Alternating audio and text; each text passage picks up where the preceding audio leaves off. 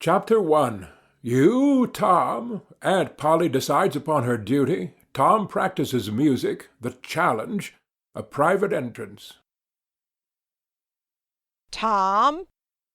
No answer. Tom! No answer. What's gone with that boy, I wonder? You, Tom! No answer. The old lady pulled her spectacles down and looked over them about the room. Then she put them up and looked out under them. She seldom or never looked through them for so small a thing as a boy. They were her state pair, the pride of her heart, and were built for style, not service. She could have seen through a pair of stove lids just as well. She looked perplexed for a moment, and then said, not fiercely, but still loud enough for the furniture to hear, Well, I lay if I get hold of you, I'll— She did not finish, for by this time she was bending down and punching under the bed with the broom, and so she needed breath to punctuate the punches with. She resurrected nothing but the cat. I never did see the beat of that boy. She went to the open door and stood in it and looked out among the tomato vines and jimpson weeds that constituted the garden. No Tom. So she lifted up her voice at an angle calculated for distance and shouted, You, Tom? There was a slight noise behind her, and she turned just in time to seize a small boy by the slack of his roundabout and arrest his flight. There! I might have thought of that closet. What you been doing in there? Nothing. Nothing. Look at your hands, and look at your mouth. What is that truck? I don't know, Aunt. Well, I know. It's jam, that's what it is. 40 times I've said if you didn't let that jam alone, I'd skin you. Hand me that switch. The switch hovered in the air. The peril was desperate. My, look behind you, Aunt. The old lady whirled round and snatched her skirts out of danger. The lad fled on the instant, scrambled up the high board fence, and disappeared over it. His Aunt Polly stood surprised a moment, and then broke into a gentle laugh. Hang the boy! Can't I never learn anything? Ain't he played me tricks enough like that for me to be looking out for him by this time? But old fools is the biggest fools there is. Can't learn an old dog new tricks, as the saying is. But my goodness, he never plays them alike 2 days, and how is a body to know what's comin'? He 'pears to know just how long he can torment me before I get my dander up, and he knows if he can make me out to puff me off for a minute or make me laugh, it's all down again, and I can't hit him a lick. I ain't doing my duty by that boy, and that's the Lord's truth, goodness knows. Spare the rod and spile the child, as the good book says. I'm a-layin' up sin and sufferin' for us both, I know. He's full of the old scratch, but laws-a-me, he's my own dead sister's boy, poor thing, and I ain't got the heart to lash him somehow. Every time I let him off, my conscience does hurt me so, and every time I hit him my old heart most breaks. Well, well, man that is born of woman is of a few days and full of trouble, as the Scripture says, and I reckon it's so. He'll play hookey this evening, and I'll just be obleeged to make him work tomorrow to punish him. It's mighty hard to make him work Saturdays when all the boys is having holiday, but he hates work more than he hates anything else, and I've got to do some of my duty by him, or I'll be the ruination of the child. Tom did play hookey, and he had a very good time. He got back home barely in season to help Jim, the small colored boy, saw next day's wood and split the kindlings before supper. At least he was there in time to tell his adventures to Jim, while Jim did 3/4 of the work. Tom's younger brother, or rather half-brother, Sid, was already through with his part of the work, picking up chips, for he was a quiet boy and had no adventurous, troublesome ways. While Tom was eating his supper, and stealing sugar as opportunity offered, Aunt Polly asked him questions that were full of guile and very deep, for she wanted to trap him into damaging revealments. Like many other simple-hearted souls, it was her pet vanity to believe she was endowed with a talent for dark and mysterious diplomacy, and she loved to contemplate her most transparent devices as marvels of low cunning. Said she, "Tom, it was middlin' warm in school, weren't it? Yes'm. Powerful warm, weren't it? Yes'm. Didn't you want to go in a-swimmin', Tom?" A bit of a scare shot through Tom, a touch of uncomfortable suspicion. He searched Aunt Polly's face, but it told him nothing. So he said, No'm. Well, not very much. The old lady reached out her hand and felt Tom's shirt, and said, "But you ain't too warm now, though." And it flattered her to reflect that she had discovered that the shirt was dry without anybody knowing that that was what she had in her mind. But in spite of her, Tom knew where the wind lay now. So he forestalled what might be the next move. Some of us pumped on our heads. Mine's damp yet, see? Aunt Polly was vexed to think she had overlooked that bit of circumstantial evidence and missed a trick. Then she had a new inspiration. "Tom, you didn't have to undo your shirt collar where I sewed it to pump on your head, did you? Unbutton your jacket." The trouble vanished out of Tom's face. He opened his jacket. His shirt collar was securely sewed. "Bother! Well, go along with you. I'd made sure you'd played hooky and been a-swimmin'. But I forgive you, Tom. I reckon you're a kind of a singed cat, as the saying is. Better'n you look. This time." She was half sorry her sagacity had miscarried, and half glad that Tom had stumbled into obedient conduct for once. But Sidney said, "Well, now, if I didn't think you sewed his collar with white thread, but it's black." "Why, I did sew it with white. Tom!" But Tom did not wait for the rest. As he went out at the door, he said, Siddy, I'll lick you for that. In a safe place, Tom examined 2 large needles which were thrust into the lapels of his jacket, and had thread bound about them. One needle carried white thread, and the other black. He said, She'd never noticed if it hadn't been for Sid. Confound it, sometimes she sews it with white, and sometimes she sews it with black. I wish to Jiminy she'd stick to one or t'other. I can't keep the run of 'em. But I bet you I'll lamb Sid for that. I'll learn him. He was not the model boy of the village. He knew the model boy very well, though, and he loathed him. Within 2 minutes, or even less, he had forgotten all his troubles. Not because his troubles were one whit less heavy and bitter to him than a man's are to a man, but because a new and powerful interest bore them down and drove them out of his mind for the time, just as men's misfortunes are forgotten in the excitement of new enterprises. This new interest was a valued novelty in whistling, which he had just acquired from a negro, and he was suffering to practice it undisturbed. It consisted in a peculiar bird-like turn, a sort of liquid warble, produced by touching the tongue to the roof of the mouth at short intervals in the midst of the music. The reader probably remembers how to do it, if he has ever been a boy. Diligence and attention soon gave him the knack of it, and he strode down the street with his mouth full of harmony and his soul full of gratitude. He felt much as an astronomer feels who has discovered a new planet. No doubt, as far as strong, deep, unalloyed pleasure is concerned, the advantage was with the boy, not the astronomer. The summer evenings were long. It was not dark yet. Presently Tom checked his whistle. A stranger was before him, a boy a shade larger than himself. A newcomer of any age or either sex was an impressive curiosity in the poor little shabby village of St. Petersburg. This boy was well dressed, too, well dressed on a week-day. This was simply astounding. His cap was a dainty thing, his close-buttoned blue cloth roundabout was new and natty, and so were the pantaloons. He had shoes on, and it was only Friday. He even wore a necktie, a bright bit of ribbon. He had a cityfied air about him that ate into Tom's vitals. The more Tom stared at the splendid marvel, the higher he turned up his nose at his finery, and the shabbier and shabbier his own outfit seemed to him to grow. Neither boy spoke. If one moved, the other moved. but only sideways, in a circle.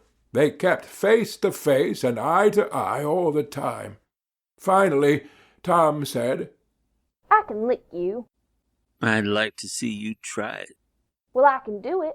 No, you can't either. Yes, I can. No, you can't. I can. You can't. Can. Can't. An uncomfortable pause. Then Tom said, What's your name? 'Tisn't any of your business, maybe. Well, I allow I'll make it my business. Well, why don't you? If you say much, I will. Much. Much. Much. There now. Oh, you think you're mighty smart, don't you? I could lick you with one hand tied behind me if I wanted to. Well, why don't you do it? You say you can do it. Well, I will if you fool with me. Oh, yes, I've seen whole families in the same fix. Smarty, you think you're some now, don't you? Oh, what a hat. You can lump that hat if you don't like it. I dare you to knock it off. And anybody that'll take a dare will suck eggs. You're a liar. You're another. You're a fighting liar and dasn't take it up. Take a walk. Say, if you give me much more of your sass, I'll take and bounce a rock off in your head. Oh, of course you will. Well, I will. Well, why don't you do it then? What do you keep saying you will for? Why don't you do it? It's because you're afraid. I ain't afraid. You are. I ain't. You are. Another pause, and more eyeing and sidling around each other. Presently they were shoulder to shoulder. Tom said, Get away from here. Go away yourself. I won't. I won't either. So they stood, each with a foot placed at an angle as a brace, and both shoving with might and main, and glowering at each other with hate. But neither could get an advantage. After struggling till both were hot and flushed, each relaxed his strain with watchful caution, and Tom said, You're a coward and a pup. I'll tell my big brother on you, and he can thrash you with his little finger, and I'll make him do it, too. What do I care for your big brother? I've got a brother that's bigger than he is, and what's more, he can throw him over a fence, too. Both brothers were imaginary. That's a lie. You're saying so. Don't make it so. Tom drew a line in the dust with his big toe, and said, I dare you to step over that, and I'll lick you till you can't stand up. Anybody that'll take a dare will steal sheep. The new boy stepped over promptly, and said, Now you said you'd do it. Now let's see you do it. Don't you crowd me now. You better look out. Well, you said you'd do it. Why don't you do it? By jingo, for 2 cents I will do it. The new boy took 2 broad coppers out of his pocket and held them out with derision. Tom struck them to the ground. In an instant both boys were rolling and tumbling in the dirt, gripped together like cats, and for the space of a minute they tugged and tore at each other's hair and clothes, punched and scratched each other's nose, and covered themselves with dust and glory. Presently the confusion took form, and through the fog of battle Tom appeared, seated astride the new boy, and pounding him with his fists. Holler enough, said he. The boy only struggled to free himself. He was crying, mainly from rage. Holler enough. And the pounding went on. At last the stranger got out a smothered Nuff. And Tom let him up, and said, Now that'll learn you. Better look out who you're fooling with next time. The new boy went off brushing the dust from his clothes, sobbing, snuffling, and occasionally looking back and shaking his head, and threatening what he would do to Tom the next time he caught him out. To which Tom responded with jeers, and started off in high feather, and as soon as his back was turned, the new boy snatched up a stone, threw it, and hit him between the shoulders, and then turned tail and ran like an antelope. Tom chased the traitor home, and thus found out where he lived. He then held a position at the gate for some time, daring the enemy to come outside, but the enemy only made faces at him through the window and declined. At last the enemy's mother appeared, and called Tom a bad, vicious, vulgar child, and ordered him away. So he went away, but he said he allowed to lay for that boy. He got home pretty late that night, and when he climbed cautiously in at the window, he uncovered an ambuscade in the person of his aunt. And when she saw the state his clothes were in, her resolution to turn his Saturday holiday into captivity at hard labor became adamantine in its firmness. End of Chapter 1. Chapter 2. Strong Temptations, Strategic Movements, the Innocents Beguiled. Saturday morning was come, and all the summer world was bright and fresh and brimming with life. There was a song in every heart, and if the heart was young, the music issued at the lips. There was cheer in every face, and a spring in every step. The locust trees were in bloom, and the fragrance of the blossoms filled the air. Cardiff Hill, beyond the village and above it, was green with vegetation, and it lay just far enough away to seem a delectable land, dreamy, reposeful, and inviting. Tom appeared on the sidewalk with a bucket of whitewash and a long-handled brush. He surveyed the fence, but all gladness left him, and a deep melancholy settled down upon his spirit. 30 yards of board fence 9 feet high. Life to him seemed hollow, and existence but a burden. Sighing, he dipped his brush and passed it along the topmost plank, repeated the operation, did it again, compared the insignificant whitewashed streak with the far-reaching continent of unwhitewashed fence, and sat down on a tree-box, discouraged. Jim came skipping out at the gate with a tin pail and singing Buffalo Gals. Bringing water from the town pump had always been hateful work in Tom's eyes before, but now it did not strike him so. He remembered that there was company at the pump. White, mulatto, and negro boys and girls were always there, waiting their turns, resting, trading playthings, quarreling, fighting, skylarking, and he remembered that although the pump was only 150 yards off, Jim never got back with a bucket of water under an hour, and even then somebody generally had to go after him. Tom said, "Say, Jim, I'll fetch the water if you whitewash some." Jim shook his head and said, "Can't, Mars Tom.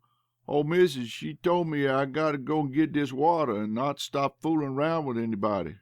She says she s'pect Mars Tom gwine to ask me to whitewashing, so she told me to go along and tend my own business. She lied she'd tend to the whitewashing." "Oh, never you mind what she said, Jim. That's the way she always talks. Give me the bucket. I won't be gone only a minute. She won't ever know." "Oh, I dasn't, Mars Tom. Old missus, she'd take and tar the head off of me. 'Deed she would." She never licks anybody. Whacks 'em over the head with her thimble, and who cares for that, I'd like to know. She talks awful, but talk don't hurt. Anyways, it don't if she don't cry. Jim, I'll give you a marble. I'll give you a white alley. Jim began to waver. White alley, Jim, and it's a bully tall. My, that's a mighty gay marvel, I tell you. But Mars Tom, I's powerful afraid of old missus. And besides, if you will, I'll show you my sore toe. Jim was only human. This attraction was too much for him. He put down his pail, took the white alley, and bent over the toe with absorbing interest while the bandage was being unwound. In another moment he was flying down the street with his pail in a tingling rear. Tom was whitewashing with vigor, and Aunt Polly was retiring from the field with a slipper in her hand and triumph in her eye. But Tom's energy did not last. He began to think of the fun he had planned for this day, and his sorrows multiplied. Soon the free boys would come tripping along on all sorts of delicious expeditions, and they would make a world of fun of him for having to work. The very thought of it burnt him like fire. He got out his worldly wealth and examined it. Bits of toys, marbles, and trash. Enough to buy an exchange of work, maybe, but not half enough to buy so much as half an hour of pure freedom. So he returned his straitened means to his pocket and gave up the idea of trying to buy the boys. At this dark and hopeless moment an inspiration burst upon him, nothing less than a great magnificent inspiration. He took up his brush and went tranquilly to work. Ben Rogers hove in sight presently, the very boy of all boys whose ridicule he had been dreading. Ben's gait was the hop, skip, and jump, proof enough that his heart was light and his anticipations high.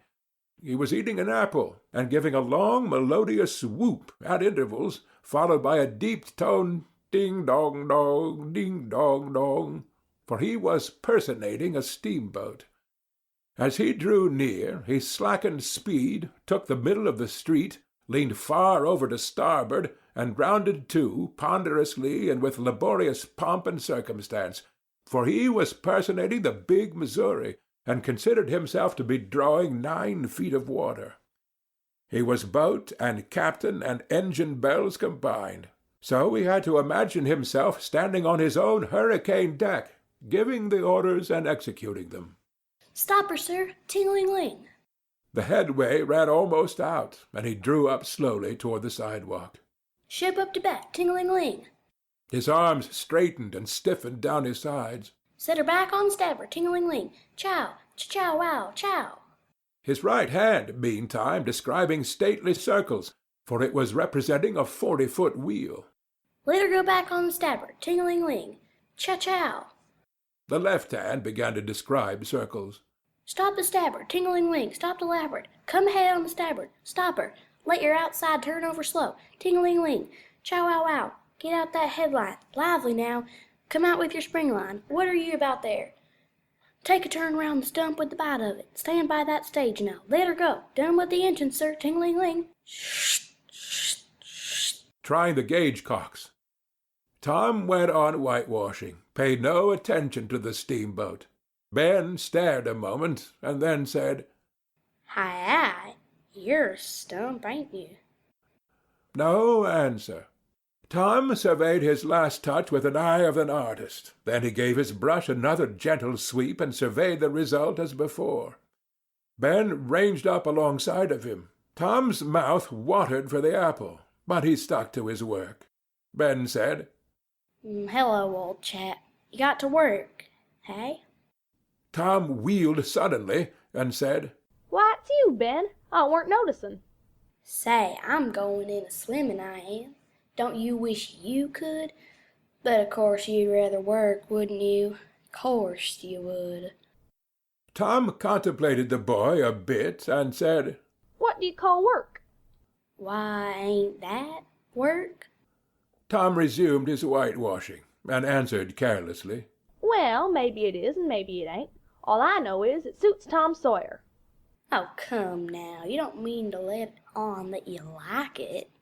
The brush continued to move. Like it? Well, I don't see why I oughtn't to like it. Does a boy get a chance to whitewash a fence every day? That put the thing in a new light. Ben stopped nibbling his apple. Tom swept his brush daintily back and forth, stepped back to note the effect, added a touch here and there, criticized the effect again. Ben, watching every move and getting more and more interested, more and more absorbed. Presently he said, Say, Tom, let me whitewash a little. Tom considered, was about to consent, but he altered his mind. No, I reckon it wouldn't hardly do, Ben. You see, Aunt Polly's awful particular about this fence, right here on the street, you know. But if it was the back fence I wouldn't mind, and she wouldn't. Yes, she's awful particular about this fence. It's got to be done very careful. I reckon there ain't one boy in 1,000, maybe 2,000, that can do it the way it's got to be done. No, is that so? Oh, come on now, let me just try. Only just a little. I'd let you if you was me, Tom. Ben, I'd like to, honest Injun, but Aunt Polly, well, Jim wanted to do it, but she wouldn't let him. Sid wanted to do it, and she wouldn't let Sid. Then don't you see how I'm fixed? If you was to tackle this fence and anything was to happen to it. Oh, shucks, I'll be just as careful. Now, let me try. Say, I'll give you the car of my apple. Well, here, No, Ben, now don't. I'm afeard. I'll give you all of it. Tom gave up the brush, with reluctance in his face, but alacrity in his heart.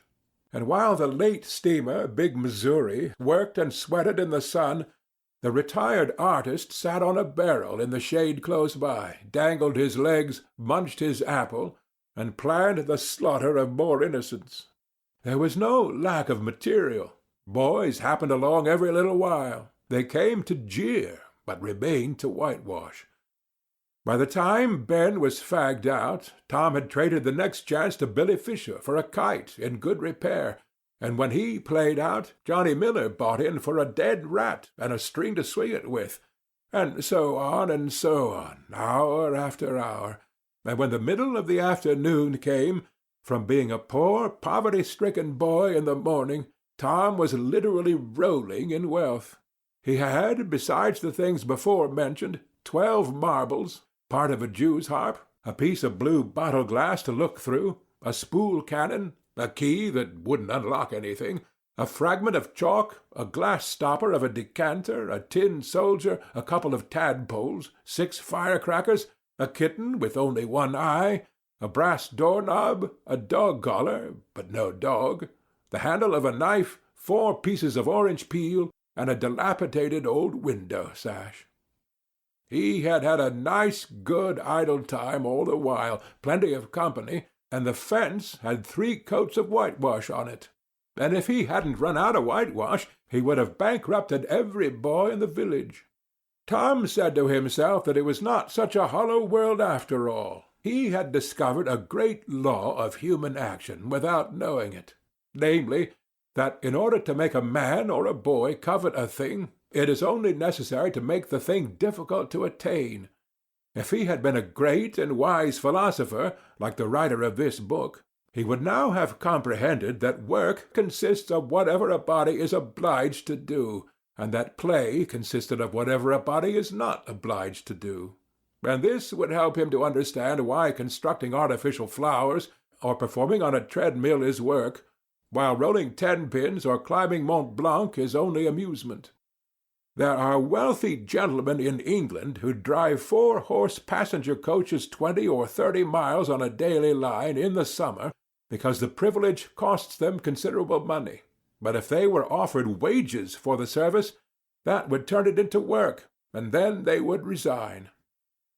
The boy mused a while over the substantial change which had taken place in his worldly circumstances, and then wended toward headquarters to report. End of Chapter 2. Chapter 3. Tom as a General, Triumph and Reward, Dismal Felicity, Commission and Omission. Tom presented himself before Aunt Polly, who was sitting by an open window in a pleasant rearward apartment, which was bedroom, breakfast-room, dining-room, and library combined.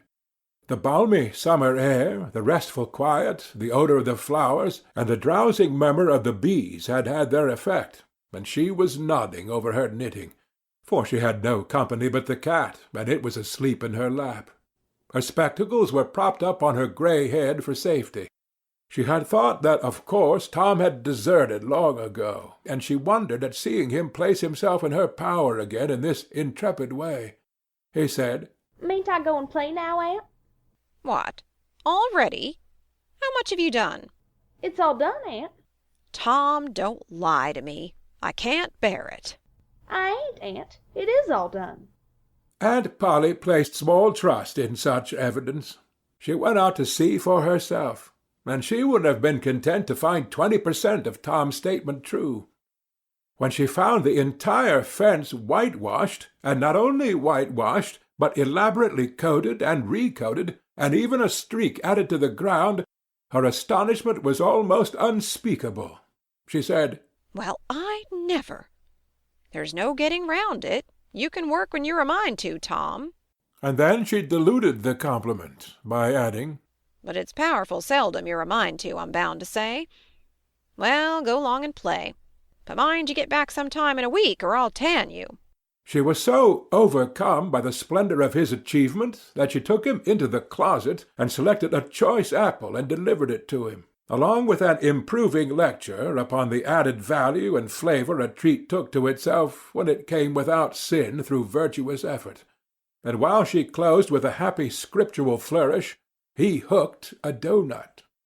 Then he skipped out and saw Sid just starting up the outside stairway that led to the back rooms on the second floor.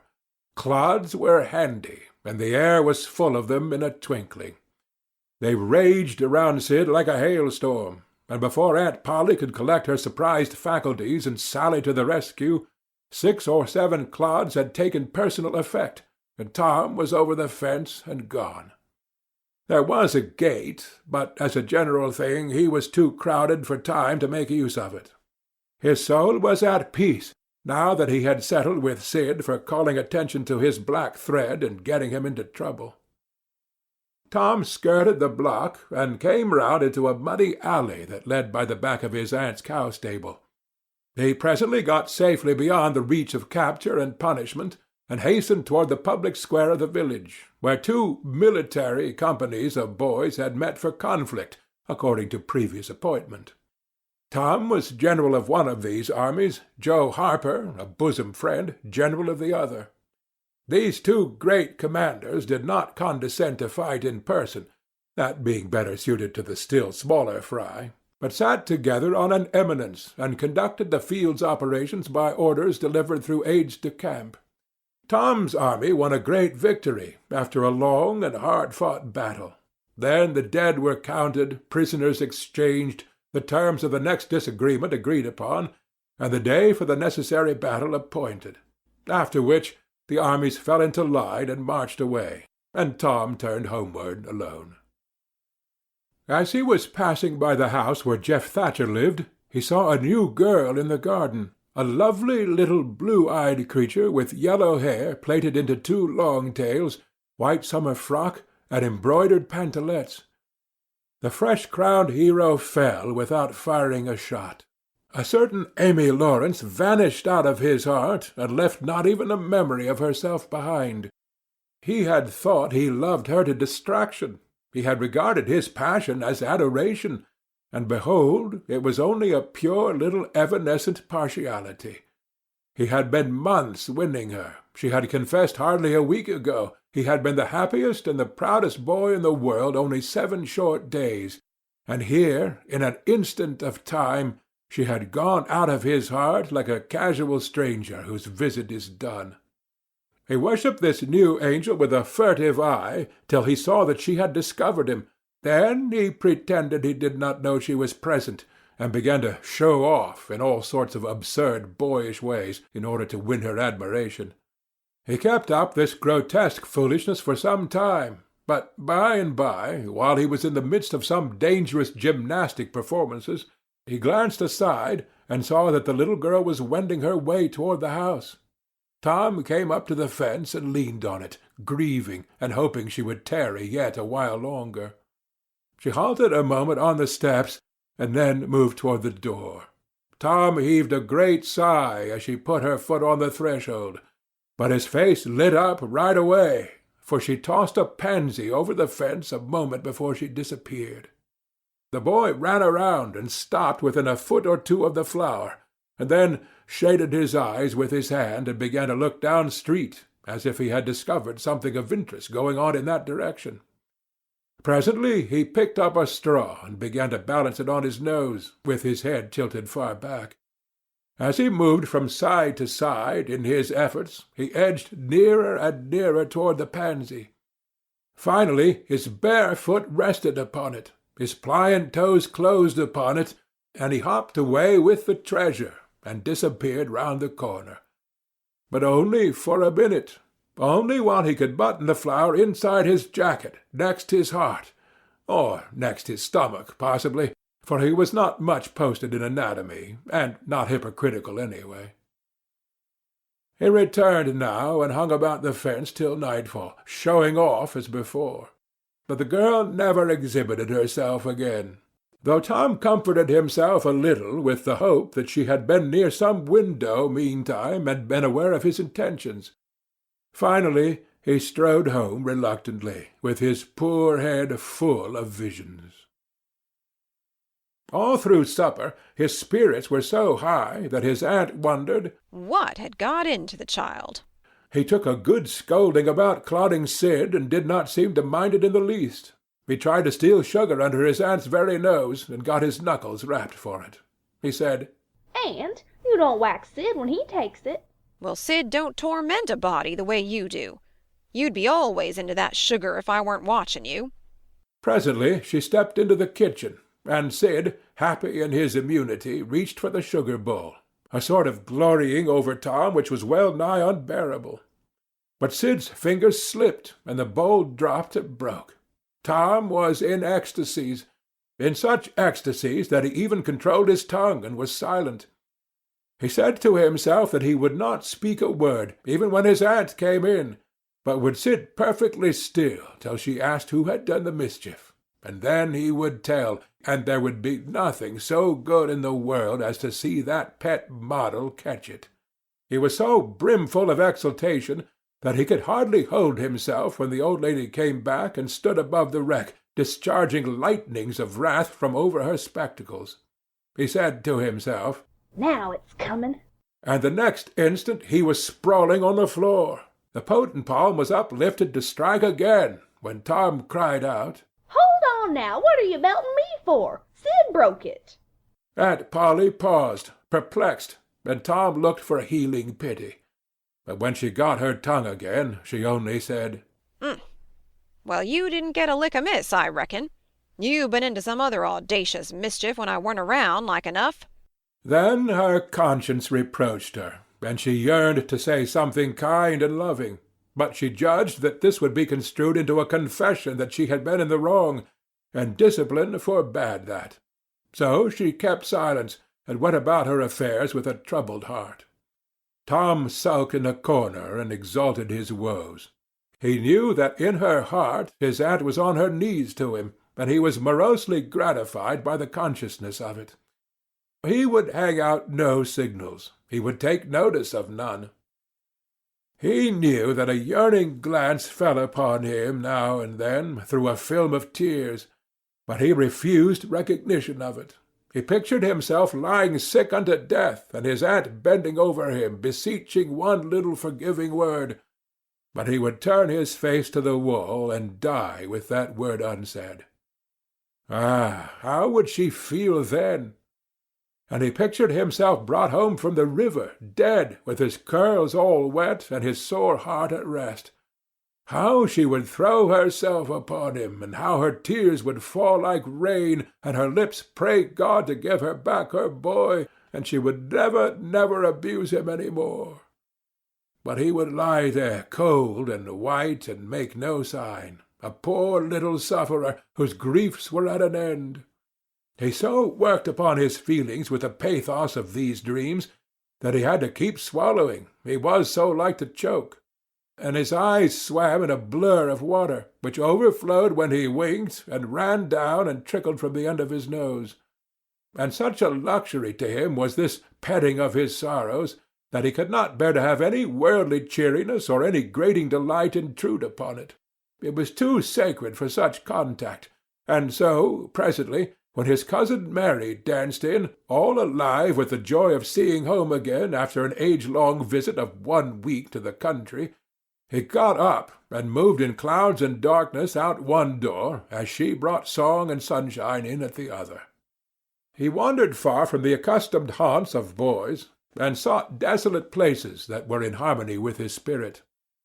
A log raft in the river invited him, and he seated himself on its outer edge, and contemplated the dreary vastness of the stream, wishing the while that he could only be drowned, all at once and unconsciously, without undergoing the uncomfortable routine devised by nature.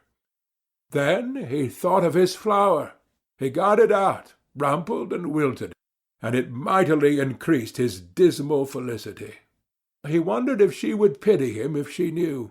Would she cry, and wish that she had a right to put her arms around his neck and comfort him? Or would she turn coldly away like all the hollow world? This picture brought such an agony of pleasurable suffering that he worked it over and over again in his mind, and set it up in new and varied lights, till he wore it threadbare. At last he rose up sighing, and departed in the darkness. About 9:30 or 10 o'clock, he came along the deserted street to where the adored unknown lived. He paused a moment. No sound fell upon his listening ear. A candle was casting a dull glow upon the curtain of a second-story window. Was the sacred presence there?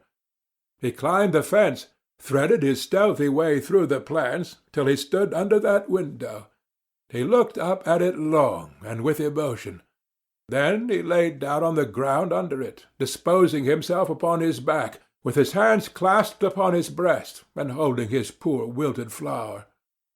And thus he would die, out in the cold world, with no shelter over his homeless head, no friendly hand to wipe the death-damps from his brow, no loving face to bend pityingly over him when the great agony came.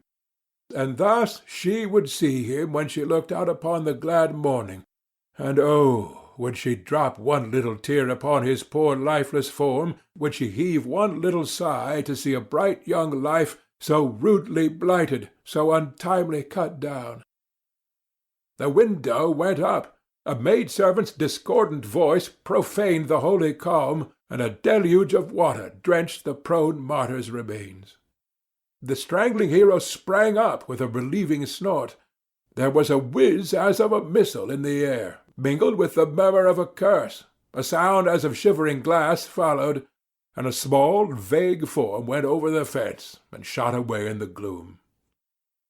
Not long after, as Tom, all undressed for bed, was surveying his drenched garments by the light of a tallow dip, Sid woke up.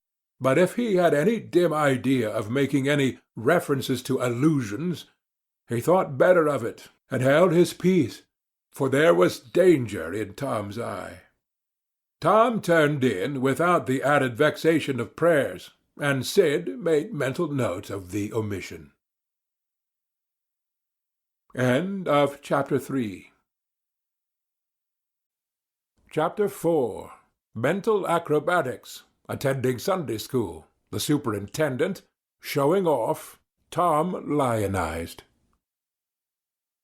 The sun rose upon a tranquil world and beamed down upon the peaceful village like a benediction. Breakfast over, Aunt Polly had family worship.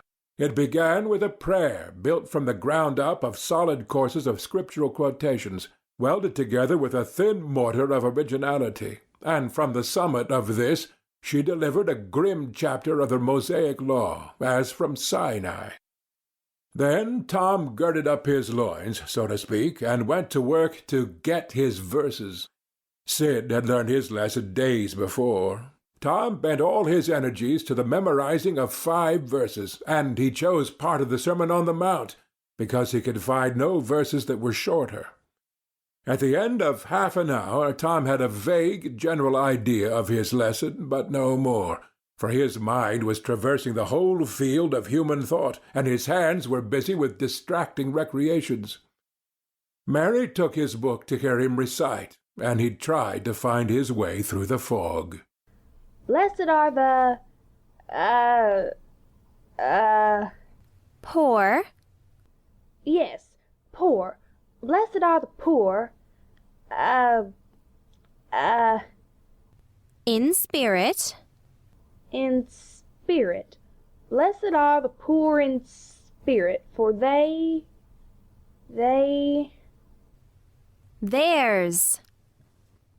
for theirs. Blessed are the poor in spirit, for theirs is the kingdom of heaven. Blessed are they that mourn, for they, Sh. for they, S-H-A. for they, S-H, oh, I don't know what it is. Shall. Oh, shall. For they shall, shall mourn, Blessed are they that shall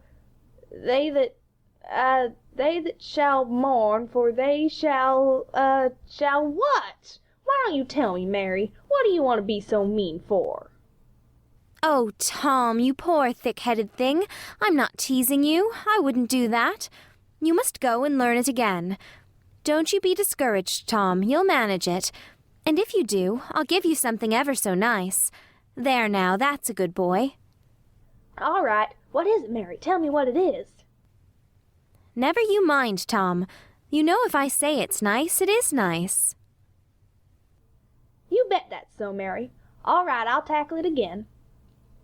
And he did tackle it again, and under the double pressure of curiosity and prospective gain, he did it with such spirit that he accomplished a shining success. Mary gave him a brand-new Barlow knife worth 12.5 cents, and the convulsion of delight that swept his system shook him to his foundations. True, the knife would not cut anything, but it was a sure enough Barlow, and there was inconceivable grandeur in that. Though where the Western boys ever got the idea that such a weapon could possibly be counterfeited to its injury is an imposing mystery, and will always remain so, perhaps.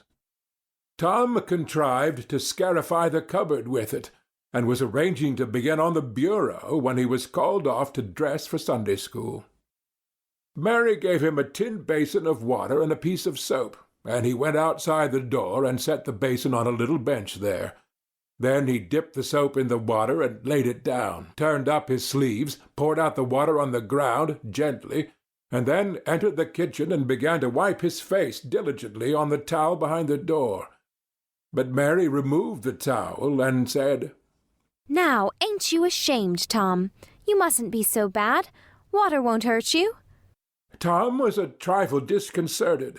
The basin was refilled, and this time he stood over it a little while, gathering resolution, took in a big breath, and began.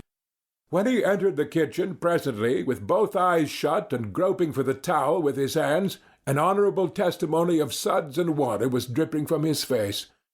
But when he emerged from the towel, he was not yet satisfactory, for the clean territory stopped short at his chin and his jaws, like a mask. Below and beyond this line there was a dark expanse of unirrigated soil that spread downward in front and backward around his neck. Mary took him in hand, and when she was done with him, he was a man and a brother, without distinction of color, and his saturated hair was neatly brushed, and his short curls wrought into a dainty and symmetrical general effect. He privately smoothed out the curls with labor and difficulty, and plastered his hair close down to his head, for he held curls to be effeminate, and his own filled his life with bitterness. Then Mary got out a suit of his clothing that had been used only on Sundays during 2 years. They were simply called his other clothes, and so by that we know the size of his wardrobe. The girl put him to rights after he had dressed himself. She buttoned his neat roundabout up to his chin, turned his vast shirt-collar down over his shoulders, brushed him off, and crowned him with his speckled straw hat. He now looked exceedingly improved and uncomfortable. He was fully as uncomfortable as he looked, for there was a restraint about whole clothes and cleanliness that galled him. He hoped that Mary would forget his shoes, but the hope was blighted. She coated them thoroughly with tallow, as was the custom, and brought them out. He lost his temper and said he was always made to do everything he didn't want to do. But Mary said persuasively, Please, Tom, that's a good boy. So he got into the shoes snarling. Mary was soon ready, and the 3 children set out for Sunday school, a place that Tom hated with his whole heart, but Sid and Mary were fond of it. Sabbath school hours were from 9 to 10:30, and then church service. 2 of the children always remained for the sermon voluntarily, and the other always remained too, for stronger reasons. The church's high-backed, uncushioned pews would seat about 300 persons. The edifice was but a small, plain affair, with a sort of pine-board tree-box on top of it for a steeple. At the door Tom dropped back a step and accosted a Sunday-dressed comrade. Say, Billy, got a yaller ticket? Yes. What'll you take for her? What'll you give? Piece of licorice and a fish hook. Let's see 'em. Tom exhibited. They were satisfactory, and the property changed hands. Then Tom traded a couple of white alleys for 3 red tickets, and some small trifle or other for a couple of blue ones. He waylaid other boys as they came, and went on buying tickets of various colors 10 or 15 minutes longer. He entered the church now with a swarm of clean and noisy boys and girls, proceeded to his seat, and started a quarrel with the first boy that came handy. The teacher, a grave elderly man, interfered, then turned his back a moment, and Tom pulled a boy's hair in the next bench, and was absorbed in his book when the boy turned around, stuck a pin in another boy presently in order to hear him say, Ouch! and got a new reprimand from his teacher. Tom's whole class were of a pattern, restless, noisy, and troublesome. When they came to recite their lessons, not one of them knew his verses perfectly, but had to be prompted all along. However, they worried through, and each got his reward in small blue tickets, each with a passage of Scripture on it. Each blue ticket was pay for 2 verses of the recitation. 10 blue tickets equaled a red one, and could be exchanged for it. 10 red tickets equaled a yellow one. For 10 yellow tickets, the superintendent gave a very plainly bound Bible, worth 40 cents in those easy times, to the pupil. How many of my readers would have the industry and application to memorize 2,000 verses, even from a Dore Bible? And yet Mary had acquired 2 Bibles in this way. It was the patient work of 2 years, and a boy of German parentage had won 4 or 5. He once recited 3,000 verses without stopping, but the strain upon his mental faculties was too great, and he was little better than an idiot from that day forth. A grievous misfortune for the school, for on great occasions, before company, the superintendent, as Tom expressed it, had always made this boy come out and spread himself. Only the older pupils managed to keep their tickets and stick to their tedious work long enough to get a Bible, and so the delivery of one of these prizes was a rare and noteworthy circumstance. The successful pupil was so great and conspicuous for that day that on the spot every scholar's heart was fired with a fresh ambition that often lasted a couple of weeks. It is possible that Tom's mental stomach had never really hungered for one of those prizes, but unquestionably his entire being had for many a day longed for the glory and the éclat that came with it. In due course the superintendent stood up in front of the pulpit, with a closed hymn book in his hand and his forefinger inserted between his leaves, and commanded attention.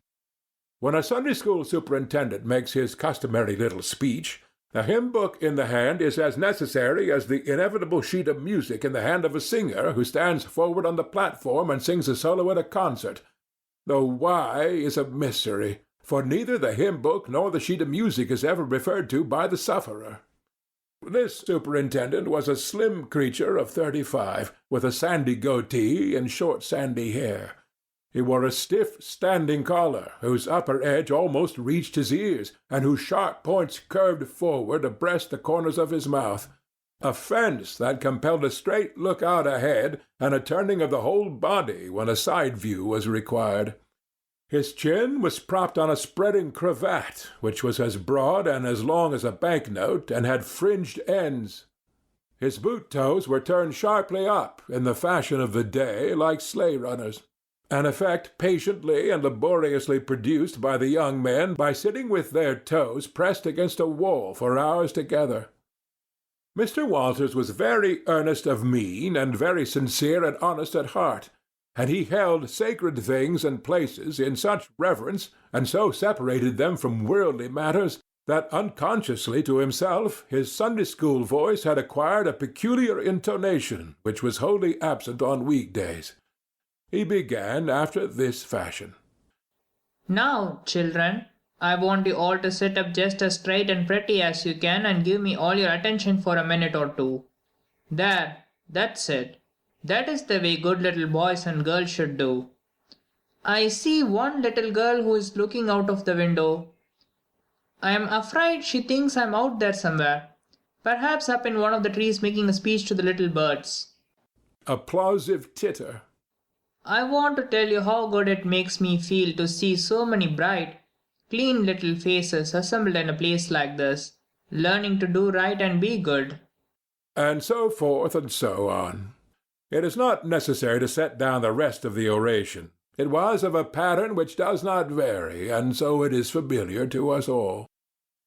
The latter third of the speech was marred by the resumption of fights and other recreations among certain of the bad boys, and by fidgetings and whisperings that extended far and wide, washing even to the bases of isolated and incorruptible rocks like Sid and Mary. But now every sound ceased suddenly with the subsidence of Mr. Walters's voice, and the conclusion of the speech was received with a burst of silent gratitude. A good part of the whispering had been occasioned by an event which was more or less rare, the entrance of visitors. Lawyer Thatcher, accompanied by a very feeble and aged man, a fine portly middle-aged gentleman with iron-grey hair, and a dignified lady who was doubtless the latter's wife. The lady was leading a child. Tom had been restless and full of chafings and repinings. Conscience-smitten, too, he could not meet Amy Lawrence's eye, he could not brook her loving gaze. But when he saw this small newcomer, his soul was all ablaze with bliss in a moment. The next moment he was showing off with all his might, cuffing boys, pulling hair, making faces, in a word, using every art that seemed likely to fascinate a girl and win her applause. His exaltation had but one alloy, the memory of his humiliation in this angel's garden, and the record in sand was fast washing out under the waves of happiness that were sweeping over it now. The visitors were given the highest seat of honor, and as soon as Mr. Walters's speech was finished, he introduced them to the school. The middle-aged man turned out to be a prodigious personage, no less a one than the county judge, altogether the most august creation these children had ever looked upon. And they wondered what kind of material he was made of, and they half wanted to hear him roar, and were half afraid he might, too. He was from Constantinople, 12 miles away, so he had travelled and seen the world, these very eyes that looked upon the county courthouse, which was said to have a tin roof. The awe which these reflections inspired was attested by the impressive silence and the ranks of staring eyes. This was the great Judge Thatcher, brother of their own lawyer. Jeff Thatcher immediately went forward to be familiar with the great man and be envied by the school. It would have been music to his soul to hear the whisperings. Look at him, Jim. He's a-going up there. Say, look, he's a-going to shake hands with him. He is shaking hands with him. By jinks, don't you wish you was Jeff?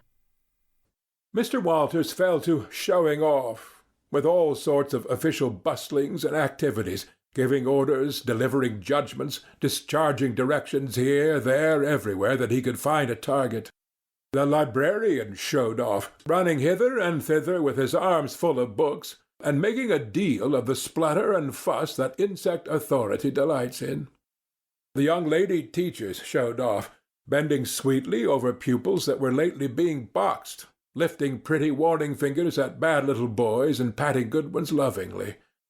The young gentlemen teachers showed off with small scoldings and other little displays of authority and fine attention to discipline, and most of the teachers of both sexes found business up at the library by the pulpit, and it was business that frequently had to be done over again 2 or 3 times, with much seeming vexation.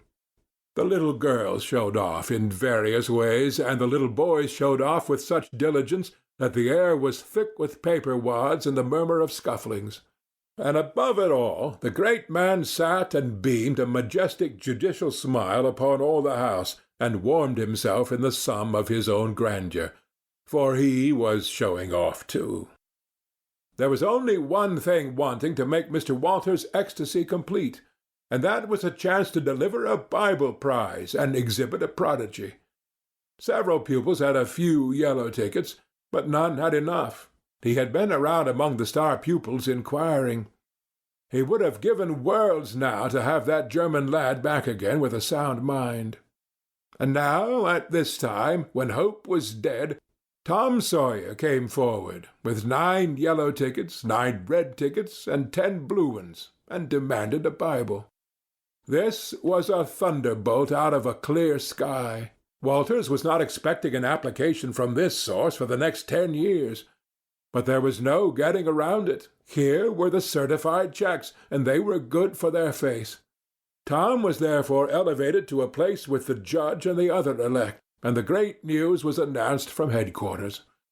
It was the most stunning surprise of the decade, and so profound was the sensation that it lifted the new hero up to the judicial one's altitude, and the school had 2 marvels to gaze upon in place of one. The boys were all eaten up with envy, but those that suffered the bitterest pangs were those who perceived too late that they themselves had contributed to this hated splendor by trading tickets to Tom for the wealth he had amassed in selling whitewashing privileges. These despised themselves as being dupes of a wily fraud, a guileful snake in the grass. The prize was delivered to Tom with as much effusion as the superintendent could pump up under the circumstances, but it lacked somewhat of the true gush, for the poor fellow's instinct taught him that there was a mystery here that could not well bear the light, perhaps. It was simply preposterous that this boy had warehoused 2,000 sheaves of scriptural wisdom on his premises. A dozen would strain his capacity without a doubt. Amy Lawrence was proud and glad, and she tried to make Tom see it in her face, but he wouldn't look. She wondered. Then she was just a grain troubled. Next, a dim suspicion came and went. Came again. She watched. A furtive glance told her worlds. And then her heart broke, and she was jealous and angry, and the tears came, and she hated everybody. Tom most of all, she thought. Tom was introduced to the judge, but his tongue was tied, his breath would hardly come, his heart quaked, partly because of the awful greatness of the man, but mainly because he was her parent. He would have liked to fall down and worship him if it were in the dark. The judge put his hand on Tom's head and called him a fine little man, and asked him what his name was. The boy stammered, gasped, and got it out. Tom. Oh, no, not Tom. It is... Thomas. Ah, that's it. I thought there was more to it, maybe. That's very well. But you've another one, I dare say. And you'll tell it to me, won't you? Tell the gentleman your other name, Thomas, and say sir, said Walters. You mustn't forget your manners. Thomas Sawyer, sir. That's it. That's a good boy. Fine boy. Fine, manly little fellow. 2,000 verses is a great many. Very, very great many. And you can never be sorry for the trouble you took to learn them, for knowledge is worth more than anything there is in the world. It's what makes great men and good men. You'll be a great man and a good man yourself some day, Thomas, and then you'll look back and say it's all owing to the precious Sunday school privileges of my boyhood. It's all owing to my dear teachers that taught me to learn. It's all owing to the good superintendent who encouraged me and watched over me and gave me a beautiful Bible, a splendid, elegant Bible to keep and have, all for my own always.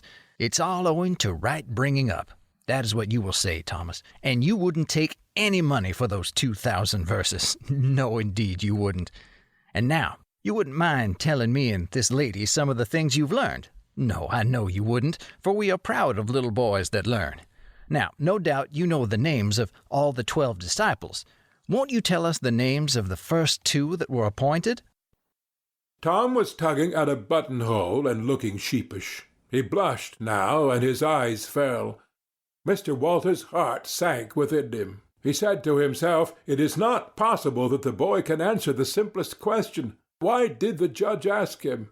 Yet he felt obliged to speak up and say, Answer the gentleman, Thomas. Don't be afraid. Tom still hung fire. Now I know you'll tell me. said the lady. The names of the first 2 disciples were David and Goliath. Let us draw the curtain of charity over the rest of the scene. End of chapter 4. Chapter 5. A useful minister, in church, the climax. About 10:30, the cracked bell of the small church began to ring, and presently the people began to gather for the morning sermon. The Sunday-school children distributed themselves about the house and occupied pews with their parents, so as to be under supervision. Aunt Polly came, and Tom and Sid and Mary sat with her, Tom being placed next the aisle in order that he might be as far away from the open window and the seductive outside summer scenes as possible. The crowd filled up the aisles. The aged and needy postmaster, who had seen better days, the mayor and his wife, for they had a mayor there, among other unnecessaries, the justice of the peace, the widow Douglas, fair, smart, and 40, a generous, good-hearted soul and well-to-do, her hill mansion the only palace in the town, and the most hospitable and much the most lavish in the matter of festivities that St. Petersburg could boast. The bent and venerable Major and Mrs. Ward, Lawyer Riverson, the new notable from a distance.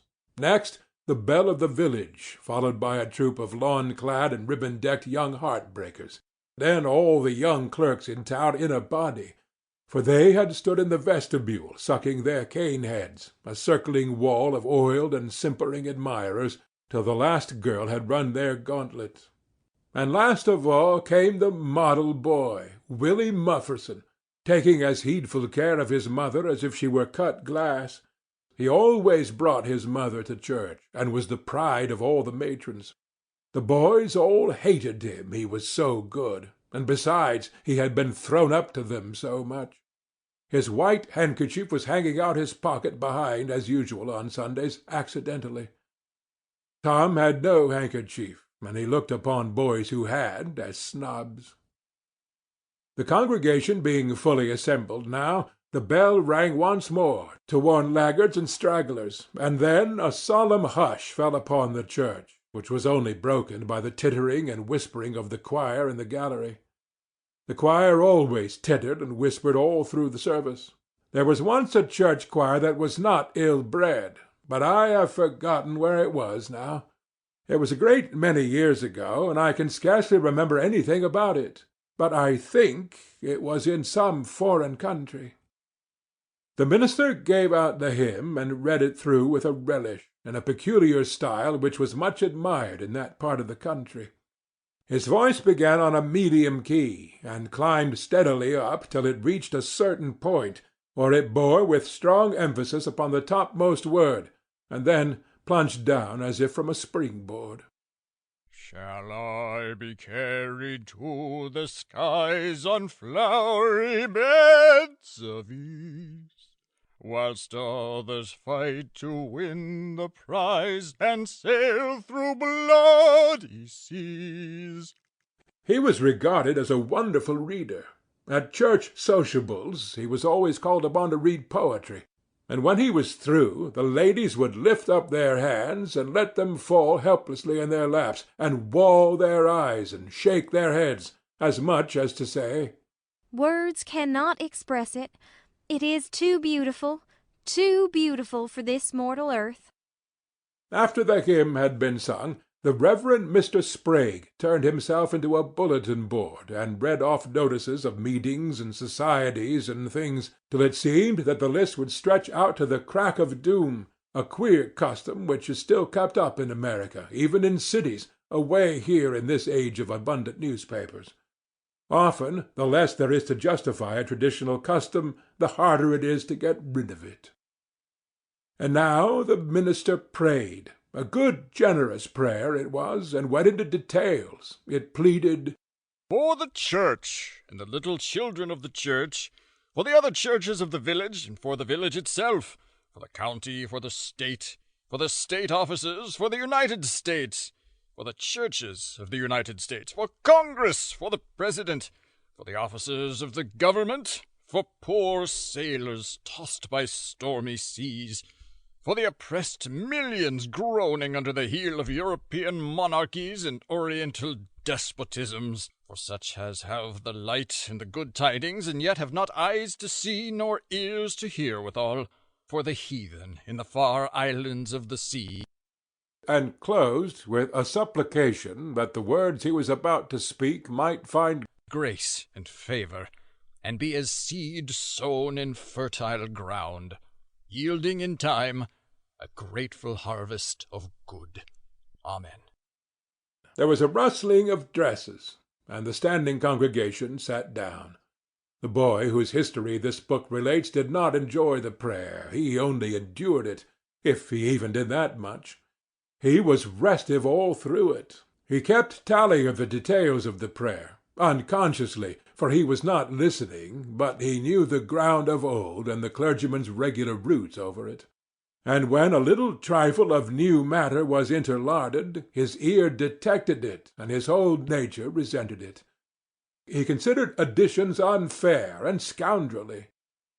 In the midst of the prayer, a fly had lit on the back of the pew in front of him, and tortured his spirit by calmly rubbing its hands together, embracing its head with its arms, and polishing it so vigorously that it seemed to almost part company with the body, and the slender thread of a neck was exposed to view, scraping its wings with its hind legs and smoothing them to its body as if they had been coat-tails, going through its whole toilet as tranquilly as if it knew it was perfectly safe.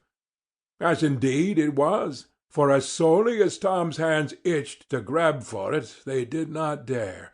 He believed his soul would be instantly destroyed if he did such a thing while the prayer was going on.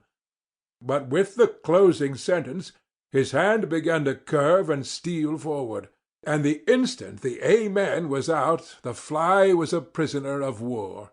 His aunt detected the act, and made him let it go. The minister gave out his text, and droned along monotonously through an argument that was so prosy that many a head by and by began to nod.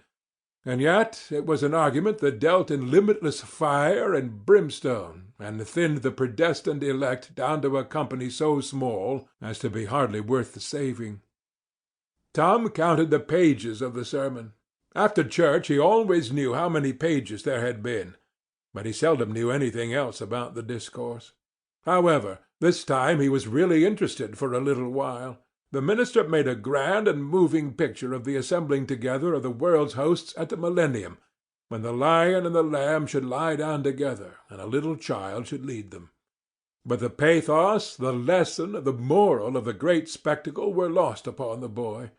He only thought of the conspicuousness of the principal character before the onlooking nations. His face lit with the thought, and he said to himself that he wished he could be that child, if it was a tame lion. Now he lapsed into suffering again, as the dry argument was resumed. Presently he bethought him of a treasure he had, and got it out. It was a large black beetle with formidable jaws, a pinch-bug, he called it. It was in a percussion-cap box. The first thing the beetle did was to take him by the finger.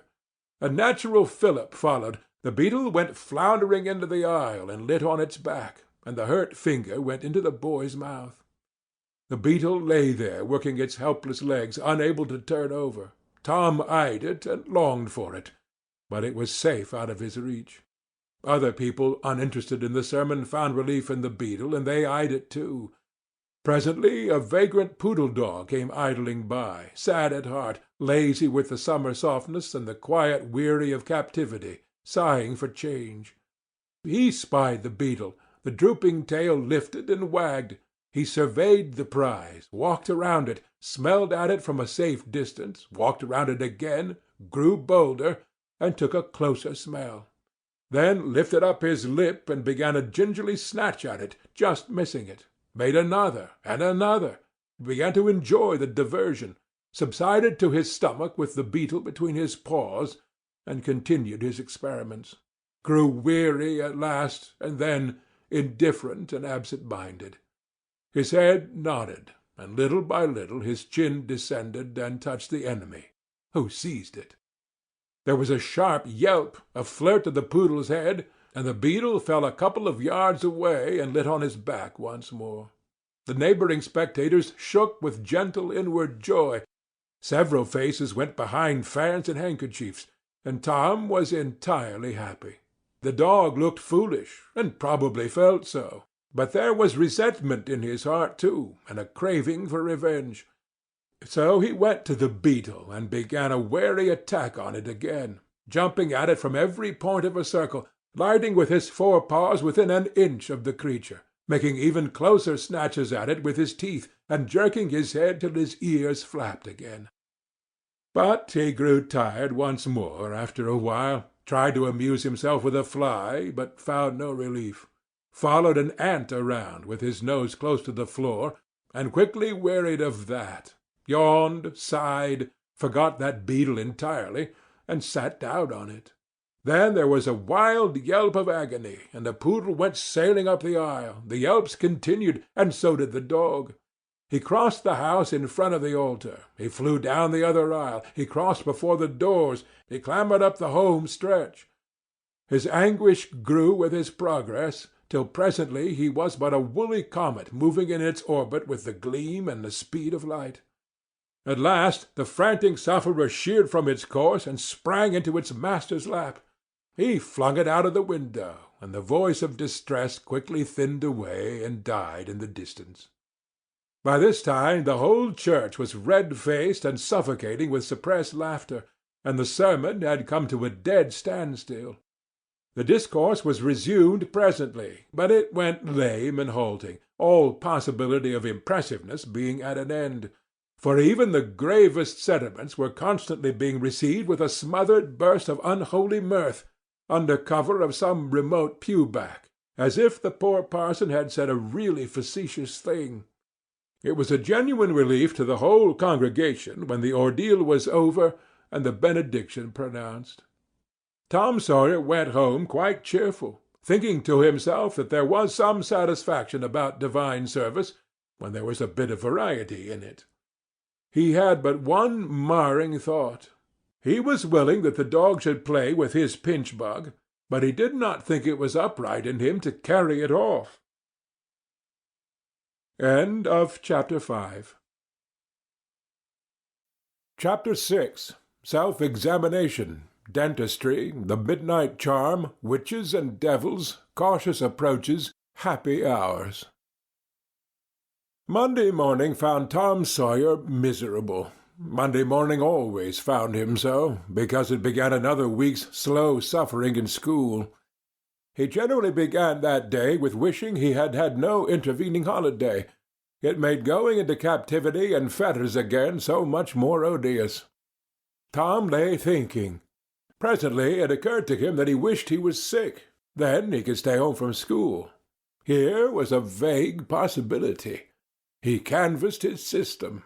No ailment was found, and he investigated again. This time he thought he could detect colicky symptoms, and he began to encourage them with considerable hope. But they soon grew feeble, and presently died wholly away. He reflected further. Suddenly he discovered something. One of his upper front teeth was loose. This was lucky. He was about to begin to groan, as a starter, as he called it, when it occurred to him that if he came into court with that argument, his aunt would pull it out, and that would hurt. So he thought he would hold the tooth in reserve for the present and seek further. Nothing offered for some little time, and then he remembered hearing the doctor tell about a certain thing that laid up a patient for 2 or 3 weeks and threatened to make him lose a finger. So the boy eagerly drew his sore toe from under the sheet and held it up for inspection. But now he did not know the necessary symptoms. However, it seemed well worth while to chance it, so he fell to groaning with considerable spirit. But Sid slept on unconscious. Tom groaned louder, and fancied that he began to feel pain in the toe. No result from Sid. Tom was panting with his exertions by this time. He took a rest, and then swelled himself up and fetched a succession of admirable groans. Sid snored on. Tom was aggravated. He said, "Sid, Sid," and shook him.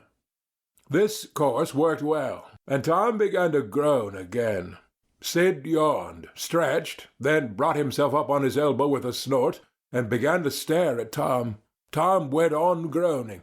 Sid said, Tom. Say, Tom. No response. Here, Tom. Tom! What is the matter, Tom? And he shook him and looked in his face anxiously. Tom moaned out, Oh, don't, Sid. Don't joggle me.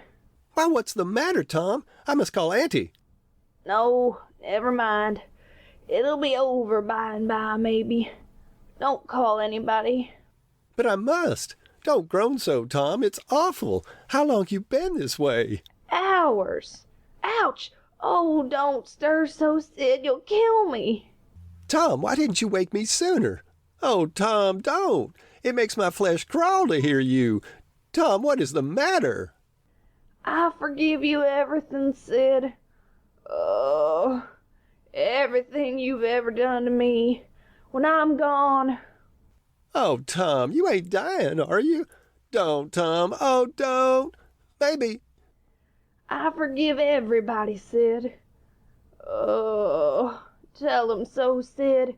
And Sid, you give my window sash and my cat with one eye to that new girl that's come to town and tell her. But Sid had snatched his clothes and gone. Tom was suffering in reality now, so handsomely was his imagination working, and so his groans had gathered quite a genuine tone. Sid flew downstairs and said, Oh, Aunt Polly, come! Tom's dying! Dying? Yes'm. Don't wait. Come quick. Rubbish. I don't believe it. But she fled upstairs nevertheless, with Sid and Mary at her heels, and her face grew white too, and her lip trembled. When she reached the bedside, she gasped out, You! Tom! Tom, what's the matter with you? Oh, Auntie, What's the matter with you? What is the matter with you, child? Oh, Auntie, my sore toe's mortified. The old lady sank down into a chair and laughed a little, then cried a little, then did both together. This restored her, and she said, Tom, what a turn you did give me. Now you shut up that nonsense and climb out of this.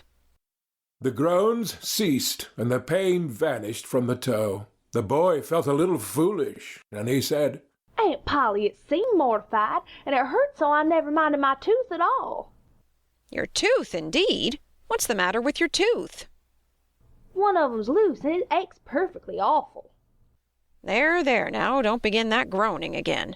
Open your mouth. Well, your tooth is loose, but you're not going to die about that. Mary, get me a silk thread and a chunk of fire out of the kitchen. Tom said, Oh, please, Auntie, don't pull it out. It don't hurt any more. I wish I may never stir if it does. Please don't, Auntie. I don't want to stay home from school. Oh, you don't you? So all this row was because you thought you'd get to stay home from school and go a-fishing. Tom, I love you so, and you seem to try every way you can to break my old heart with your outrageousness. By this time the dental instruments were ready. The old lady made one end of the silk thread fast to Tom's tooth with a loop, and tied the other to the bedpost. Then she seized the chunk of fire and suddenly thrust it almost into the boy's face. The tooth hung dangling by the bedpost now. But all trials bring their compensations. As Tom went into school after breakfast, he was the envy of every boy he met because the gap in his upper row of teeth enabled him to expectorate in a new and admirable way. He gathered quite a following of lads interested in the exhibition, and one that had cut his finger and had been a centre of fascination and homage up to this time now found himself suddenly without an adherent and shorn of his glory. His heart was heavy, and he said, with a disdain which he did not feel, that it wasn't anything to spit like Tom Sawyer. But another boy said, Sour grapes. And he wandered away a dismantled hero. Shortly Tom came upon the juvenile pariah of the village, Huckleberry Finn, son of the town drunkard. Huckleberry was cordially hated and dreaded by all the mothers of the town, because he was idle and lawless and vulgar and bad, and because all their children admired him so, and delighted in his forbidden society, and wished they dared to be like him. Tom was like the rest of the respectable boys in that he envied Huckleberry his gaudy outcast condition, and was under strict orders not to play with him. So he played with him every time he got a chance. Huckleberry was always dressed in the cast-off clothes of full-grown men, and they were in perennial bloom and fluttering with rags. His hat was a vast ruin, with a wide crescent lopped out of its brim. His coat, when he wore one, hung nearly to his heels, and had the rearward buttons far down the back. But one suspender supported his trousers. The seat of the trousers bagged low and contained nothing. The fringed legs dragged in the dirt when not rolled up. Huckleberry came and went at his own free will. He slept on doorsteps in fine weather and empty hogsheads in wet. He did not have to go to school or to church, or call any being master, or obey anybody. He could go fishing or swimming when and where he chose, and stay as long as it suited him. Nobody forbade him to fight. He could sit up as late as he pleased. He was always the first boy that went barefoot in the spring, and the last to resume leather in the fall. He never had to wash, nor put on clean clothes. He could swear wonderfully. In a word, everything that goes to make life precious, that boy had. So thought every harassed, hampered, respectable boy in St. Petersburg. Tom hailed the romantic outcast. Hello, Huckleberry. Hello yourself, and see how you like it. What's that you got? Dead cat. Let me see him, Huck. My, he's pretty stiff. Where'd you get him? Bought him offen a boy. What did you give? I give a blue ticket and a bladder that I got at the slaughterhouse. Where'd you get the blue ticket?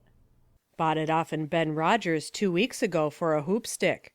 Say, what's dead cats good for, Huck? Good for? Cure warts with. No. Is that so? I know something that's better. I bet you don't. What is it? Why, spunk water. Spunk water? I wouldn't give a dern for spunk water. You wouldn't you? Do you ever try it? No, I hain't, but Bob Tanner did. Who told you so? Why, he told Jeff Thatcher, and Jeff told Johnny Baker, and Johnny told Jim Hollis, and Jim told Ben Rogers, and Ben told a nigger, and the nigger told me. There now. Well, what of that? They all lie. Leastways all but the nigger. I don't know him, but I never see a nigger that wouldn't lie.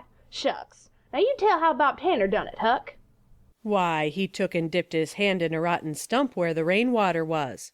In the daytime? Certainly. With his face to the stump? Yes, least I reckon so. Did he say anything? I don't reckon he did. I don't know. Aha! Talk about trying to cure warts with spunk water such a blame fool way as that. Why, that ain't a-going to do any good. You gotta go all by yourself to the middle of the woods, where you know there's a spunk water stump, and just as it's midnight you back up against the stump, jam your hand in and say, barleycorn, Injun meal shorts, spunk water, swallow these warts. And then walk away quick, 11 steps, with your eyes shut, and then turn round 3 times and walk home without speaking to anybody. 'Cause if you speak, the charm's busted. Well, that sounds like a good way, but it ain't the way Bob Tanner done. No, sir, you can bet he didn't, 'cause he's the wartiest boy in this town, and he wouldn't have a wart on him if he'd knowed how to work spunk water. I've took off thousands of warts off my hands that way, Huck. I play with frogs so much I've always got considerable many warts. Sometimes I take 'em off with a bean. Yes, bean's good. I've done that. Have you? What's your way? You take and split the bean and cut the wart so as to get some blood, and then you put the blood on one piece of the bean and take and dig a hole and bury it about midnight at the crossroads in the dark of the moon, and then you burn up the rest of the bean. You see that piece that's got the blood on it will keep drawing and drying, trying to fetch the other piece to it, and so that helps the blood to draw the wart, and pretty soon off she comes. Yes, that's it, Huck, that's it. Though when you're burying it, if you say, down bean off wart, come no more to bother me, it's better. That's the way Joe Harper does, and he's been nearly to Coonville and most everywheres. But say, how do you cure 'em with dead cats? Why, you take your cat and go and get in the graveyard long about midnight, when somebody that was wicked has been buried, and when it's midnight a devil will come, or maybe 2 or 3, but you can't see 'em. You can only hear something like the wind, or maybe hear 'em talk. And when they're taking that feller away, you heave your cat after 'em and say, 'Devil follow corpse, cat follow devil, warts follow cat, I'm done with ye.' That'll fetch any wart." Sounds right. You ever try it, Huck? "No, but old Mother Hopkins told me." Well, I reckon it's so then, 'cause they say she's a witch. "Say, why, Tom, I know she is. She's witched Pap. Pap says so his own self. He come along one day, and he see she was a-witching him, so he took up a rock, and if she hadn't dodged, he'd a-got her. Well, that very night he rolled off in a shed where he was a-lyin' drunk, and broke his arm." Well, that's awful. How did he know she was a-witching him? "Lord, Pap can tell easy. Pap says when they keep looking at you right stiddy, they're a-witching you, 'specially if they mumble, because when they mumble they're saying the Lord's Prayer backwards." Say, Hucky, when you gonna try the cat? "Tonight. I reckon they'll come after old Hoss Williams tonight." But they buried him Saturday. Didn't they get him Saturday night? "Why, how you talk! How could their charms work till midnight? And then it's Sunday. Devils don't slosh around much of a Sunday, I don't reckon." I never thought of that. That's so. Let me go with you? "Of course, if you ain't afeard." Afeard? 'Tain't likely. Will you meow? "Yes, and you meow back if you get a chance.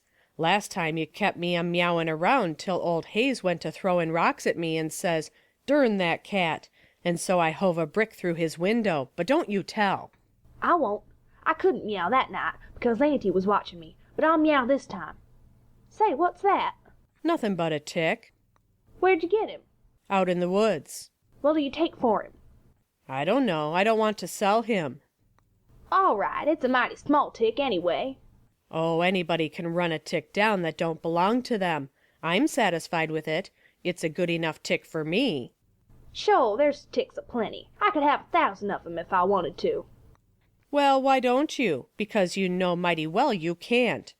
This is a pretty early tick, I reckon. It's the first one I've seen this year." Say, Huck, I'll give you my tooth for him. "Let's see it." Tom got out a bit of paper and carefully unrolled it. Huckleberry viewed it wistfully. The temptation was very strong. At last he said, "Is it genuine?" Tom lifted his lip and showed the vacancy. "Well, all right," said Huckleberry. "It's a trade." Tom enclosed the tick in the percussion cap box that lately had been the pinch bug's prison, and the boys separated, each feeling wealthier than before. When Tom reached the little isolated frame schoolhouse, he strode in briskly, with the manner of one who had come with all honest speed.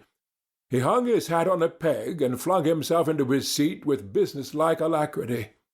The master, throned on high in his great splint-bottom armchair, was dozing, lulled by the drowsy hum of study. The interruption roused him. "Thomas Sawyer?" Tom knew that when his name was pronounced in full, it meant trouble. Sir? "Come up here. Now, sir, why are you late again, as usual?" Tom was about to take refuge in a lie when he saw 2 long tails of yellow hair hanging down a back that he recognized by the electric sympathy of love. And by that form was the only vacant place on the girls' side of the schoolhouse. He instantly said, I stopped to talk with Huckleberry Finn. The master's pulse stood still, and he stared helplessly. The buzz of study ceased. The pupils wondered if this foolhardy boy had lost his mind. The master said, You did what?" Stopped to talk with Huckleberry Finn. There was no mistaking the words. "Thomas Sawyer, this is the most astounding confession I have ever listened to. No mere ferule will answer for this offense. Take off your jacket." The master's arm performed until it was tired, and the stock of switches notably diminished. Then the order followed. "Now, sir, go and sit with the girls, and let this be a warning to you." The titter that rippled around the room appeared to abash the boy, but in reality that result was caused rather more by his worshipful awe of his unknown idol, and the dread pleasure that lay in his high good fortune. He sat down upon the end of the pine bench, and the girl hitched herself away from him with a toss of her head. Nudges and winks and whispers traversed the room, but Tom sat still, with his arms upon the long low desk before him, and seemed to study his book. By and by attention ceased from him, and the accustomed school murmur rose upon the dull air once more. Presently the boy began to steal furtive glances at the girl. She observed it, made a mouth at him, and gave him the back of her head for the space of a minute. When she cautiously faced around again, a peach lay before her. She thrust it away. Tom gently put it back. She thrust it away again, but with less animosity. Tom patiently returned it to its place. Then she let it remain. Tom scrawled on his slate, "Please take it. I got more." The girl glanced at the words, but made no sign. Now the boy began to draw something on the slate, hiding his work with his left hand. For a time the girl refused to notice, but her human curiosity presently began to manifest itself by hardly perceptible signs. The boy worked on, apparently unconscious. The girl made a sort of non-committal attempt to see, but the boy did not betray that he was aware of it. At last she gave in, and hesitatingly whispered, "Let me see it." Tom partly uncovered a dismal caricature of a house with two gable ends to it, and a corkscrew of smoke issuing from the chimney. Then the girl's interest began to fasten itself upon the work, and she forgot everything else. When it was finished, she gazed a moment, then whispered, "It's nice. Make a man." The artist erected a man in the front yard that resembled a derrick. He could have stepped over the house, but the girl was not hypercritical. She was satisfied with the monster, and whispered, "It's a beautiful man. Now make me coming along." Tom drew an hourglass with a full moon and straw limbs to it, and armed the spreading fingers with a portentous fan. The girl said, "It's ever so nice. I wish I could draw." "It's easy," whispered Tom. "I'll learn you." "Oh, will you? When?" "At noon. Do you go home to dinner?" "I'll stay if you will." "Good, that's a whack. What's your name?" "Becky Thatcher. What's yours? Oh, I know. It's Thomas Sawyer." "That's the name they lick me by. I'm Tom when I'm good. You call me Tom, will you?" "Yes." Now Tom began to scrawl something on the slate, hiding the words from the girl. But she was not backward this time. She begged to see. Tom said, "Oh, it ain't anything." "Yes, it is." "No, it ain't. You don't want to see it." "Yes, I do. Indeed I do. Please let me." "You'll tell." "No, I won't. Deed and double deed won't." "You won't tell anybody at all? Ever? As long as you live?" "No, I won't ever tell anybody. Now let me." "Oh, you don't want to see." "Now that you treat me so, I will see." She put her small hand upon his, and a little scuffle ensued, Tom pretending to resist in earnest, but letting his hand slip by degrees till these words were revealed, "I love you." "Oh, you bad thing!" And she hit his hand a smart rap, but reddened and looked pleased nevertheless. Just at this juncture the boy felt a slow, fateful grip closing on his ear, and a steady lifting impulse. In that wise he was borne across the house and deposited in his own seat, under a peppering fire of giggles from the whole school. Then the master stood over him during a few awful moments, and finally moved away to his throne without saying a word. But although Tom's ear tingled, his heart was jubilant. As the school quieted down, Tom made an honest effort to study, but the turmoil within him was too great. In turn, he took his place in the reading class and made a botch of it, then in the geography class and turned lakes into mountains, mountains into rivers, and rivers into continents, till chaos was come again. Then in the spelling class and got turned down by a succession of mere baby words, till he brought up at the foot and yielded up the pewter medal which he had worn with ostentation for months. End of chapter 6. Chapter 7. A treaty entered into. Early lessons. A mistake made.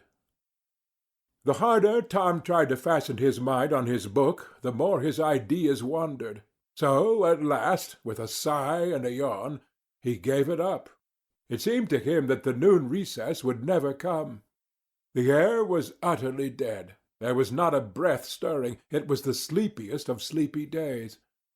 The drowsing murmur of the 25 studying scholars soothed the soul like the spell that is the murmur of bees. Away off in the flaming sunshine, Cardiff Hill lifted its soft green sides through a shimmering veil of heat, tinted with the purple of distance. A few birds floated on lazy wing high in the air. No other living thing was visible but some cows, and they were asleep. Tom's heart ached to be free, or else to have something of interest to do to pass the dreary time. His hand wandered into his pocket, and his face lit up with a glow of gratitude that was prayer, though he did not know it. Then, furtively, the percussion cap box came out. He released the tick, and put him on the long flat desk. The creature probably glowed with a gratitude that amounted to prayer too at this moment. But it was premature, for when he started thankfully to travel off, Tom turned him aside with a pin and made him take a new direction. Tom's bosom friend sat next to him, suffering just as Tom had been, and now he was deeply and gratefully interested in this entertainment in an instant. The bosom friend was Joe Harper. The two boys were sworn friends all the week, and embattled enemies on Saturdays. Joe took a pin out of his lapel and began to assist in exercising the prisoner. The sport grew in interest momently. Soon Tom said that they were interfering with each other, and neither getting the fullest benefit of the tick.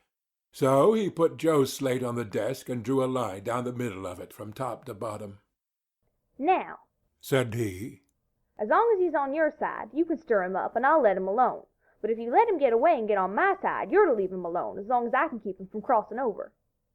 "All right. Go ahead, stir him up." The tick escaped from Tom presently and crossed the equator. Joe harassed him a while, and then he got away and crossed back again. This change of base occurred often.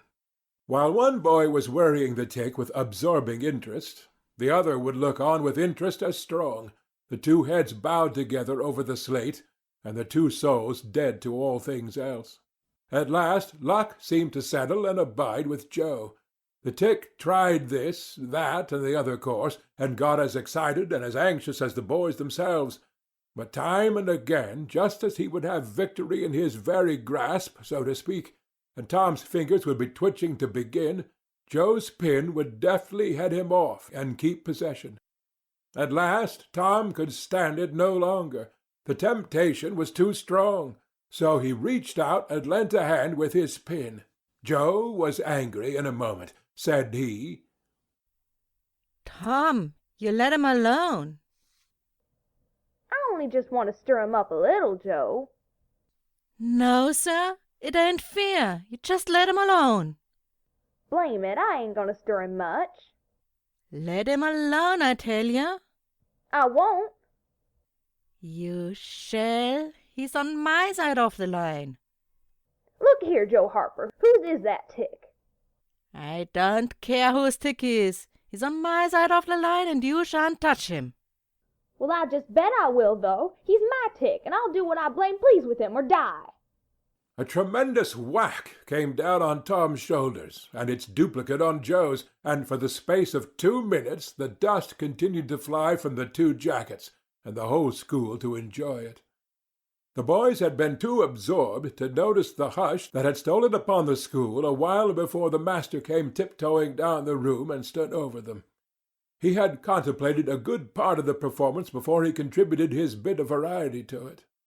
When school broke up at noon, Tom flew to Becky Thatcher and whispered in her ear, "Put on your bonnet and let on you're going home, and when you get to the corner, give the rest of 'em the slip and turn down through the lane and come back. I'll go the other way and come it over 'em the same way."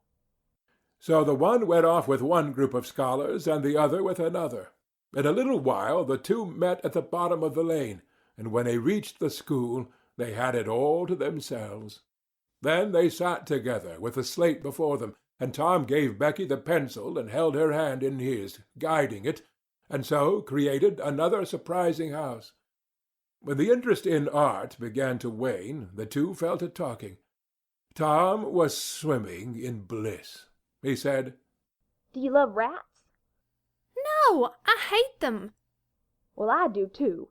Live ones. But I mean dead ones to swing round your head with a string." No, I don't care for rats much anyway. What I like is chewing gum. "Oh, I should say so. I wish I had some now." Do you? I've got some. I'll let you chew it a while, but you must give it back to me. That was agreeable, so they chewed it turn about, and dangled their legs against the bench in excess of contentment. "Was you ever at a circus?" said Tom. Yes, and my pa's going to take me again sometime, if I'm good. "I've been to the circus 3 or 4 times, lots of times. Church ain't shucks to a circus. There's things going on at a circus all the time. I'm going to be a clown in a circus when I grow up." Oh, are you? That will be nice. They're so lovely, all spotted up. "Yes, that's so, and they get slathers of money, most $1 a day, Ben Rogers says. Say, Becky, was you ever engaged?" What's that? "Why, engaged to be married." No. "Would you like to?" I reckon so. I don't know. What is it like? "Like? Well, it ain't like anything. You only just tell a boy you won't ever have anybody but him ever, and then you kiss, and that's all. Anybody can do it." Kiss? What do you kiss for? "Why, that, is to... Well, they always do that." Everybody? "Why, yes, everybody that's in love with each other. Do you remember what I wrote on the slate?" Yes. "What was it?" I shan't tell you. "Shall I tell you?" Yes, but some other time." "No, now." No, not now. Tomorrow." "Oh, no, now. Please, Becky. I'll whisper it. I'll whisper it ever so easy." Becky hesitating, Tom took silence for consent, and passed his arm about her waist, and whispered the tale ever so softly, with his mouth close to her ear. And then he added, "Now you whisper it to me just the same." She resisted for a while, and then said, You turn your face away so you can't see, and then I will. But you mustn't ever tell anybody. Will you, Tom? Now you won't, will you? "No, indeed I won't. Now, Becky." He turned his face away. She bent timidly around till her breath stirred his curls, and whispered, I love you. Then she sprang away and ran around and around the desks and benches, with Tom after her, and took refuge in a corner at last with her little white apron to her face. Tom clasped her around her neck and pleaded, "Now, Becky, it's all done. All over but the kiss. Don't you be afraid of that. It ain't anything at all. Please, Becky." And he tugged at her apron and the hands. By and by she gave up and let her hands drop. Her face, all glowing with the struggle, came up and submitted. Tom kissed the red lips and said, "Now it's all done, Becky. And after this, you ain't ever to love anybody but me, and you ain't ever to marry anybody but me, ever, never, and forever. Will you?" No, I'll never love anybody but you, Tom, and I'll never marry anybody but you, and you ain't to ever marry anybody but me either. "Certainly, of course. That's part of it. And always comin' to school, or when we're going home, you're to walk with me when there ain't anybody lookin', and you choose me and I choose you at parties, 'cause that's the way you do when you're engaged." It's so nice. I never heard of it before. Oh, it's ever so gay. Why, me and Amy Lawrence. The big eyes told Tom his blunder, and he stopped, confused. Oh, Tom, then I ain't the first you've ever been engaged to. The child began to cry. Tom said, Oh, don't cry, Becky. I don't care for her any more. Yes, you do, Tom. You know you do. Tom tried to put his arm about her neck, but she pushed him away and turned her face to the wall and went on crying. Tom tried again, with soothing words in his mouth, and was repulsed again. Then his pride was up, and he strode away and went outside. He stood about, restless and uneasy, for a while, glancing at the door every now and then, hoping she would repent and come to find him. But she did not. Then he began to feel badly and fear that he was in the wrong. It was a hard struggle with him to make new advances now, but he nerved himself to it and entered. She was still standing back there in the corner, sobbing, with her face to the wall. Tom's heart smote him. He went to her and stood a moment, not knowing exactly how to proceed. Then he said, hesitatingly, Becky, I don't care for anybody but you. No reply, but sobs. Becky. Pleadingly. Becky, won't you say something? More sobs. Tom got out his chiefest jewel, a brass knob from the top of an andiron, and passed it around her so that she could see it, and said, Please, Becky, won't you take it? She struck it to the floor. Then Tom marched out of the school and over the hills and far away, to return to school no more that day. Presently Becky began to suspect. She ran to the door. He was not in sight. She flew around to the play yard. He was not there. Then she called, Tom! Come back, Tom! She listened intently, but there was no answer. She had no companions but silence and loneliness. So she sat down to cry again and upbraid herself. And by this time the scholars began to gather again, and she had to hide her griefs and still her broken heart, and take up the cross of a long, dreary, aching afternoon, with none among the strangers about her to exchange sorrows with. End of Chapter 7. Chapter 8. Tom decides on his course. Old scenes reenacted. Tom dodged hither and thither through lanes until he was well out of the track of returning scholars, and then fell into a moody jog.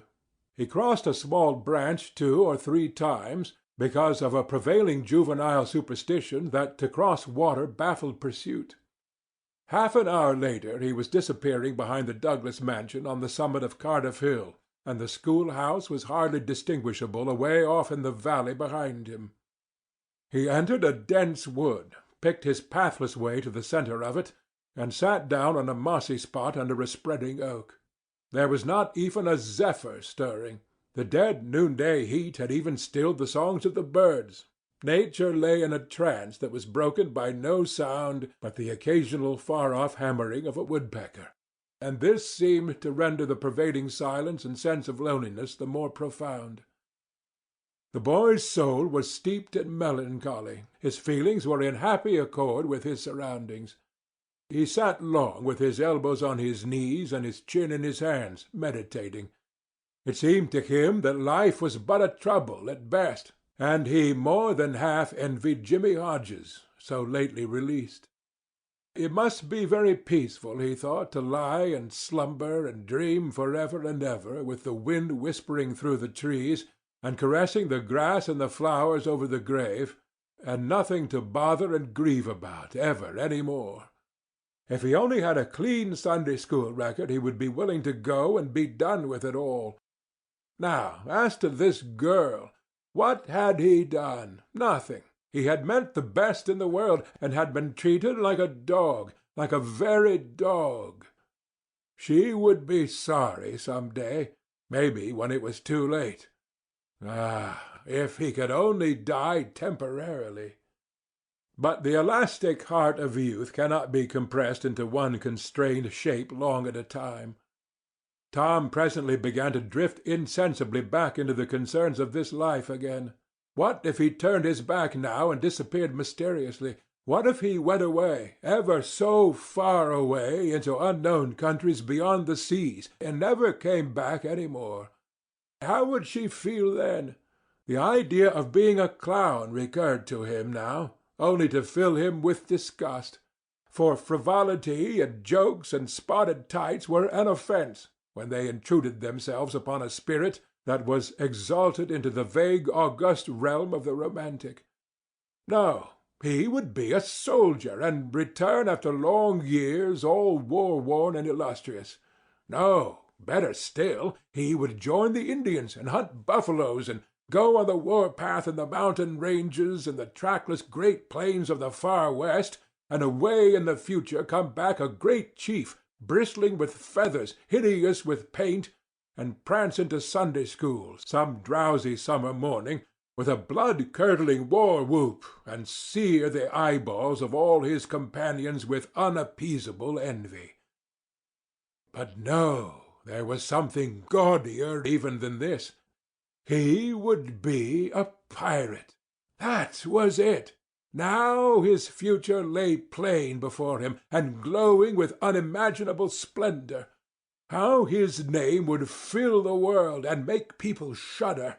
How gloriously he would go ploughing the dancing seas in his long, low, black-hulled racer, the spirit of the storm, with his grisly flag flying at the fore! And at the zenith of his fame, how he would suddenly appear at the old village and stalk into church, brown and weather-beaten, in his black velvet doublet and trunks, his great jack-boots, his crimson sash, his belt bristling with horse pistols, his crime-rusted cutlass at his side, his slouch hat with waving plumes, his black flag unfurled, with a skull and cross-bones on it, and hear, with swelling ecstasy, the whisperings, "It's Tom Sawyer, the pirate." The Black Avenger of the Spanish Main. Yes, it was settled. His career was determined. He would run away from home and enter upon it. He would start the very next morning. Therefore he must now begin to get ready. He would collect his resources together. He went to a rotten log near at hand and began to dig under one end of it with his Barlow knife. He soon struck wood that sounded hollow. He put his hand there and uttered this incantation impressively. What hasn't come here, come. What's here, stay here. Then he scraped away the dirt and exposed a pine shingle. He took it up and disclosed a shapely little treasure-house whose bottom and sides were of shingles. In it lay a marble. Tom's astonishment was boundless. He scratched his head with a perplexed air and said, Well, that beats anything. Then he tossed the marble away pettishly and stood cogitating. The truth was that a superstition of his had failed here, which he and all his comrades had always looked upon as infallible. If you buried a marble with certain necessary incantations, and left it alone a fortnight, and then opened the place with the incantation he had just used, you would find that all the marbles you had ever lost had gathered themselves together there meantime, no matter how widely they had been separated. But now this thing had actually and unquestionably failed. Tom's whole structure of faith was shaken to its foundations. He had many a time heard of this thing succeeding, but never of its failing before. It did not occur to him that he had tried it several times before himself, but could never find the hiding-places afterward. He puzzled over the matter some time, and finally decided that some witch had interfered and broken the charm. He thought he would satisfy himself on that point, so he searched around till he found a small sandy spot with a little funnel-shaped depression in it. He laid himself down and put his mouth close to this depression, and called, Doodlebug, Doodlebug, tell me what I want to know. Doodlebug, Doodlebug, tell me what I want to know. The sand began to work, and presently a small black bug appeared for a second, and then darted under again in a fright. He dasn't tell. So it was a witch that done it. I just knowed it. He well knew the futility of trying to contend against witches, so he gave up, discouraged. But it occurred to him that he might as well have the marble he had just thrown away, and therefore he went and made a patient search for it. But he could not find it. Now he went back to his treasure-house and carefully placed himself just as he had been standing when he tossed the marble away. Then he took another marble from his pocket and tossed it in the same way, saying, Brother, go find your brother. He watched where it stopped, and went there and looked. But it must have fallen short or gone too far, so he tried twice more. The last repetition was successful. The two marbles lay within a foot of each other. Just here the blast of a toy tin trumpet came faintly down the green aisles of the forest. Tom flung off his jacket and trousers, turned a suspender into a belt, raked away some brush behind the rotten log, disclosing a rude bow and arrow, a lath sword, and a tin trumpet, and in a moment had seized these things and bounded away, bare-legged, with fluttering shirt. He presently halted under a great elm, blew an answering blast, and then began to tiptoe and look warily out, this way and that. He said cautiously to an imaginary company, Hold, my merry men. Keep hid till I blow. Now appeared Joe Harper, as airily clad and elaborately armed as Tom. Tom called, Hold! Who comes into Sherwood Forest without my pass? Guy of Gisborne wants no man's pass. Who art thou that? Dares to hold such language, said Tom, prompting, for they talked by the book from memory. Who art thou that dares to hold such language? Indeed, I am Robin Hood, as thy caitiff carcass soon shall know. Then art thou indeed that famous outlaw? Right gladly will I dispute with thee the passes of the merry wood. Have at thee. They took their lath swords, dumped their other traps on the ground, struck a fencing attitude foot to foot, and began a grave, careful combat, 2 up and 2 down. Presently Tom said, Now, if you've got the hang, go it lively. So they went it lively, panting and perspiring with the work. By and by Tom shouted, Fall, fall, why don't you fall?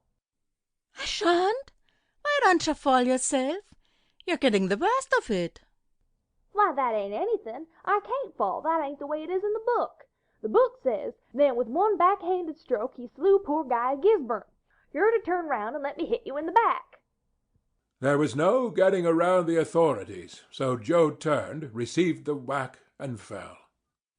Now, said Joe, getting up, you got to let me kill you. That's fair. Why, I can't do that. It ain't in the book. Well, it's blamed mean. That's all. Well, say, Joe, you can be Friar Tuck from Much the Miller's son and land me with a quarterstaff, or I'll be the sheriff of Nottingham and you be Robin Hood a little while and kill me.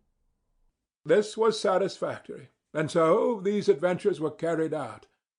Then Tom became Robin Hood again, and was allowed by the treacherous nun to bleed his strength away through his neglected wound. And at last Joe, representing a whole tribe of weeping outlaws, dragged him sadly forth, gave his bow into his feeble hands, and Tom said, Where this arrow falls, there bury poor Robin Hood under the greenwood tree. Then he shot the arrow and fell back and would have died, but he lit on a nettle and sprang up too gaily for a corpse. The boys dressed themselves, hid their accoutrements, and went off grieving that there were no outlaws any more, and wondering what modern civilization could claim to have done to compensate for their loss. They said they would rather be outlaws a year in Sherwood Forest than President of the United States forever. End of Chapter 8. Chapter 9. A solemn situation, grave subjects introduced, Injun Joe explains. At 9:30 that night, Tom and Sid were sent to bed, as usual. They said their prayers, and Sid was soon asleep. Tom lay awake and waited, in restless impatience. When it seemed to him that it must be nearly daylight, he heard the clock strike 10. This was despair. He would have tossed and fidgeted, as his nerves demanded, but he was afraid he might wake Sid. So he lay still and stared up into the dark. Everything was dismally still. By and by, out of the stillness, little, scarcely perceptible noises began to emphasize themselves. The ticking of the clock began to bring itself into notice. Old beams began to crack mysteriously. The stairs creaked faintly. Evidently spirits were abroad. A measured, muffled snore issued from Aunt Polly's chamber. And now the tiresome chirping of a cricket that no human ingenuity could locate began. Next, the ghastly ticking of a death watch in the wall at the bed's head made Tom shudder. It meant that somebody's days were numbered. Then the howl of a far-off dog rose on the night air, and was answered by a fainter howl from a remoter distance. Tom was in an agony. At last he was satisfied that time had ceased and eternity begun. He began to doze in spite of himself. The clock chimed 11, but he did not hear it. And then there came, mingling with his half-formed dreams, a most melancholy caterwauling. The raising of a neighboring window disturbed him. A cry of "Scat, you devil!" and the crash of an empty bottle against the back of his aunt's woodshed brought him wide awake, and a single minute later he was dressed and out of the window and creeping along the roof of the L on all fours. He meowed with caution once or twice as he went, then jumped to the roof of the woodshed and thence to the ground. Huckleberry Finn was there with his dead cat. The boys moved off and disappeared in the gloom. At the end of half an hour they were wading through the tall grass of the graveyard. It was a graveyard of the old-fashioned Western kind. It was on a hill about 1.5 miles from the village. It had a crazy board fence around it, which leaned inward in places and outward the rest of the time, but stood upright nowhere. Grass and weeds grew rank over the whole cemetery. All the old graves were sunken in. There was not a tombstone on the place. Round-topped, worm-eaten boards staggered over the graves, leaning for support and finding none. Sacred to the memory of so-and-so had been painted on them once, but it could no longer have been read on the most of them now, even if there had been light. A faint wind moaned through the trees, and Tom feared it might be the spirits of the dead complaining at being disturbed. The boys talked little, and only under their breath, for the time and the place and the pervading solemnity and silence oppressed their spirits. They found the sharp new heap they were seeking, and ensconced themselves within the protection of 3 great elms that grew in a bunch within a few feet of the grave. Then they waited in silence for what seemed a long time. The hooting of a distant owl was the only sound that troubled the dead stillness. Tom's reflections grew oppressive. He must force some talk, so he said in a whisper, "Hucky, do you believe the dead people like it for us to be here?" Huckleberry whispered, "I wisht I knowed. It's awful solemn like, ain't it?" "I bet it is." There was a considerable pause while the boys canvassed this matter inwardly. Then Tom whispered, "Say, Hucky, do you reckon Hoss Williams hears us talking?" "O' course he does. Least his spirit does." Tom, after a pause, "I wish I'd said Mr. Williams, but I never meant any harm. Everybody calls him Hoss." "A body can't be too particular about how they talk about these here dead people, Tom." This was a damper, and conversation died again. Presently Tom seized his comrade's arm and said, "What is it, Tom?" And the two clung together with beating hearts. "There it is again. Didn't you hear it?" "There, now you hear it." "Lord, Tom, they're coming. They're coming, sure. What'll we do?" I don't know. Think they'll see us?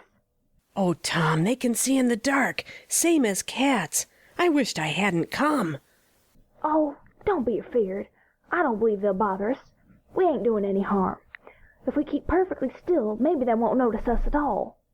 I'll try to, Tom, but Lord, I'm all of a shiver. Listen. The boys bent their heads together and scarcely breathed. A muffled sound of voices floated up from the far end of the graveyard. Look, see there? Whispered Tom. What is that? It's devil fire. Oh, Tom, this is awful. Some vague figures approached through the gloom, swinging an old-fashioned tin lantern that freckled the ground with innumerable little spangles of light. Presently Huckleberry whispered, with a shudder, It's the devils, sure enough. 3 of 'em. Lordy, Tom, we're goners. Can you pray? I'll try, but don't you be afeard. They ain't gonna hurt us. Now I lay me down to sleep, Shh! What is it, Huck? They're humans. One of 'em is, anyway. One of 'em's old Muff Potter's voice. No, 'tain't so, is it? I bet I know it. Don't you stir nor budge. He ain't sharp enough to notice us. Drunk, the same as usual, likely. Blamed old Rip. All right, I'll keep still. Now they're stuck. Can't find it. Here they come again. Now they're hot. Cold again. Hot again. Red hot. They're pointed right this time. Say, Huck, I know another of them voices. It's Injun Joe. That's so. That murderin' half-breed. I'd ruther they was devils a dern sight. What can they be up to? The whisper died wholly out now, for the 3 men had reached the grave and stood within a few feet of the boys' hiding place. Here it is, said the third voice, and the owner of it held the lantern up and revealed the face of young Dr. Robinson. Potter and Injun Joe were carrying a hand-barrow with a rope and a couple of shovels on it. They cast down their load and began to open the grave. The doctor put the lantern at the head of the grave and came and sat down with his back against one of the elm trees. He was so close the boys could have touched him. Hurry, men, he said in a low voice. The moon might come out at any moment. They growled a response and went on digging. For some time there was no noise but the grating sound of the spades discharging their freight of mould and gravel. It was very monotonous. Finally a spade struck upon the coffin with a dull woody accent, and within another minute or two the men had hoisted it out on the ground. They pried off the lid with their shovels, got out the body, and dumped it rudely on the ground. The moon drifted from behind the clouds and exposed the pallid face. The barrow was got ready and the corpse placed on it, covered with a blanket, and bound to its place with the rope. Potter took out a large spring knife and cut off the dangling end of the rope, and then said, Now the cursed thing's ready, Sawbones, and you'll just out with another 5 or here she stays. That's the talk, said Injun Joe. Look here, what does this mean? Said the doctor. You required your pay in advance, and I've paid you. Yes, and you done more than that, said Injun Joe, approaching the doctor, who was now standing. 5 years ago you drove me away from your father's kitchen one night when I come to ask for something to eat, and you said I weren't there for any good. And when I swore I'd get even with you if it took 100 years, your father had me jailed for a vagrant. Did you think I'd forget? The Injun blood ain't in me for nothing. And now I've got you, and you've got to settle, you know. He was threatening the doctor with a fist in his face by this time. The doctor struck out suddenly and stretched the ruffian on the ground. Potter dropped his knife and exclaimed, Here now, don't you hit my pard. And the next moment he had grappled with the doctor, and the two were struggling with might and main, trampling the grass and tearing the ground with their heels. Injun Joe sprang to his feet, his eyes flaming with passion, snatched up Potter's knife, and went creeping, cat-like and stooping, round and round about the combatants, seeking an opportunity. All at once the doctor flung himself free, seized the heavy headboard of Williams's grave, and felled Potter to the earth with it. And in the same instant the half-breed saw his chance, and drove the knife to the hilt in the young man's breast. He reeled and fell partly upon Potter, flooding him with his blood, and in the same moment the clouds blotted out the dreadful spectacle, and the two frightened boys were speeding away in the dark. Presently, when the moon emerged again, Injun Joe was standing over the two forms, contemplating them. The doctor murmured inarticulately, gave a long gasp or two, and was still. The half-breed muttered, "That score is settled, damn you." Then he robbed the body, after which he put the fatal knife in Potter's open right hand, and sat down on the dismantled coffin. 3, 4, 5 minutes passed, and then Potter began to stir and moan. His hand closed upon the knife. He raised it, glanced at it, and let it fall with a shudder. Then he sat up, pushing the body from him, and gazed at it, and then around him, confusedly. His eyes met Joe's. "Lord, how is this, Joe?" he said. "It's dirty business," said Joe, without moving. "What did you do it for?" I never done it." "Look here, that kind of talk won't wash." Potter trembled and grew white. "I thought I'd got sober. I'd no business to drink tonight. But it's in my head yet, worse'n when we started here. I'm all in a muddle. Can't recollect anything of it, hardly. Tell me, Joe, honest now, old fella, did I do it? Joe, I never meant to. 'Pon my soul and honor, I never meant to, Joe. Tell me how it was, Joe. Oh, it's awful. And him so young and promising." "Why, you two was scufflin', and he fetched you one with the headboard, and you fell flat, and then up you come, all reeling and staggering like, and snatched the knife and jammed it into him, just as he fetched you another awful clip, and here you've laid as dead as a wedge till now." "Oh, I didn't know what I was a-doing. I wish I may die this minute if I did. It was all on account of the whiskey and the excitement, I reckon. I never used a weapon in my life before, Joe. I fought, but never with weapons. They'll say that, Joe. Oh, don't tell. Say you won't tell, Joe. That's a good feller. I always liked you, Joe, and stood up for you, too. Don't you remember? You won't tell, will you, Joe?" And the poor creature dropped on his knees before the stolid murderer and clasped his appealing hands. "No, you've always been fair and square with me, Muff Potter, and I won't go back on you. There, now, that's as fair as a man can say." "Oh, Joe, you're an angel. I'll bless you for the longest day I live." And Potter began to cry. "Come now, that's enough of that. This ain't any time for blubbering. You be off yonder way, and I'll go this. Move now, and don't leave any tracks behind you." Potter started on a trot that quickly increased to a run. The half-breed stood looking after him. He muttered, "If he's as much stunned with the lick and fuddled with the rum as he had the look of being, he won't think of the knife till he's gone so far he'll be afraid to come back after it to such a place by himself. Chicken heart."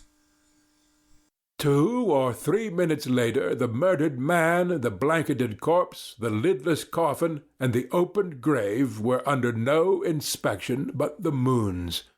The stillness was complete again, too. End of Chapter 9. Chapter 10. The Solemn Oath. Terror brings repentance. Mental punishment. The two boys flew on and on toward the village, speechless with horror. They glanced backward over their shoulders from time to time apprehensively, as if they feared they might be followed. Every stump that started up in their path seemed a man and an enemy, and made them catch their breath, and as they sped by some outlying cottages that lay near the village, the barking of the aroused watchdogs seemed to give wings to their feet. If we can only get to the old tannery before we break down, whispered Tom in short catches between breaths. I can't stand it much longer. Huckleberry's hard pantings were his only reply, and the boys fixed their eyes on the goal of their hopes and bent to their work to win it.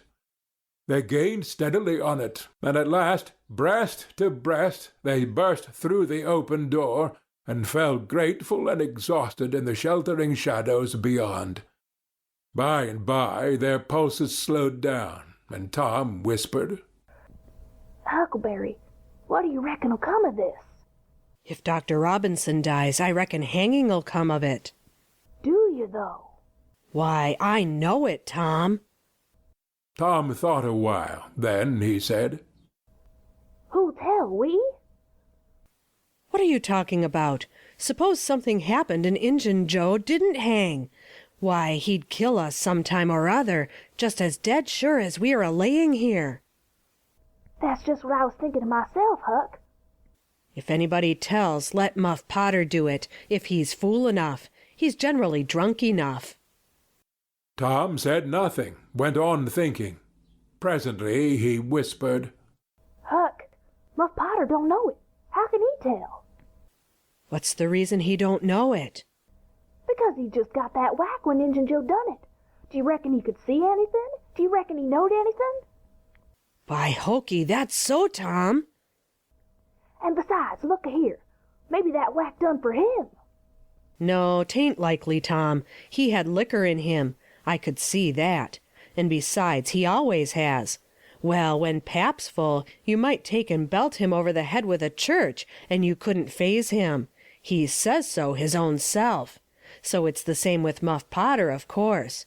But if a man was dead sober, I reckon maybe that whack might fetch him. I don't know. After another reflective silence, Tom said, Hucky, are you sure you can keep Mum? Tom, we got to keep Mum. You know that. That Injun devil wouldn't make any more of drowning us than a couple of cats if we was to speak about this and they didn't hang him. Now look a-here, Tom. Let's take and swear to one another. That's what we got to do. Swear to keep Mum. I'm agreed. It's the best thing. Would you just hold hands and swear that we... Oh, no, that wouldn't do for this. That's good enough for little rubbishy common things, especially with gals, 'cause they go back on you anyway and blab if they get in a huff. But there ought to be writing about a big thing like this, and blood. Tom's whole being applauded this idea. It was deep and dark and awful. The hour, the circumstances, the surroundings were in keeping with it. He picked up a clean pine shingle that lay in the moonlight, took a little fragment of red keel out of his pocket, got the moon on his work, and painfully scrawled these lines, emphasizing each slow downstroke by clamping his tongue between his teeth and letting up the pressure on the upstrokes. Huck Finn and Tom Sawyer swears they will keep mum about this, and they wish they may drop down dead in their tracks if they ever tell, and rot. Huckleberry was filled with admiration of Tom's facility in writing and the sublimity of his language. He at once took a pin from his lapel and was going to prick his flesh, but Tom said, Hold on, don't do that. A pin's brass. It might have verdigris on it. What's verdigris? It's poison. That's what it is. You just swallow some of it once, you'll see. So Tom unwound the thread from one of his needles. Each boy pricked the ball of his thumb and squeezed out a drop of blood. In time, after many squeezes, Tom managed to sign his initials, using the ball of his little finger for a pen. Then he showed Huckleberry how to make an H and an F, and the oath was complete. They buried the shingle close to the wall, with some dismal ceremonies and incantations, and the fetters that bound their tongues were considered to be locked and the key thrown away. A figure crept stealthily through a break in the other end of the ruined building now, but they did not notice it. Tom, whispered Huckleberry. Does this keep us from ever telling, always? Of course it does. It don't make any difference what happens. We got to keep mum. We'd drop down dead. Don't you know that? Yes, I reckon that's so.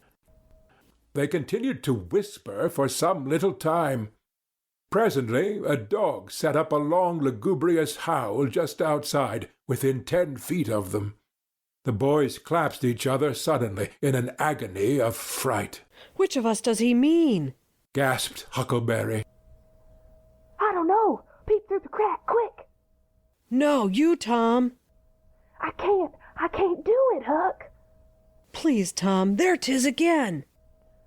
Oh, Lordy, I'm thankful, whispered Tom. I know his voice. It's Bull Harbison. If Mr. Harbison owned a slave named Bull, Tom would have spoken of him as Harbison's Bull. But a son or a dog of that name was Bull Harbison. Oh, that's good. I tell you, Tom, I was most scared to death. I'd have bet anything it was a stray dog. The dog howled again. The boys' hearts sank once more. Oh, my, that ain't no Bull Harbison, whispered Huckleberry. Do, Tom. Tom, quaking with fear, yielded and put his eye to the crack. His whisper was hardly audible when he said, Oh, Huck, it's a stray dog. Quick, Tom, quick. Who does he mean? Huck, he must mean us both. We're right together. Oh, Tom, I reckon we're goners. I reckon there ain't no mistake 'bout where I'll go to. I been so wicked. Dad, fetch it. This comes of playing hooky and doing everything a fella's told not to do. I might have been good, like Sid, if I'd have tried, but no, I wouldn't, of course. But if ever I get off this time, I lay I'll just waller in Sunday schools. And Tom began to snuffle a little. You bad. And Huckleberry began to snuffle too. Consound it, Tom Sawyer, you're just old pie 'longside of what I am. Oh, Lordy, Lordy, Lordy, I wished I had only half your chance. Tom choked off and whispered, Look, Hucky, look. He's got his back to us.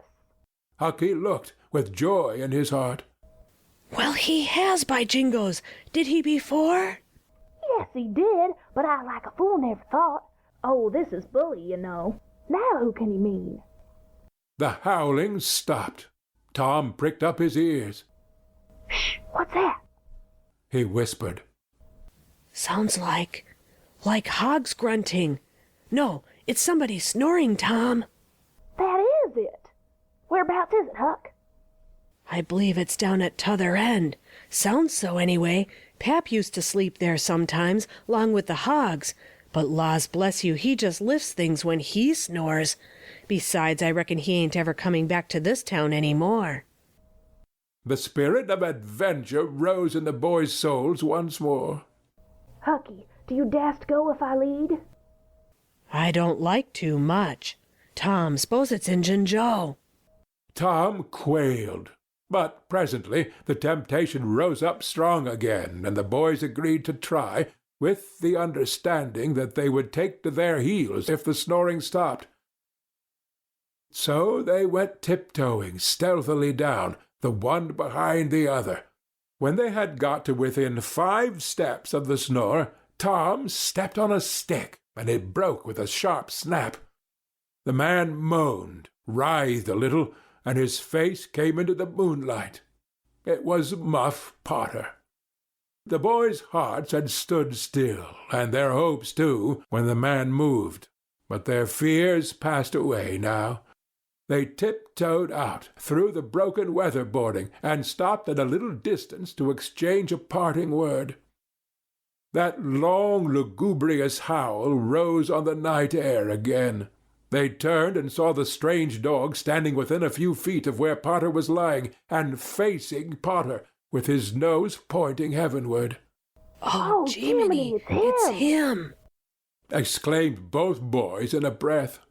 Say, Tom, they say a stray dog come howling round Johnny Miller's house 'bout midnight, as much as 2 weeks ago, and a whippoorwill came in and lit on the banisters and sung the very same evening, and there ain't anybody dead there yet. Well, I know that. I suppose there ain't. Didn't Gracie Miller fall in the kitchen fire and burn herself terrible the very next Saturday? Yes, but she ain't dead. And what's more, she's getting better, too. All right, you wait and see. She's a goner, just as dead sure as Muff Potter's a goner. That's what the niggers say, and they know all about these kind of things, Huck. Then they separated, cogitating. When Tom crept in at his bedroom window, the night was almost spent. He undressed with excessive caution, and fell asleep congratulating himself that nobody knew of his escapade.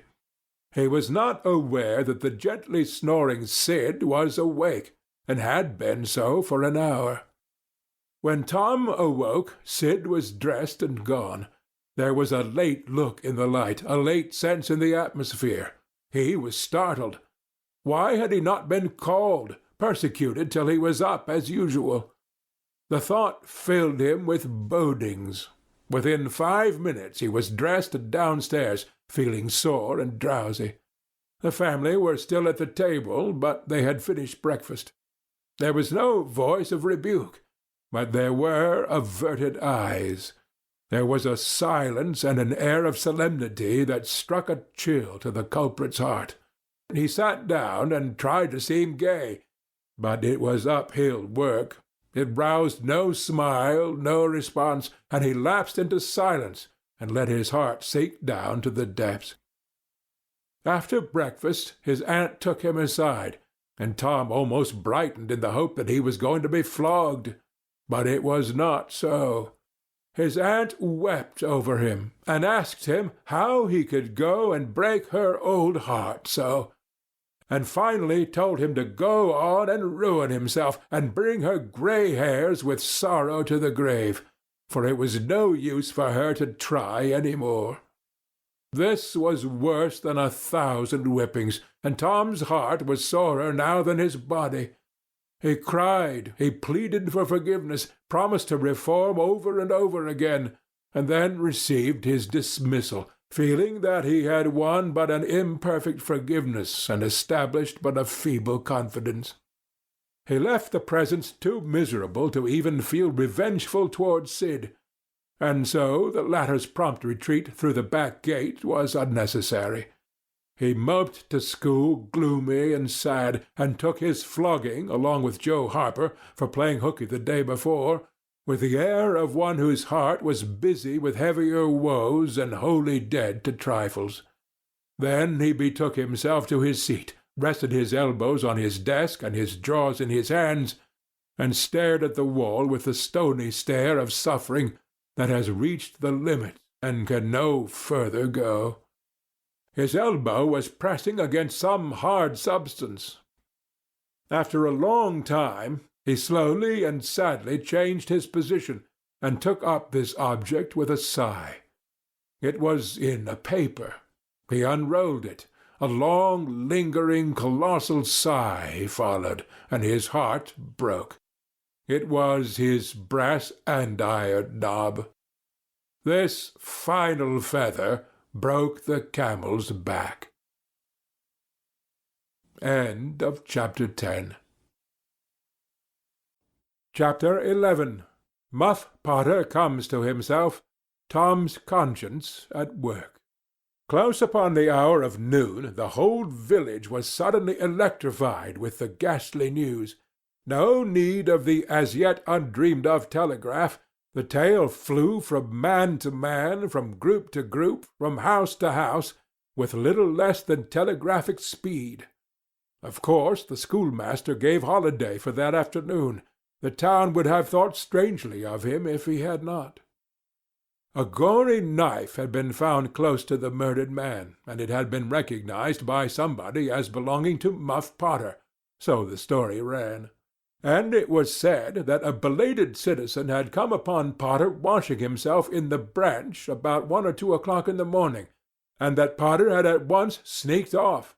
Suspicious circumstances, especially the washing, which was not a habit with Potter. It was also said that the town had been ransacked for this murderer. The public are not slow in the matter of sifting evidence and arriving at a verdict. But that he could not be found. Horsemen had departed down all the roads in every direction, and the sheriff was confident that he would be captured before night. All the town was drifting toward the graveyard. Tom's heartbreak vanished, and he joined the procession, not because he would not 1,000 times rather go anywhere else, but because an awful, unaccountable fascination drew him on. Arrived at the dreadful place, he wormed his small body through the crowd and saw the dismal spectacle. It seemed to him an age since he was there before. Somebody pinched his arm. He turned, and his eyes met Huckleberry's. Then both looked elsewhere at once, and wondered if anybody had noticed anything in their mutual glance. But everybody was talking, and intent upon the grisly spectacle before them. Poor fellow. Poor young fellow. This ought to be a lesson to grave robbers. Muff Potter'll hang for this if they catch him. This was the drift of remark, and the minister said, It was a judgment. His hand is here. Now Tom shivered from head to heel, for his eye fell upon the stolid face of Injun Joe. At this moment the crowd began to sway and struggle, and voices shouted, It's him! It's him! He's coming himself. Who? Who? Who? From 20 voices. Muff Potter! Hello, he's stopped. Look out, he's turning. Don't let him get away. People in the branches of the trees over Tom's head said he wasn't trying to get away. He only looked doubtful and perplexed. Infernal impudence, said a bystander. Wanted to come and take a quiet look at his work, I reckon. Didn't expect any company. The crowd fell apart now, and the sheriff came through, ostentatiously leading Potter by the arm. The poor fellow's face was haggard, and his eyes showed the fear that was upon him. When he stood before the murdered man, he shook as with a palsy, and he put his face in his hands and burst into tears. I didn't do it, friends, he sobbed. 'Pon my word and honor, I never done it. Who's accused you? Shouted a voice. This shot seemed to carry home. Potter lifted his face and looked around him with a pathetic hopelessness in his eyes. He saw Injun Joe and exclaimed, Oh, Injun Joe, you promised me you'd never. Is that your knife? And it was thrust before him by the sheriff. Potter would have fallen if they had not caught him and eased him to the ground. Then he said, Something told me if I didn't come back and get... He shuddered, then waved his nerveless hand with a vanquished gesture and said, Tell him, Joe, tell him. It ain't any use any more. Then Huckleberry and Tom stood dumb and staring, and heard the stony-hearted liar reel off his serene statement, they expecting every moment that the clear sky would deliver God's lightnings upon his head, and wondering to see how long the stroke was delayed. But when he had finished, and still stood alive and whole, their wavering impulse to break their oath and save the poor betrayed prisoner's life faded and vanished away, for plainly this miscreant had sold himself to Satan, and it would be fatal to meddle with the property of such a power as that. Why didn't you leave? What did you want to come here for? Somebody said. I couldn't help it. I couldn't help it. Potter moaned. I wanted to run away, but I couldn't seem to come anywhere but here. And he fell to sobbing again. Injun Joe repeated his statement just as calmly a few minutes afterward on the inquest, under oath, and the boys, seeing that the lightnings were still withheld, were confirmed in their belief that Joe had sold himself to the devil. He was now become, to them, the most balefully interesting object they had ever looked upon, and they could not take their fascinated eyes from his face. They inwardly resolved to watch him nights when opportunity should offer, in the hope of getting a glimpse of his dread master. Injun Joe helped to raise the body of the murdered man and put it in a wagon for removal, and it was whispered through the shuddering crowd that the wound bled a little. The boys thought that this happy circumstance would turn suspicion in the right direction, but they were disappointed, for more than one villager remarked, "It was within 3 feet of Muff Potter when it done it." Tom's fearful secret and gnawing conscience disturbed his sleep for as much as a week after this, and at breakfast one morning Sid said, "Tom, you pitch around and talk in your sleep so much that you keep me awake half the time." Tom blanched and dropped his eyes. "It's a bad sign," said Aunt Polly gravely. "What you got on your mind, Tom?" Nothing. Nothing I know of. But the boy's hand shook so that he spilled his coffee. "And you do talk such stuff," Sid said. "Last night you said, 'It's blood, that's what it is.' You said that over and over. And you said, 'Don't torment me so, I'll tell.' Tell what? What is it you'll tell?" Everything was swimming before Tom. There is no telling what might have happened now, but luckily the concern passed out of Aunt Polly's face, and she came to Tom's relief without knowing it. She said, "Sho, it's that dreadful murder. I dream about it most every night myself. Sometimes I dream it's me that done it." Mary said she had been affected much the same way. Sid seemed satisfied. Tom got out of the presence as quickly as he plausibly could, and after that he complained of toothache for a week, and tied up his jaws every night. He never knew that Sid lay nightly watching, and frequently slipped the bandage free, and then leaned on his elbow, listening a good while at a time, and afterward slipped the bandage back to its place again. Tom's distress of mind wore off gradually, and the toothache grew irksome and was discarded. If Sid really managed to make anything out of Tom's disjointed mutterings, he kept it to himself. It seemed to Tom that his schoolmates never would get done holding inquests on dead cats, and thus keeping his trouble present to his mind. Sid noticed that Tom never was a coroner at one of these inquiries, though it had been his habit to take the lead in all new enterprises. He noticed, too, that Tom never acted as a witness, and that was strange. And Sid did not overlook the fact that Tom even showed a marked aversion to these inquests, and always avoided them when he could. Sid marvelled, but said nothing. However, even inquests went out of vogue at last, and ceased to torture Tom's conscience. Every day or two during this time of sorrow, Tom watched his opportunity, and went to the little grated jail window, and smuggled such small comforts through to the murderer as he could get hold of. The jail was a trifling little brick den that stood in a marsh at the edge of the village, and no guards were afforded for it. Indeed, it was seldom occupied. These offerings greatly helped to ease Tom's conscience. The villagers had a strong desire to tar and feather Injun Joe and ride him on a rail for body-snatching, but so formidable was his character that nobody could be found who was willing to take the lead in the matter, so it was dropped. He had been careful to begin both of his inquest statements with the fight, without confessing the grave robbery that preceded it. Therefore it was deemed wisest not to try the case in the courts at present.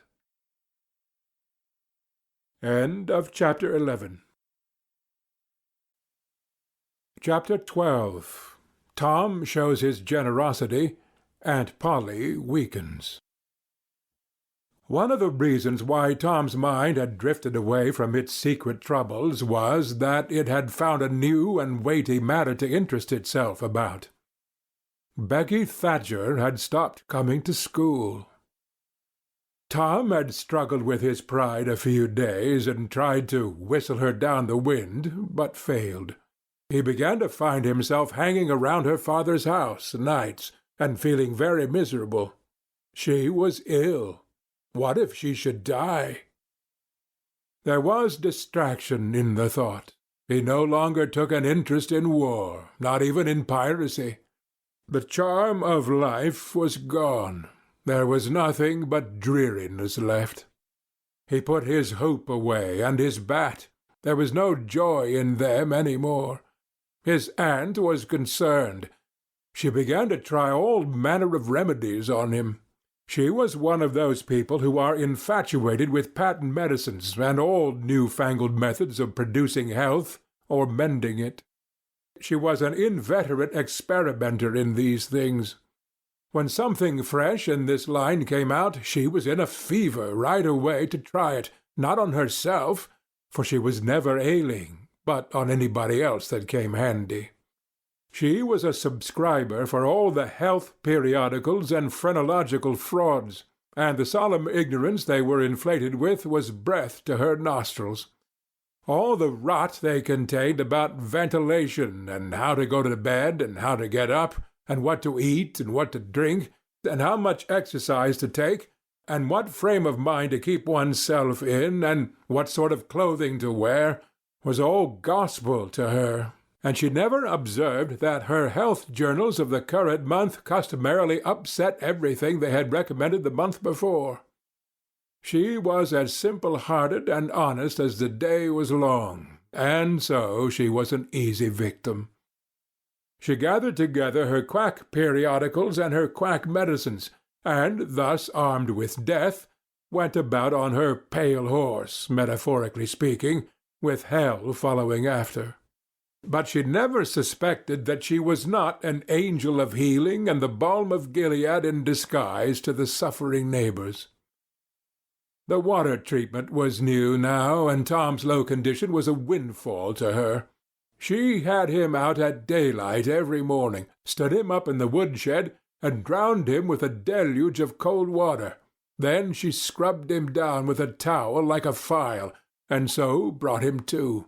Then she rolled him up in a wet sheet and put him away under blankets till she sweated his soul clean, and the yellow stains of it came through his pores, as Tom said. Yet, notwithstanding all this, the boy grew more and more melancholy and pale and dejected. She added hot baths, sitz baths, shower baths, and plunges. The boy remained as dismal as a hearse. She began to assist the water with a slim oatmeal diet and blister plasters. She calculated his capacity as she would a jug's, and filled him up every day with quack cure-alls.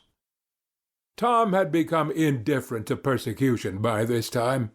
This phase filled the old lady's heart with consternation. This indifference must be broken up at any cost. Now she heard of painkiller for the first time. She ordered a lot at once.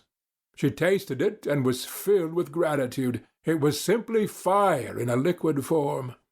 She dropped the water treatment and everything else and pinned her faith to painkiller. She gave Tom a teaspoonful and watched with the deepest anxiety for the result. Her troubles were instantly at rest, her soul at peace again, for the indifference was broken up. The boy could not have shown a wilder, heartier interest if she had built a fire under him. Tom felt that it was time to wake up. This sort of life might be romantic enough in his blighted condition, but it was getting to have too little sentiment and too much distracting variety about it. So he thought over various plans for relief, finally hit upon that of professing to be fond of painkiller. He asked for it so often that he became a nuisance, and his aunt ended by telling him to help himself and quit bothering her. If it had been Sid, she would have had no misgivings to alloy her delight, but since it was Tom, she watched the bottle clandestinely. She found that the medicine did really diminish, but it did not occur to her that the boy was mending the health of a crack in the sitting-room floor with it. One day Tom was in the act of dosing the crack when his aunt's yellow cat came along, purring, eyeing the teaspoon avariciously, and begging for a taste. Tom said, "Don't ask for it unless you want it, Peter." But Peter signified that he did want it. "You better make sure." Peter was sure. "Now you've asked for it, and I'll give it to you, because there ain't anything mean about me. But if you find you don't like it, you mustn't blame anybody but your own self." Peter was agreeable, so Tom pried his mouth open and poured down the painkiller. Peter sprang a couple of yards in the air, and then delivered a war-whoop, and set off round and round the room, banging against furniture, upsetting flower-pots, and making general havoc. Next he rose on his hind feet and pranced around in a frenzy of enjoyment, with his head over his shoulder, and his voice proclaiming his unappeasable happiness. Then he went tearing around the house, again spreading chaos and destruction in his path. Aunt Polly entered in time to see him throw a few double somersets, deliver a final mighty hurrah, and sail through the open window, carrying the rest of the flower-pots with him. The old lady stood petrified with astonishment, peering over her glasses. Tom lay on the floor, expiring with laughter. Tom, what on earth ails that cat? I don't know, Aunt, gasped the boy. Why, I never see anything like it. What did make him act so?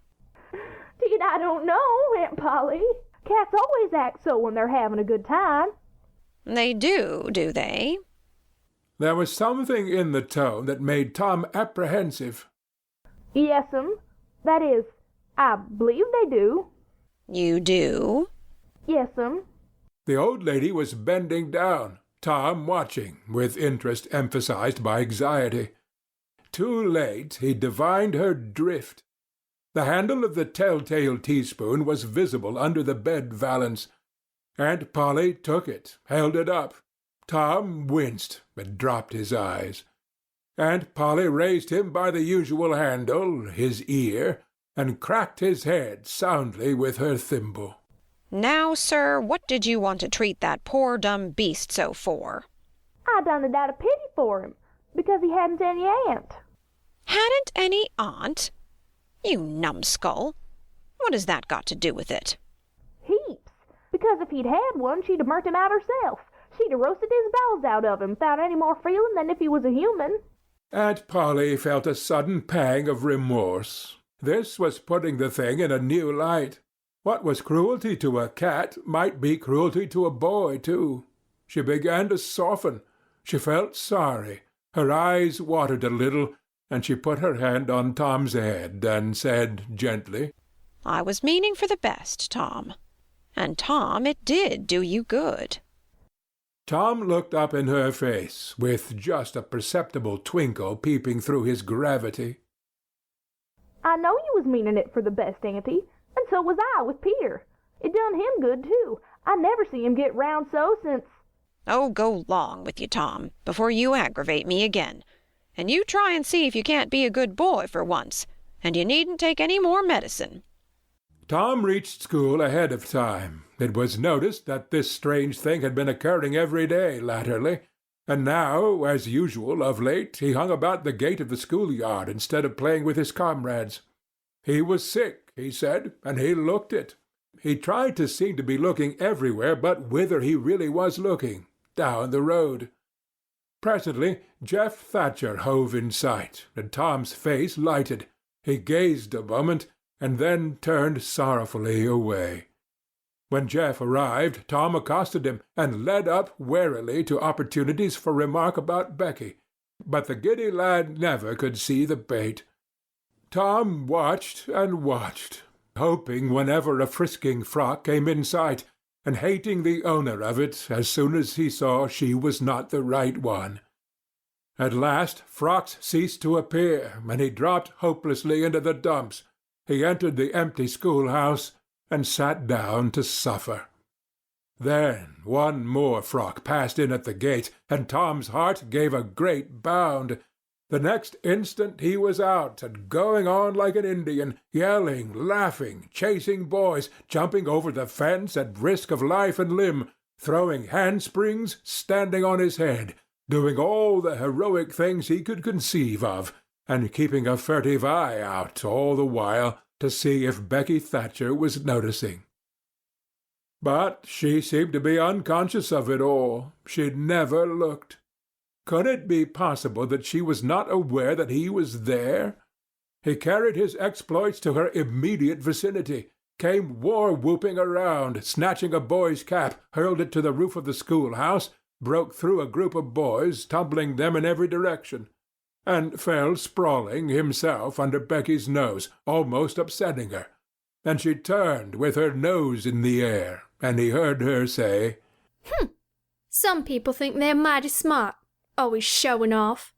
Tom's cheeks burned. He gathered himself up and sneaked off, crushed and crestfallen. End of Chapter 12. Chapter 13. The young pirates, going to the rendezvous, the campfire, fire talk. Tom's mind was made up now. He was gloomy and desperate. He was a forsaken, friendless boy, he said. Nobody loved him. When they found out what they had driven him to, perhaps they would be sorry. He had tried to do right and get along, but they would not let him.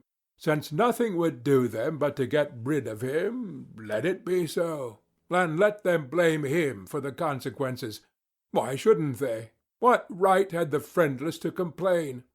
Yes, they had forced him to it at last. He would lead a life of crime. There was no choice. By this time he was far down Meadow Lane, and the bell for school to take up tinkled faintly upon his ear. He sobbed now to think he should never, never hear that old familiar sound any more. It was very hard, but it was forced on him. Since he was driven out into the cold world, he must submit. But he forgave them. Then the sobs came thick and fast. Just at this point he met his soul's sworn comrade, Joe Harper, hard-eyed and with evidently a great and dismal purpose in his heart. Plainly, here were two souls with but a single thought. Tom, wiping his eyes with his sleeve, began to blubber out something about a resolution to escape from hard usage and lack of sympathy at home, by roaming abroad into the great world, never to return, and ended by hoping that Joe would not forget him. But it transpired that this was a request which Joe had just been going to make of Tom, and had come to hunt him up for that purpose. His mother had whipped him for drinking some cream which he had never tasted and knew nothing about. It was plain that she was tired of him and wished him to go. If she felt that way, there was nothing for him to do but succumb. He hoped she would be happy, and never regret having driven her poor boy out into the unfeeling world to suffer and die. As the two boys walked sorrowing along, they made a new compact to stand by each other and be brothers, and never separate till death relieved them of their troubles. Then they began to lay their plans. Joe was for being a hermit, and living on crusts in a remote cave, and dying some time of cold and want and grief. But after listening to Tom, he conceded that there were some conspicuous advantages about a life of crime, and so he consented to be a pirate. 3 miles below St. Petersburg, at a point where the Mississippi River was a trifle over a mile wide, there was a long, narrow, wooded island with a shallow bar at the head of it, and this offered well as a rendezvous. It was not inhabited. It lay far over toward the further shore, abreast a dense and almost wholly unpeopled forest. So Jackson's Island was chosen. Who were to be the subjects of their piracies was a matter that did not occur to them. Then they hunted up Huckleberry Finn, and he joined them promptly, for all careers were one to him. He was indifferent. They presently separated to meet at a lonely spot on the river bank 2 miles above the village at the favorite hour, which was midnight. There was a small log raft there which they meant to capture. Each would bring hooks and lines, and such provision as he could steal in the most dark and mysterious way, as became outlaws. And before the afternoon was done, they had all managed to enjoy the sweet glory of spreading the fact that pretty soon the town would hear something. All who got this vague hint were cautioned to be mum and wait. About midnight Tom arrived with a boiled ham and a few trifles, and stopped in a dense undergrowth on a small bluff overlooking the meeting-place. It was starlight and very still. The mighty river lay like an ocean at rest. Tom listened a moment, but no sound disturbed the quiet. Then he gave a low, distinct whistle. It was answered from under the bluff. Tom whistled twice more. These signals were answered in the same way. Then a guarded voice said, "Who goes there?" Tom Sawyer, the Black Avenger of the Spanish Main. Name your names. Huck Finn the Red-Handed, and Joe Harper the Terror of the Seas. Tom had furnished these titles from his favorite literature. 'Tis well. Give the countersign. Two hoarse whispers delivered the same awful word simultaneously to the brooding night. Blood. Then Tom tumbled his ham over the bluff and let himself down after it, tearing both skin and clothes to some extent in the effort. There was an easy, comfortable path along the shore under the bluff, but it lacked the advantages of difficulty and danger so valued by a pirate. The Terror of the Seas had brought a side of bacon, and had about worn himself out with getting it there. Finn, the red-handed, had stolen a skillet and a quantity of half-cured leaf tobacco, and had also brought a few corn-cobs to make pipes with. But none of the pirates smoked or chewed but himself. The Black Avenger of the Spanish Main said it would never do to start without some fire. That was a wise thought. Matches were hardly known there in that day. They saw a fire smouldering upon a great raft 100 yards above, and they went stealthily thither and helped themselves to a chunk.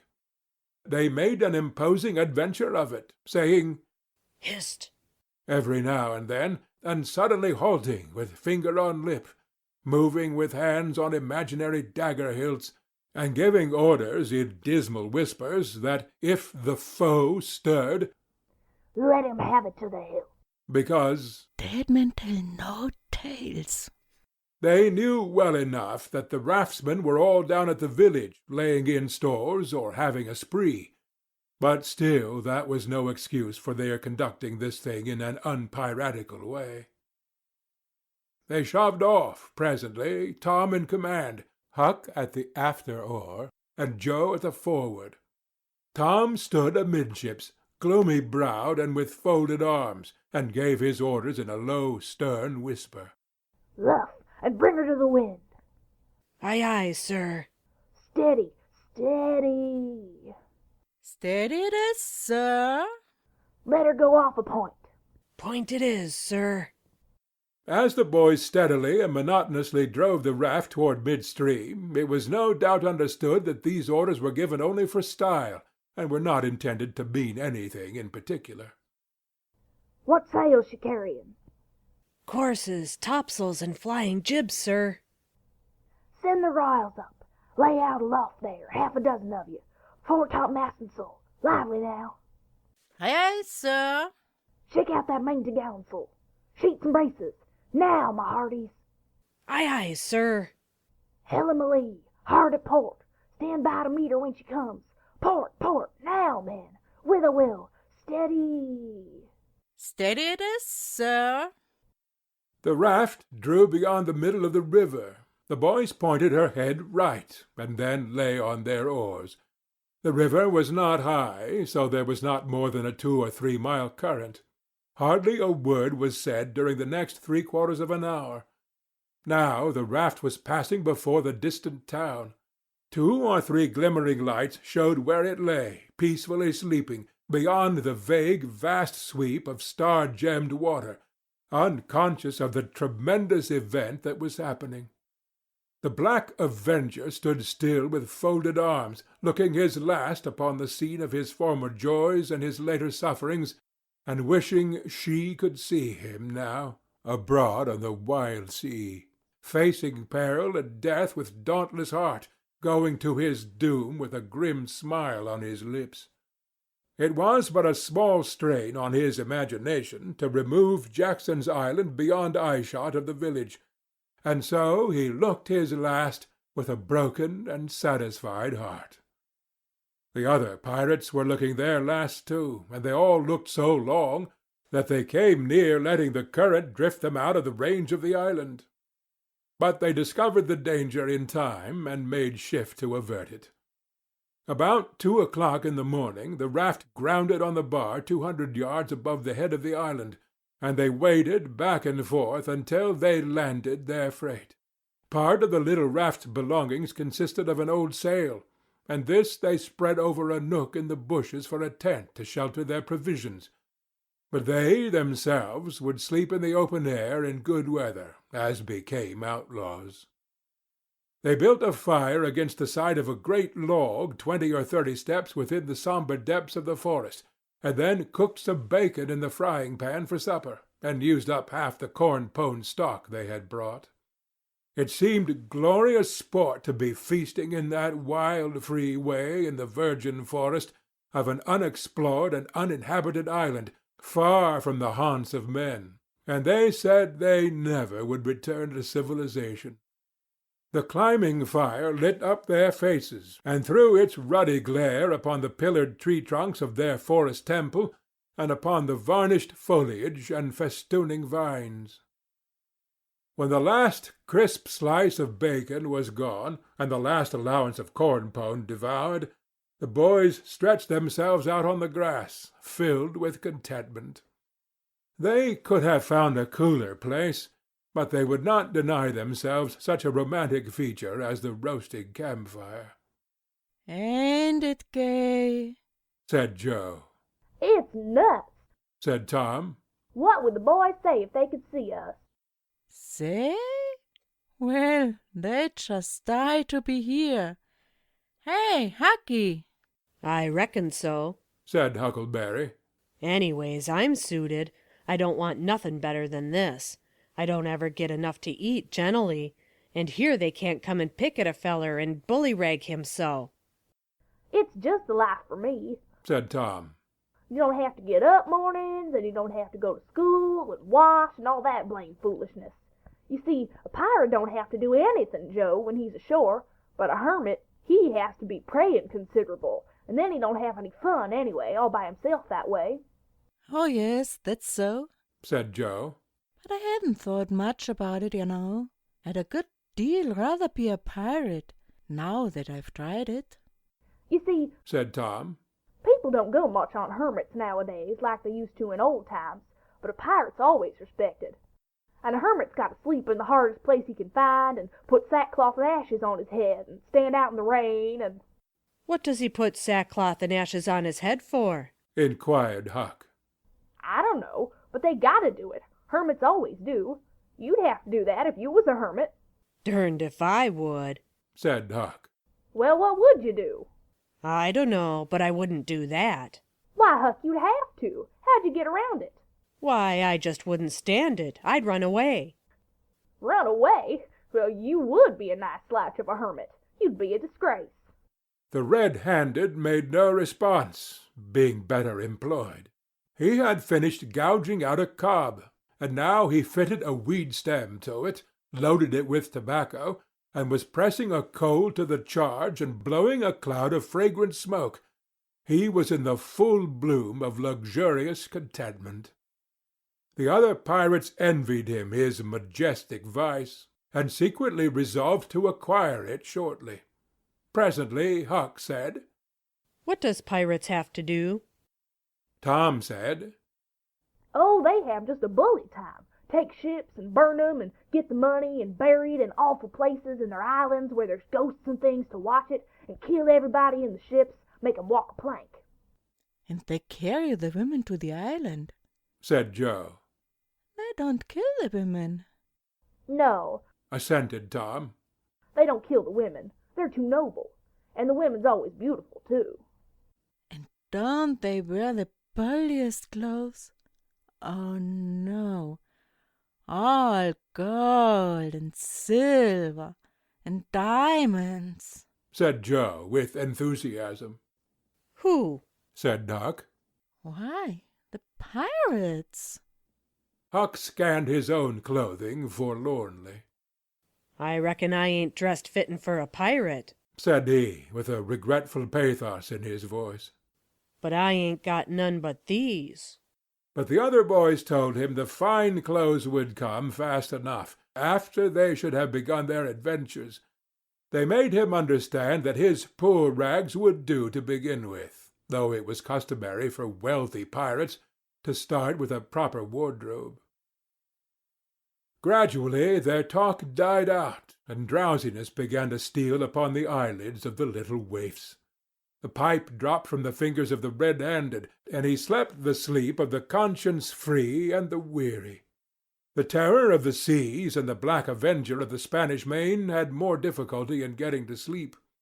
They said their prayers inwardly and lying down, since there was nobody there with authority to make them kneel and recite aloud. In truth, they had a mind not to say them at all, but they were afraid to proceed to such lengths as that, lest they might call down a sudden and special thunderbolt from heaven. Then at once they reached and hovered upon the imminent verge of sleep. But an intruder came now that would not down. It was conscience. They began to feel a vague fear that they had been doing wrong to run away. And next they thought of the stolen meat.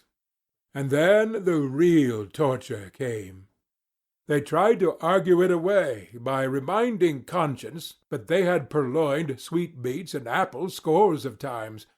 But conscience was not to be appeased by such thin plausibilities. It seemed to them, in the end, that there was no getting around the stubborn fact that taking sweetmeats was only hooking, while taking bacon and hams and such valuables was plain, simple stealing. And there was a command against that in the Bible. So they inwardly resolved that so long as they remained in the business, their piracies should not again be sullied with the crime of stealing. Then conscience granted a truce, and these curiously inconsistent pirates fell peacefully to sleep. End of chapter 13. Chapter 14. Camp Life a Sensation. Tom Steals Away from Camp. When Tom awoke in the morning, he wondered where he was. He sat up and rubbed his eyes and looked around. Then he comprehended.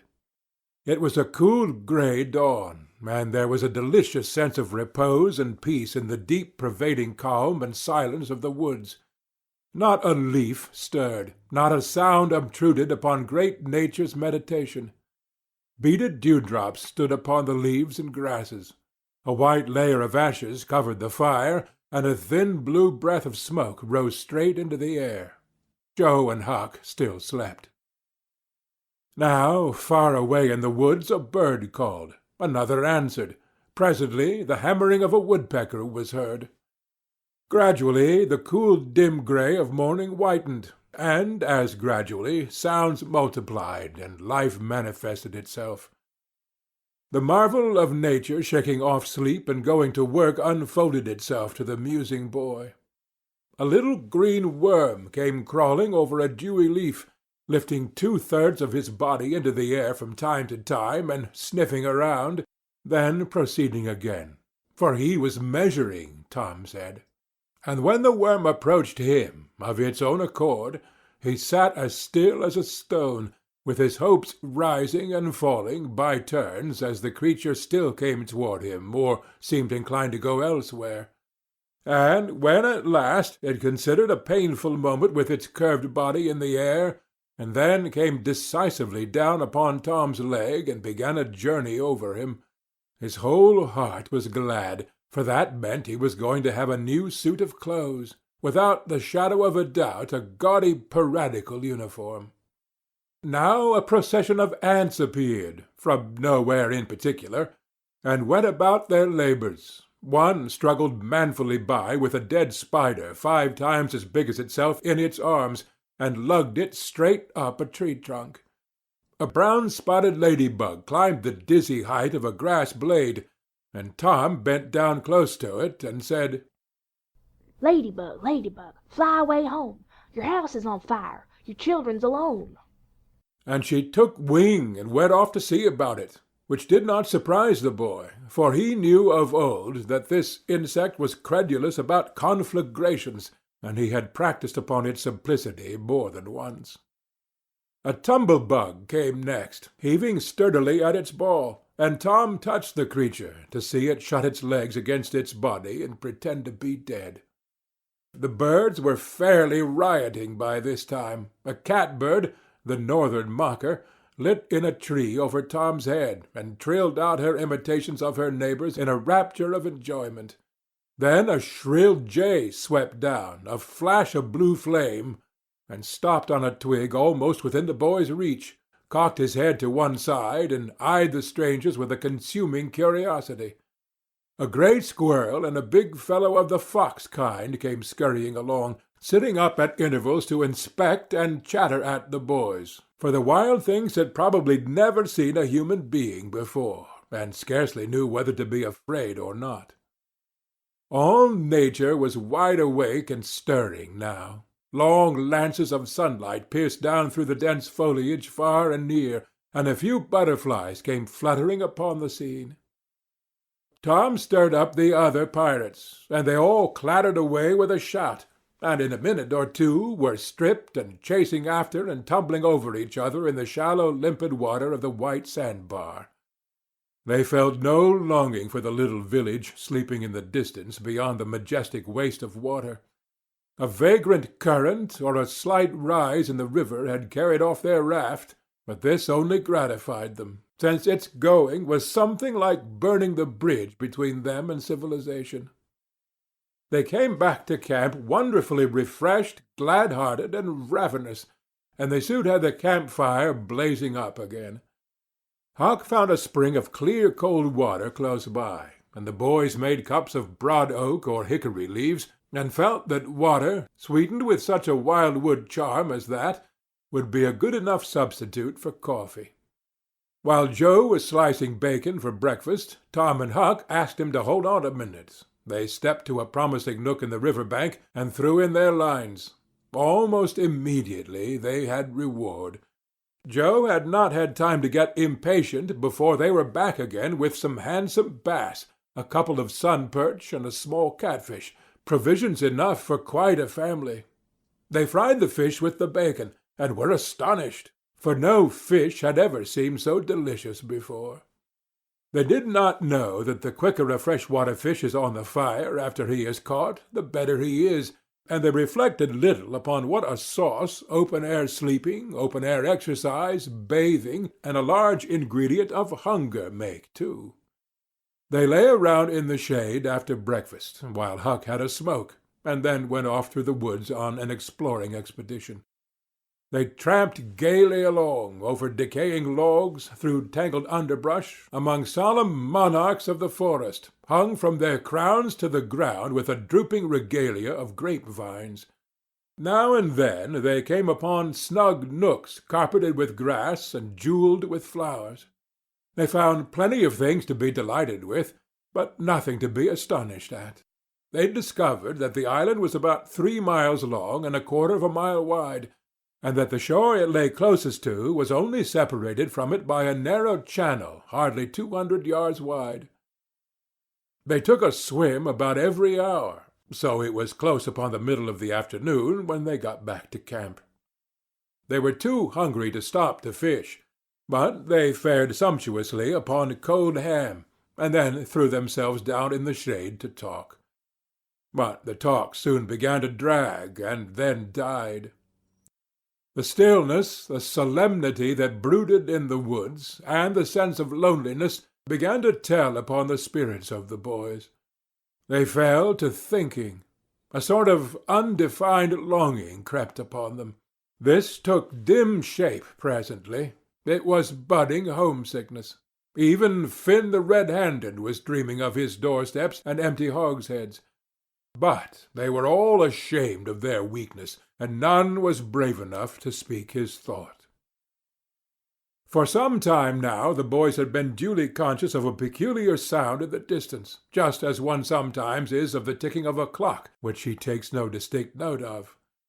But now this mysterious sound became more pronounced and forced a recognition. The boys started, glanced at each other, and then each assumed a listening attitude.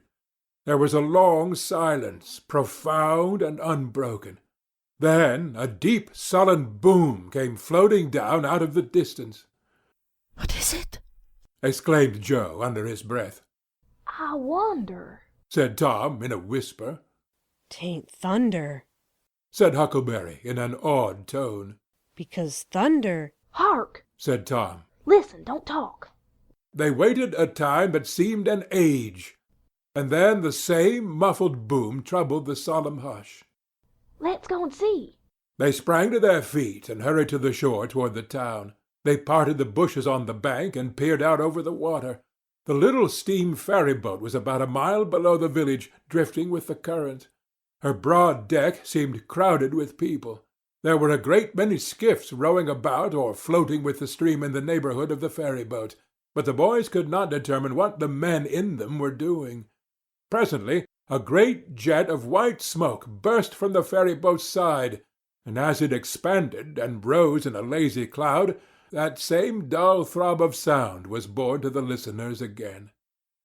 I know now, exclaimed Tom. Somebody's drowned. "That's it," said Huck. "They done that last summer, when Bill Turner got drownded.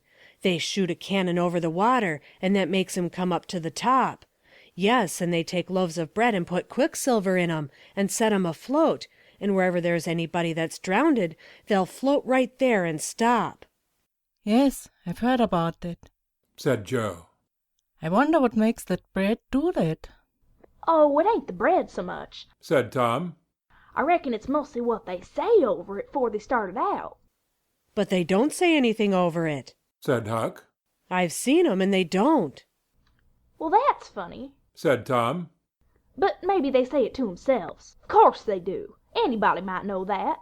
The other boys agreed that there was reason in what Tom said, because an ignorant lump of bread, uninstructed by an incantation, could not be expected to act very intelligently when set upon an errand of such gravity. "By jinks, I wish I was over there now," said Joe. "I do too," said Huck. "I'd give heaps to know who it is." The boys still listened and watched. Presently a revealing thought flashed through Tom's mind, and he exclaimed, Boys, I know who's drowned. It's us. They felt like heroes in an instant. Here was a gorgeous triumph. They were missed. They were mourned. Hearts were breaking on their account. Tears were being shed. Accusing memories of unkindness to these poor lost lads were rising up, and unavailing regrets and remorse were being indulged, and best of all, the departed were the talk of the whole town, and the envy of all the boys, as far as this dazzling notoriety was concerned. This was fine. It was worth while to be a pirate after all. As twilight drew on, the ferryboat went back to her accustomed business, and the skiffs disappeared. The pirates returned to camp. They were jubilant with vanity over their new grandeur and the illustrious trouble they were making. They caught fish, cooked supper, and ate it, and then fell to guessing at what the village was thinking and saying about them, and the pictures they drew of the public distress on their account were gratifying to look upon, from their point of view. But when the shadows of night closed them in, they gradually ceased to talk, and sat gazing into the fire, with their minds evidently wandering elsewhere. The excitement was gone now, and Tom and Joe could not keep back thoughts of certain persons at home who were not enjoying this fine frolic as much as they were. Misgivings came. They grew troubled and unhappy. A sigh or two escaped unawares. By and by, Joe timidly ventured upon a roundabout feeler as to how the others might look upon a return to civilization. Not right now, but— Tom withered him with derision. Huck, being uncommitted as yet, joined in with Tom, and the waverer quickly explained, and was glad to get out of the scrape with as little taint of chicken-hearted homesickness clinging to his garments as he could. Mutiny was effectually laid to rest for the moment. As the night deepened, Huck began to nod, and presently to snore. Joe followed next. Tom lay upon his elbow motionless for some time, watching the two intently. At last he got up cautiously on his knees, and went searching among the grass and the flickering reflections flung by the camp-fire. He picked up and inspected several large semi-cylinders of the thin white bark of a sycamore, and finally chose two which seemed to suit him. Then he knelt by the fire and painfully wrote something upon each of these with his red keel. One he rolled up and put in his jacket pocket, and the other he put in Joe's hat and removed it to a little distance from the owner. And he also put into that hat certain schoolboy treasures of almost inestimable value, among them a lump of chalk, an india-rubber ball, 3 fish-hooks, and one of that kind of marbles known as the sure-nuff crystal. Then he tiptoed his way cautiously among the trees till he felt that he was out of hearing, and straightway broke into a keen run in the direction of the sandbar. End of Chapter 14. Chapter 15. Tom reconnoiters, learns the situation, reports at camp. A few minutes later Tom was in the shoal water of the bar, wading toward the Illinois shore. Before the depth reached his middle he was halfway over. The current would permit no more wading now, so he struck out confidently to swim the remaining 100 yards. He swam quartering upstream, but still was swept downward rather faster than he had expected. However, he reached the shore finally, and drifted along till he found a low place and drew himself out. He put his hand on his jacket pocket, finding his piece of bark safe, and then struck through the woods, following the shore with streaming garments. Shortly before 10 o'clock he came out into an open place opposite the village, and saw the ferry-boat lying in the shadow of the trees and the high bank. Everything was quiet under the blinking stars. He crept down the bank, watching with all his eyes, slipped into the water, swam 3 or 4 strokes, and climbed into the skiff that did yawl duty at the boat's stern. He laid himself down under the thwarts and waited, panting. Presently the cracked bell tapped, and a voice gave the order to cast off. A moment or two later the skiff's head was standing high up against the boat's swell, and the voyage was begun. Tom felt happy in his success, for he knew it was the boat's last trip for the night. At the end of a long 12 or 15 minutes the wheels stopped, and Tom slipped overboard and swam ashore in the dusk, landing 50 yards downstream, out of danger of possible stragglers. He flew along unfrequented alleys, and shortly found himself at his aunt's back fence. He climbed over, approached the L, and looked in at the sitting-room window, for a light was burning there. There sat Aunt Polly, Sid, Mary, and Joe Harper's mother, grouped together, talking. They were by the bed, and the bed was between them and the door. Tom went to the door and began to softly lift the latch. Then he pressed gently, and the door yielded a crack. He continued pushing cautiously, and quaking every time it creaked, till he judged he might squeeze through on his knees. So he put his head through and began warily. "What makes the candle blow so?" said Aunt Polly. Tom hurried up. "Why, that door's open, I believe. Why, of course it is. No end of strange things now. Go along and shut it, Sid." Tom disappeared under the bed just in time. He lay and breathed himself for a time, and then crept to where he could almost touch his aunt's foot. "But as I was saying," said Aunt Polly, "he weren't bad, so to say, only mischievous. Only just giddy and harum-scarum, you know. He weren't any more responsible than a colt. He never meant any harm, and he was the best-hearted boy that ever was." And she began to cry. It was just so with my Joe. always full of his devilment, and up to every kind of mischief, but he was just as unselfish and kind as he could be. And laws bless me, to think I went and whipped him for taking that cream, never once recollecting that I throwed it out myself because it was sour, and I never to see him again in this world. Never, never, never. Poor abused boy. And Mrs. Harper sobbed, as if her heart would break. I hope Tom's better off where he is, said Sid. But if he'd been better, in some ways... Sid! Tom felt the glare of the old lady's eye, though he could not see it. Not a word against my Tom now that he's gone. God'll take care of him. Never you trouble yourself, sir. Oh, Mrs. Harper, I don't know how to give him up. I don't know how to give him up. He was such a comfort to me, although he tormented my old heart out of me most. The Lord giveth, and the Lord hath taken away. Blessed be the name of the Lord. But it's so hard. Oh, it's so hard. Only last Saturday my Joe busted a firecracker right under my nose, and I knocked him sprawling. Little did I know then how soon. Oh, if it was to do over again, I'd hug him and bless him for it. Yes, yes, yes, I know just how you feel, Mrs. Harper. I know just exactly how you feel. No longer ago than yesterday noon my Tom took and filled the cat full of painkiller, and I did think the critter would tear the house down. And God forgive me, I cracked Tom's head with my thimble, poor boy. Poor dead boy. But he's out of all his troubles now. And the last words I ever heard him say was to reproach... But this memory was too much for the old lady, and she broke entirely down. Tom was snuffling now himself, and more in pity of himself than anybody else. He could hear Mary crying and putting in a kindly word for him from time to time.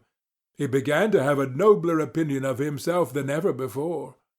Still, he was sufficiently touched by his aunt's grief to long to rush out from under the bed and overwhelm her with joy, and the theatrical gorgeousness of the thing appealed strongly to his nature, too, but he resisted and lay still. He went on listening, and gathering, by odds and ends, that it was conjectured at first that the boys had got drowned while taking a swim. Then the small raft had been missed. Next, certain boys said the missing lads had promised that the village should hear something soon. The wise heads had put this and that together, and decided that the boys had gone off on that raft and would turn up at the next town below presently. But toward noon the raft had been found, lodged against the Missouri shore some 5 or 6 miles below the village, and then hope perished. They must be drowned, else hunger would have driven them home by nightfall, if not sooner.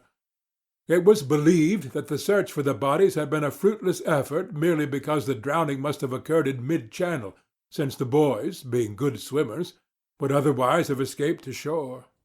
This was Wednesday night. If the bodies continued missing until Sunday, all hope would be given over, and the funerals would be preached on that morning. Tom shuddered. Mrs. Harper gave a sobbing good night and turned to go. Then, with a mutual impulse, the two bereaved women flung themselves into each other's arms and had a good consoling cry, and then parted. Aunt Polly was tender far beyond her wont in her good night to Sid and Mary. Sid snuffled a bit, and Mary went off crying with all her heart. Aunt Polly knelt down and prayed for Tom so touchingly, so appealingly, and with such measureless love in her words and her old trembling voice, that he was weltering in tears again, long before she was through. He had to keep still long after she went to bed, for she kept making broken-hearted ejaculations from time to time, tossing unrestfully, and turning over. But at last she was still, only moaning a little in her sleep.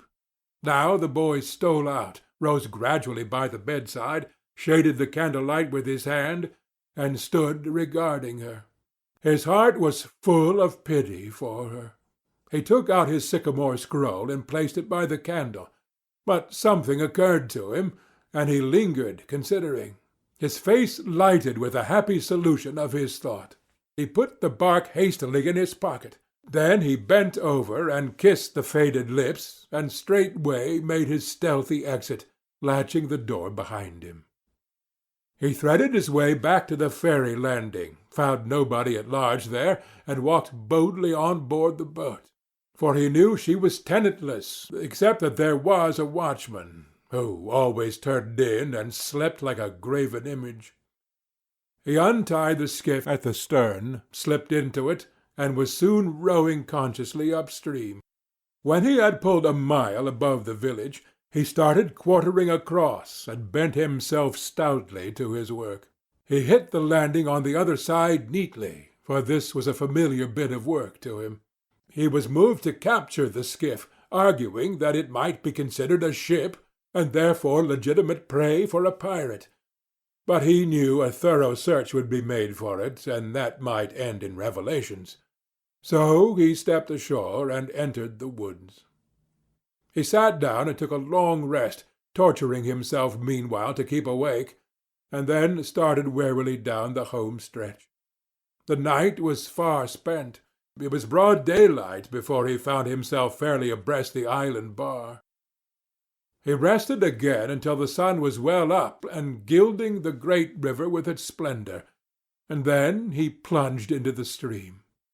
A little later he paused, dripping, upon the threshold of the camp, and heard Joe say, "No, Tom's true blue hawk, and he'll come back. He won't desert.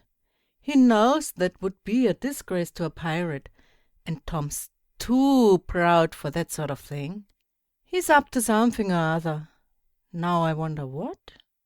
Well, the things is ours anyway, ain't they? "Pretty near, but not yet, Huck. The writing says they are if he ain't back here to breakfast." "Which he is," exclaimed Tom, with a fine dramatic effect, stepping grandly into camp. A sumptuous breakfast of bacon and fish was shortly provided, and as the boys set to work upon it, Tom recounted and adorned his adventures. They were a vain and boastful company of heroes when the tale was done. Then Tom hid himself away in a shady nook to sleep till noon, and the other pirates got ready to fish and explore. End of chapter 15. Chapter 16. A day's amusements. Tom reveals a secret. The pirates take a lesson. A night surprise. An Indian war.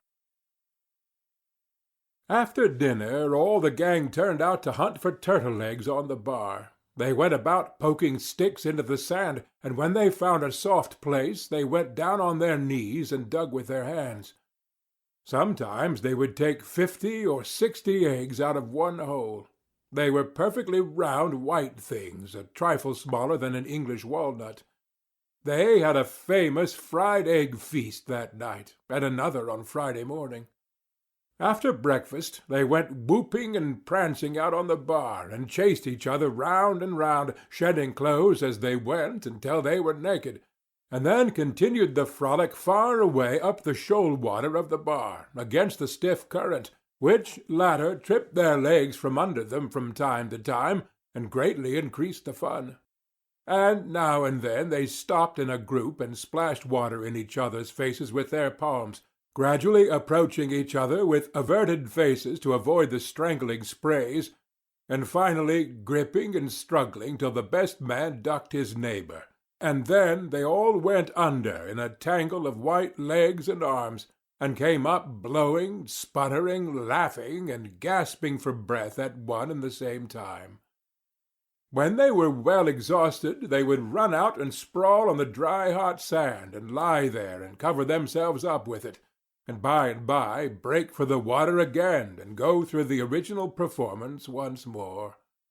Finally, it occurred to them that their naked skin represented flesh-colored tights very fairly, so they drew a ring in the sand and had a circus, with 3 clowns in it, for none would yield this proudest post to his neighbor.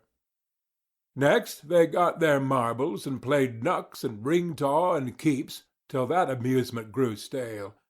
Then Joe and Huck had another swim, but Tom would not venture, because he found that in kicking off his trousers he had kicked his string of rattlesnake rattles off his ankle, and he wondered how he had escaped cramp so long without the protection of this mysterious charm.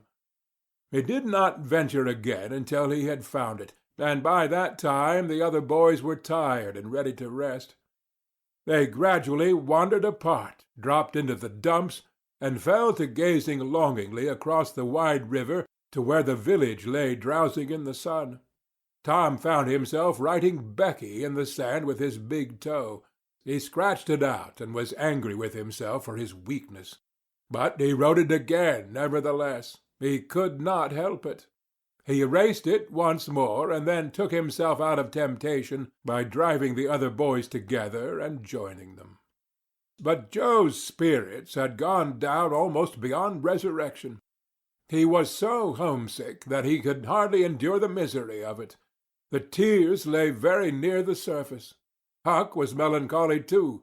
Tom was downhearted, but tried hard not to show it. He had a secret which he was not ready to tell yet, but if this mutinous depression was not broken up soon, he would have to bring it out. He said, with a great show of cheerfulness, "I bet there's been pirates on this island before, boys. We'll explore it again.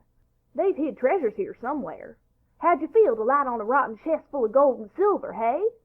But it roused only faint enthusiasm, which faded out with no reply. Tom tried one or two other seductions, but they failed too. It was discouraging work. Joe sat poking up the sand with a stick and looking very gloomy. Finally he said, "Oh, boys, let's give up. I want to go home. It's so lonesome." "Oh, no, Joe. You'll feel better by and by," said Tom. "Just think of the fishing that's here." "I don't care for fishing. I want to go home." "But, Joe, there ain't another such swimming place anywhere." "Swimming's no good. I don't seem to care for it somehow, when there ain't anybody to say I shan't go in. I mean to go home." "Oh, shucks, baby. You want to see your mother, I reckon." "Yes, I do want to see my mom. And you would too, if you had one. I ain't any more baby than you are." And Joe snuffled a little. "Well, we'll let the crybaby go home to his mother, won't we, Huck? Poor thing, does it want to see its mother? And so it shall. You like it here, don't you, Huck? We'll stay, won't we?" Huck said, "Yes," without any heart in it. "I'll never speak to you again as long as I live," said Joe, rising. "There now." And he moved moodily away and began to dress himself. "Who cares?" said Tom. "Nobody wants you to. Go along home and get laughed at. Oh, you're a nice pirate. Huck and me ain't crybabies. We'll stay here, won't we, Huck? Let him go if he wants to. I reckon we can get along without him, p'raps." But Tom was uneasy nevertheless, and was alarmed to see Joe go sullenly on with his dressing. And then it was discomforting to see Huck eyeing Joe's preparations so wistfully, and keeping up such an ominous silence. Presently, without a parting word, Joe began to wade off toward the Illinois shore. Tom's heart began to sink. He glanced at Huck. Huck could not bear the look and dropped his eyes. Then he said, "I want to go too, Tom. It was getting so lonesome anyway, and now it'll be worse. Let's us go too, Tom." "I won't. You can all go if you want to. I mean to stay." "Tom, I better go." "Well, go long. Who's hindering you?" Huck began to pick up his scattered clothes. He said, "Tom, I wished you'd come too. Now you think it over. We'll wait for you when we get to shore." "Well, you'll wait a blame long time, that's all." Huck started sorrowfully away, and Tom stood looking after him with a strong desire tugging at his heart to yield his pride and go along too. He hoped the boys would stop, but they still waded slowly on. It suddenly dawned on Tom that it was become very lonely and still. He made one final struggle with his pride, and then darted after his comrades, yelling. Wait, wait! I want to tell you something. They presently stopped and turned around. When he got to where they were, he began unfolding his secret, and they listened moodily till at last they saw the point he was driving at. And then they set up a war-whoop of applause, and said it was splendid, and said if he had told them at first, they wouldn't have started away. He made a plausible excuse, but his real reason had been the fear that not even the secret would keep them with him any very great length of time, and so he meant to hold it in reserve as a last seduction. The lads came gaily back and went at their sports again with a will, chattering all the time about Tom's stupendous plan and admiring the genius of it. After a dainty egg and fish dinner, Tom said he wanted to learn to smoke now. Joe caught at the idea and said he would like to try too, so Huck made pipes and filled them. These novices had never smoked anything before but cigars made of grapevine, and they bit the tongue, and were not considered manly anyway. Now they stretched themselves out on their elbows and began to puff, charily, and with slender confidence. The smoke had an unpleasant taste, and they gagged a little. But Tom said, Why, it's just as easy. If I'd have known this was all, I'd have learnt long ago. So would I, said Joe. It's just nothing. Why, many a time I've looked at people smoking and thought, well, I wish I could do that, but I never thought I could, said Tom. That's just the way with me, ain't it, Huck? You've heard me talk just that way, haven't you, Huck? I'll leave it to Huck if I haven't. Yes, heaps of times, said Huck. Well, I have too, said Tom. Oh, hundreds of times. Once down by the slaughterhouse. Don't you remember, Huck? Bob Tanner was there, and Johnny Miller, and Jeff Thatcher, when I said it. Don't you remember, Huck, about me saying that? Yes, that's so, said Huck. That was the day after I lost a white alley. No, 'twas the day before. There, I told you so, said Tom. Huck recollects it. I believe I could smoke this pipe all day, said Joe. I don't feel sick. Neither do I, said Tom. I could smoke it all day, but I bet you Jeff Thatcher couldn't. Jeff Thatcher? Why, he'd kneel over just with 2 draws.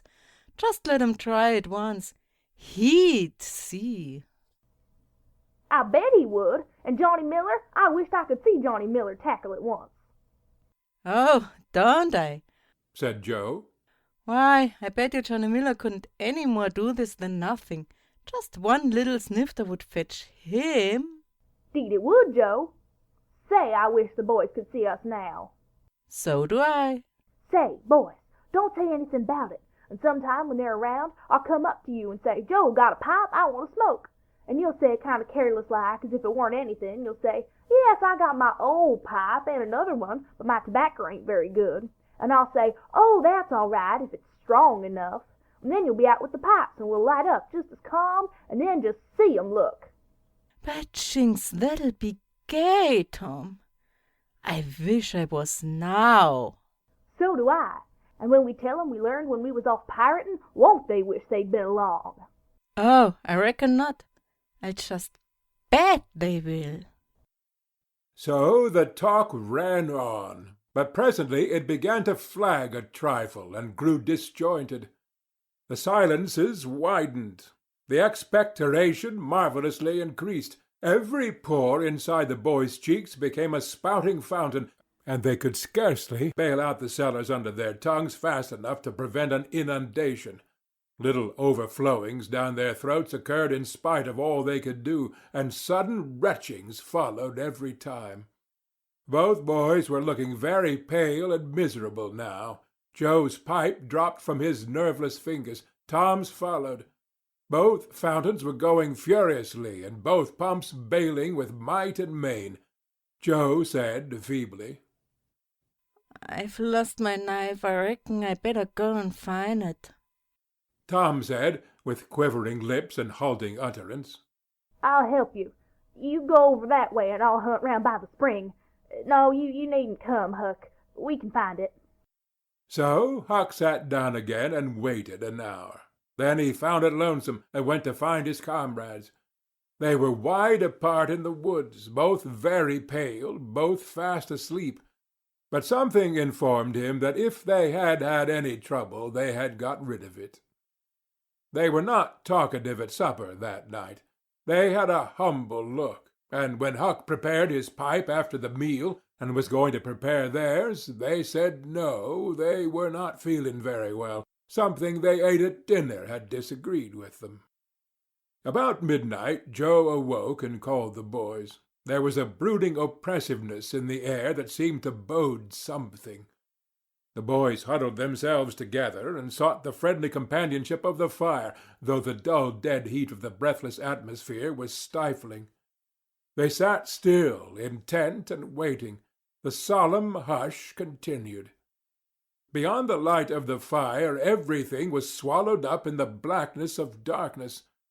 Presently there came a quivering glow that vaguely revealed the foliage for a moment, and then vanished. By and by another came, a little stronger, then another. Then a faint moan came sighing through the branches of the forest, and the boys felt a fleeting breath upon their cheeks, and shuddered with the fancy that the spirit of the night had gone by. There was a pause. Now a weird flash turned night into day, and showed every little grass blade, separate and distinct, that grew about their feet. And it showed 3 white, startled faces, too. A deep peal of thunder went rolling and tumbling down the heavens, and lost itself in sullen rumblings in the distance. A sweep of chilly air passed by, rustling all the leaves and snowing the flaky ashes broadcast about the fire. Another fierce glare lit up the forest, and an instant crash followed that seemed to rend the tree-tops right over the boys' heads. They clung together in terror in the thick gloom that followed. A few big raindrops fell pattering upon the leaves. Quick, boys, go for the tent! Exclaimed Tom. They sprang away, stumbling over roots and among vines in the dark, no two plunging in the same direction. A furious blast roared through the trees, making everything sing as it went. One blinding flash after another came, and peal on peal of deafening thunder. And now a drenching rain poured down, and the rising hurricane drove it in sheets along the ground. The boys cried out to each other, but the roaring wind and the booming thunder blasts drowned their voices utterly. However, one by one they straggled in at last and took shelter under the tent, cold, scared, and streaming with water. But to have company in misery seemed something to be grateful for. They could not talk, the old sail flapped so furiously, even if the other noises would have allowed them. The tempest rose higher and higher, and presently the sail tore loose from its fastenings and went winging away on the blast. The boys seized each other's hands and fled, with many tumblings and bruisings, to the shelter of a great oak that stood upon the river bank. Now the battle was at its highest. Under the ceaseless conflagration of lightning that flamed in the skies, everything below stood out in clean-cut and shadowless distinctness. The bending trees, the billowy river, white with foam, the driving spray of spume-flakes, the dim outlines of the high bluffs on the other side glimpsed through the drifting cloud-rack, and the slanting veil of rain. Every little while some giant tree yielded the fight and fell crashing through the younger growth. And the unflagging thunder peals came now in ear-splitting explosive blasts, keen and sharp and unspeakably appalling.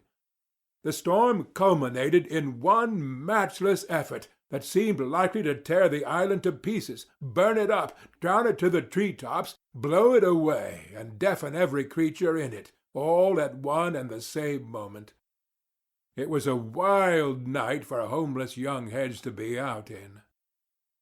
But at last the battle was done, and the forces retired with weaker and weaker threatenings and grumblings, and peace resumed her sway. The boys went back to camp a good deal awed. but they found there was still something to be thankful for, because the great sycamore, the shelter of their beds, was a ruin now, blasted by the lightnings, and they were not under it when the catastrophe happened. Everything in camp was drenched, the campfire as well, for they were but heedless lads like their generation, and had made no provision against rain. Here was a matter for dismay, for they were soaked through and chilled. They were eloquent in their distress, but they presently discovered that the fire had eaten so far up under the great log it had been built against, where it curved upward and separated itself from the ground, that a handbreadth or so of it had escaped wetting. So they patiently wrought, until, with shreds and bark gathered from the undersides of sheltered logs, they coaxed the fire to burn again. Then they piled on great dead boughs till they had a roaring furnace, and were glad-hearted once more. They dried their boiled ham, and had a feast, and after that they sat by the fire and expanded and glorified their midnight adventure until morning, for there was not a dry spot to sleep on anywhere around. As the sun began to steal in upon the boys, dreariness came over them, and they went out on the sandbar and lay down to sleep. They got scorched out by and by, and drearily set about getting breakfast. After the meal they felt rusty and stiff-jointed, and a little homesick once more. Tom saw the signs, and fell to cheering up the pirates as well as he could. But they cared nothing for marbles, or circus, or swimming, or anything. He reminded them of the imposing secret, and raised a ray of cheer. While it lasted, he got them interested in a new device. This was to knock off being pirates for a while, and be Indians for a change. They were attracted by this idea, so it was not long before they were stripped and striped from head to heel with black mud, like so many zebras, all of them chiefs, of course, and then they went tearing through the woods to attack an English settlement. By and by they separated into 3 hostile tribes, and darted upon each other from ambush with dreadful war-whoops, and killed and scalped each other by thousands. It was a gory day. Consequently, it was an extremely satisfactory one. They assembled in camp toward supper time, hungry and happy. But now a difficulty arose. Hostile Indians could not break the bread of hospitality together without first making peace, and this was a simple impossibility without smoking a pipe of peace. There was no other process that ever they had heard of. 2 of the savages almost wished they had remained pirates. However, there was no other way. So, with such show of cheerfulness as they could muster, they called for the pipe, and took their whiff as it passed, in due form. And behold, they were glad they had gone into savagery, for they had gained something. They found that they could now smoke a little without having to go and hunt for a lost knife. They did not get sick enough to be seriously uncomfortable. They were not likely to fool away this high promise for lack of effort. No, they practised cautiously after supper with right fair success, and so they spent a jubilant evening. They were prouder and happier in their new acquirement than they would have been in the scalping and skinning of the 6 nations. We will leave them to smoke and chatter and brag, since we have no further use for them at present. End of chapter 16. Chapter 17. Memories of the Lost Heroes. The point in Tom's secret. But there was no hilarity in the little town that same tranquil Saturday afternoon. The Harpers and Aunt Polly's family were being put into mourning with great grief and many tears. An unusual quiet possessed the village, although it is ordinarily quiet enough in all conscience. The villagers conducted their concerns with an absent air, and talked little, but they sighed often. The Saturday holiday seemed a burden to the children. They had no heart in their sports, and gradually gave them up. In the afternoon Becky Thatcher found herself moping about the deserted schoolhouse yard, and feeling very melancholy. But she found nothing there to comfort her. She soliloquized, "Oh, if only I had a brass andiron knob again! But I haven't got anything now to remember him by." and she choked back a little sob. Presently she stopped and said to herself, "It was right here. Oh, if it was to do over again, I wouldn't say that. I wouldn't say it for the whole world. But he's gone now. I'll never, never, never see him any more." This thought broke her down, and she wandered away, with tears rolling down her cheeks. Then quite a group of boys and girls, playmates of Tom's and Joe's, came by, and stood looking over the paling fence and talking in reverent tones of how Tom did so-and-so the last time they saw him, and how Joe said this or that small trifle, pregnant with awful prophecy, as they could easily see now, and each speaker pointed out the exact spot where the lost lad stood at the time, and then added something like, "And I was a-standing just so, just as I am now. And if you was him, I was close as that. And he smiled just this way. And then something seemed to go all over me, like awful, you know. And I never thought what it meant, of course, but I can see now." Then there was a dispute about who saw the dead boys last in life, and many claimed that dismal distinction, and offered evidences, more or less tampered with by the witness. And when it was ultimately decided who did see the departed last, and exchanged the last words with them, the lucky parties took upon themselves a sort of sacred importance, and were gaped at and envied by all the rest. One poor chap, who had no other grandeur to offer, said with tolerably manifest pride in the remembrance, "Well, Tom Sawyer, he licked me once." But that bid for glory was a failure. Most of the boys could say that, and so that cheapened the distinction too much. The group loitered away, still recalling memories of the lost heroes in awed voices. When the Sunday school hour was finished the next morning, the bell began to toll, instead of ringing in the usual way. It was a very still Sabbath, and the mournful sound seemed in keeping with the musing hush that lay upon nature. The villagers began to gather, loitering a moment in the vestibule to converse in whispers about the sad event. But there was no whispering in the house, only the funereal rustling of dresses, as the women gathered to their seats, disturbed the silence there.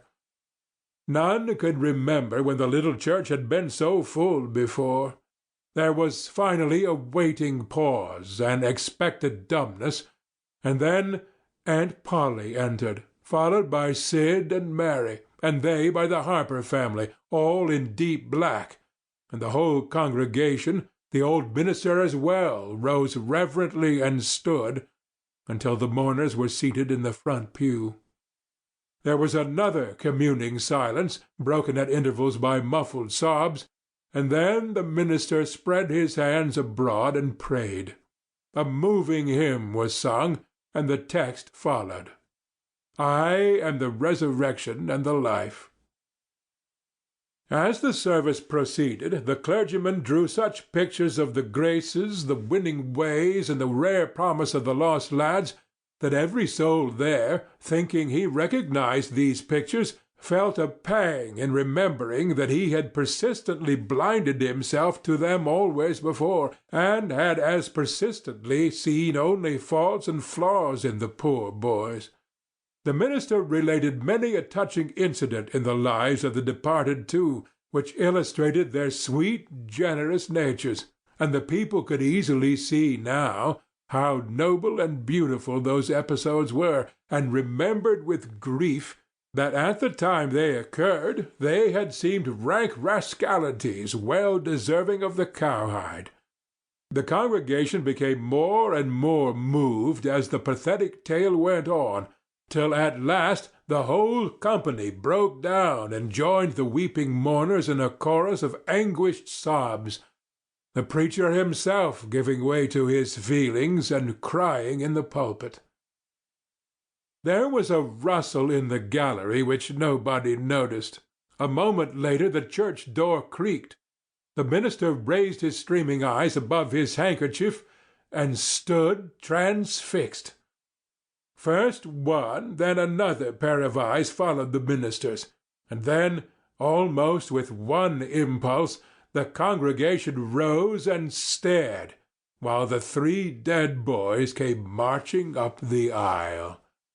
Tom in the lead, Joe next, and Huck, a ruin of drooping rags, sneaking sheepishly in the rear. They had been hid in the unused gallery, listening to their own funeral sermon. Aunt Polly, Mary, and the Harpers threw themselves upon their restored ones, smothered them with kisses, and poured out thanksgivings, while poor Huck stood abashed and uncomfortable, not knowing exactly what to do or where to hide from so many unwelcoming eyes. He wavered and started to slink away, but Tom seized him and said, "Aunt Polly, it ain't fair. Somebody's got to be glad to see Huck." And so they shall. I'm glad to see him. Poor motherless thing. And the loving attentions Aunt Polly lavished upon him were the one thing capable of making him more uncomfortable than he was before. Suddenly the minister shouted at the top of his voice, "Praise God, from whom all blessings flow! Sing, and put your hearts in it!" And they did.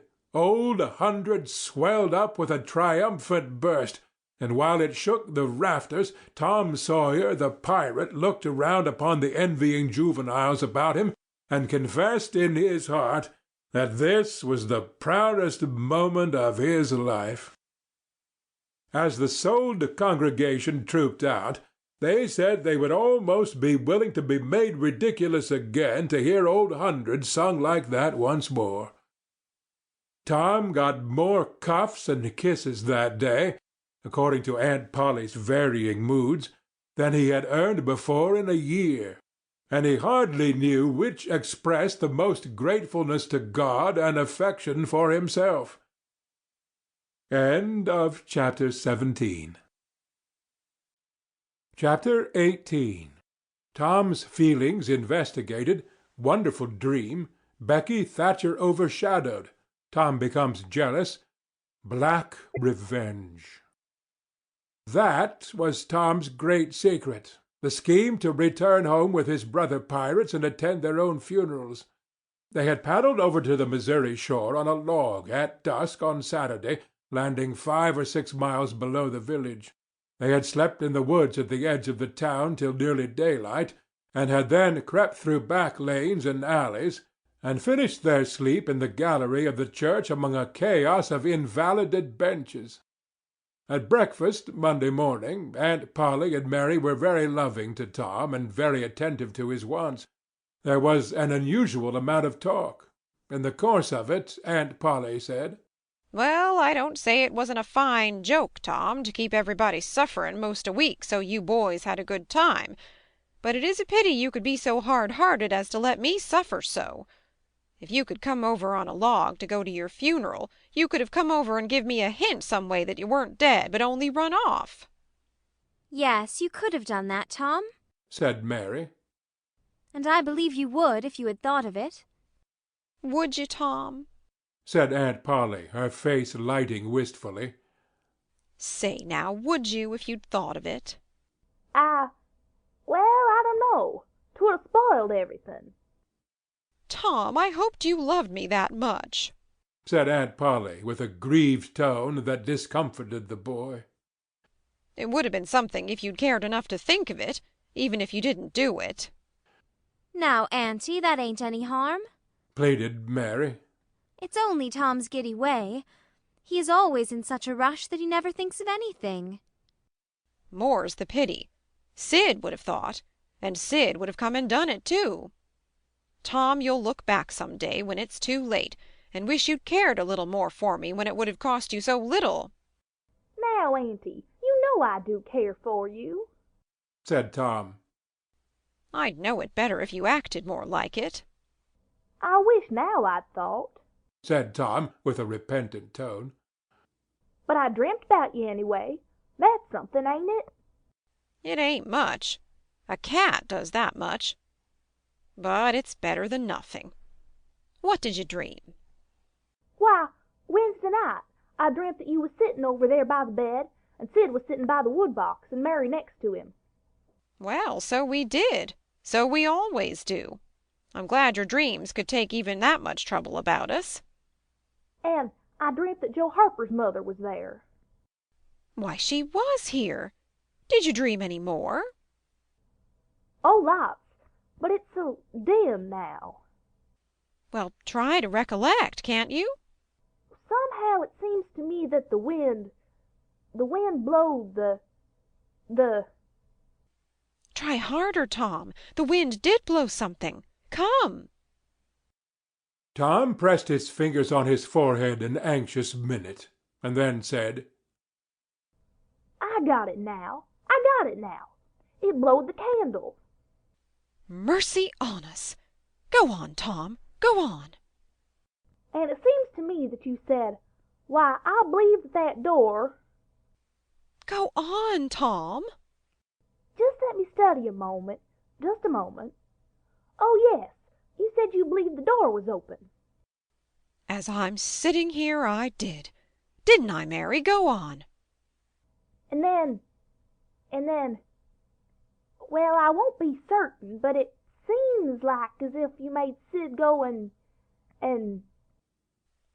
Well, what did I make him do, Tom? What did I make him do? You made him... you made him shut it. Well, for the land's sake! I never heard the beat of that in all my days. Don't tell me there ain't anything in dreams any more. Sereny Harper shall know of this before I'm an hour older. I'd like to see her get around this with her rubbage 'bout superstition. Go on, Tom. Oh, it's all getting just as bright as day now.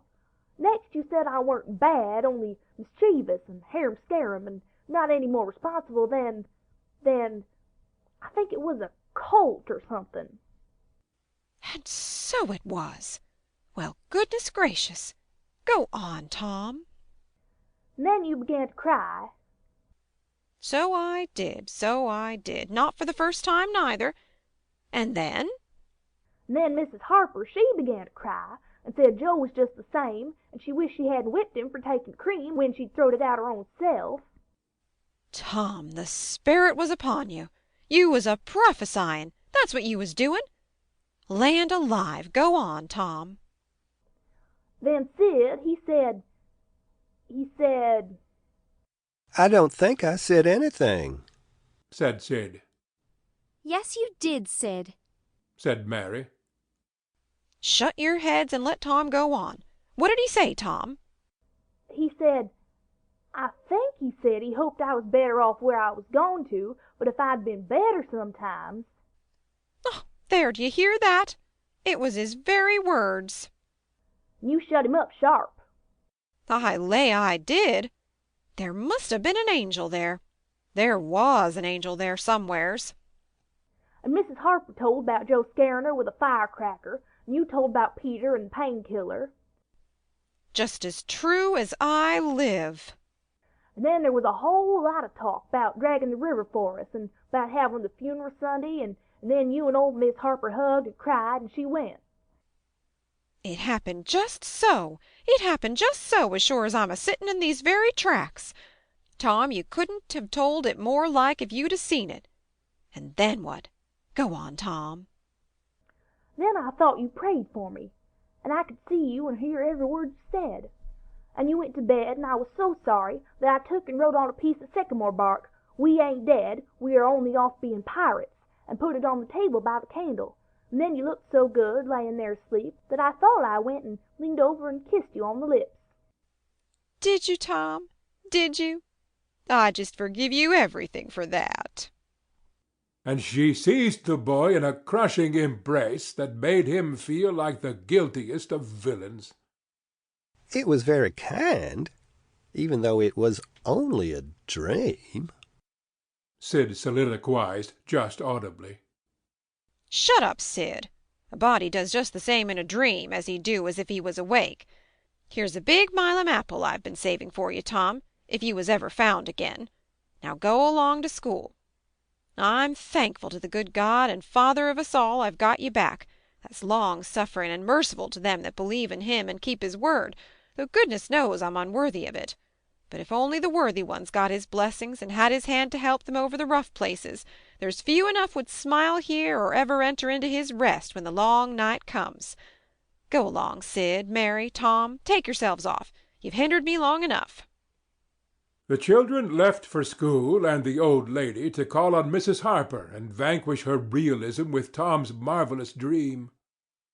Sid had better judgment than to utter the thought that was in his mind as he left the house. It was this: Pretty thin. As long a dream as that, without any mistakes in it. What a hero Tom was become now! He did not go skipping and prancing, but moved with a dignified swagger as became a pirate who felt that the public eye was on him, and indeed it was. He tried not to seem to see the looks or hear the remarks as he passed along, but they were food and drink to him. Smaller boys than himself flocked at his heels, as proud to be seen with him and tolerated by him as if he had been the drummer at the head of a procession or the elephant leading a menagerie into town. Boys of his own size pretended not to know he had been away at all, but they were consuming with envy nevertheless. They would have given anything to have that swarthy, sun-tanned skin of his and his glittering notoriety, and Tom would have not parted with either for a circus. At school the children made so much of him and of Joe, and delivered such eloquent admiration from their eyes, that the two heroes were not long in becoming insufferably stuck up. They began to tell their adventures to hungry listeners, but they only began. It was not a thing likely to have an end, with imaginations like theirs to furnish material. And finally, when they got out their pipes and went serenely puffing around, the very summit of glory was reached. Tom decided that he would be independent of Becky Thatcher now. Glory was sufficient. He would live for glory. Now that he was distinguished, maybe she would be wanting to make up. Well, let her. She should see that he could be as indifferent as some other people. Presently she arrived. Tom pretended not to see her. He moved away and joined a group of boys and girls and began to talk. Soon he observed that she was tripping gaily back and forth with flushed face and dancing eyes, pretending to be busy chasing schoolmates, and screaming with laughter when she made a capture. But he noticed that she always made her captures in his vicinity, and that she seemed to cast a conscious eye in his direction at such times too. It gratified all the vicious vanity that was in him, and so, instead of winning him, it only set him up the more, and made him the more diligent to avoid betraying that he knew she was about. Presently she gave over skylarking, and moved irresolutely about, sighing once or twice, and glancing furtively and wistfully toward Tom.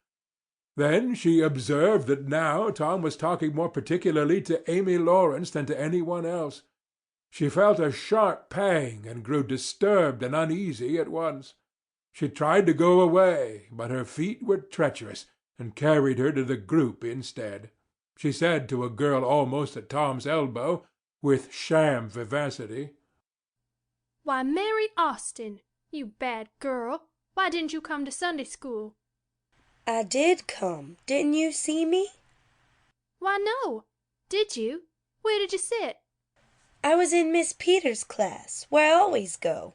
I saw you. Did you? Why, it's funny I didn't see you. I wanted to tell you about the picnic. Oh, that's jolly. Who's going to give it? My ma's going to let me have one. Oh, goody.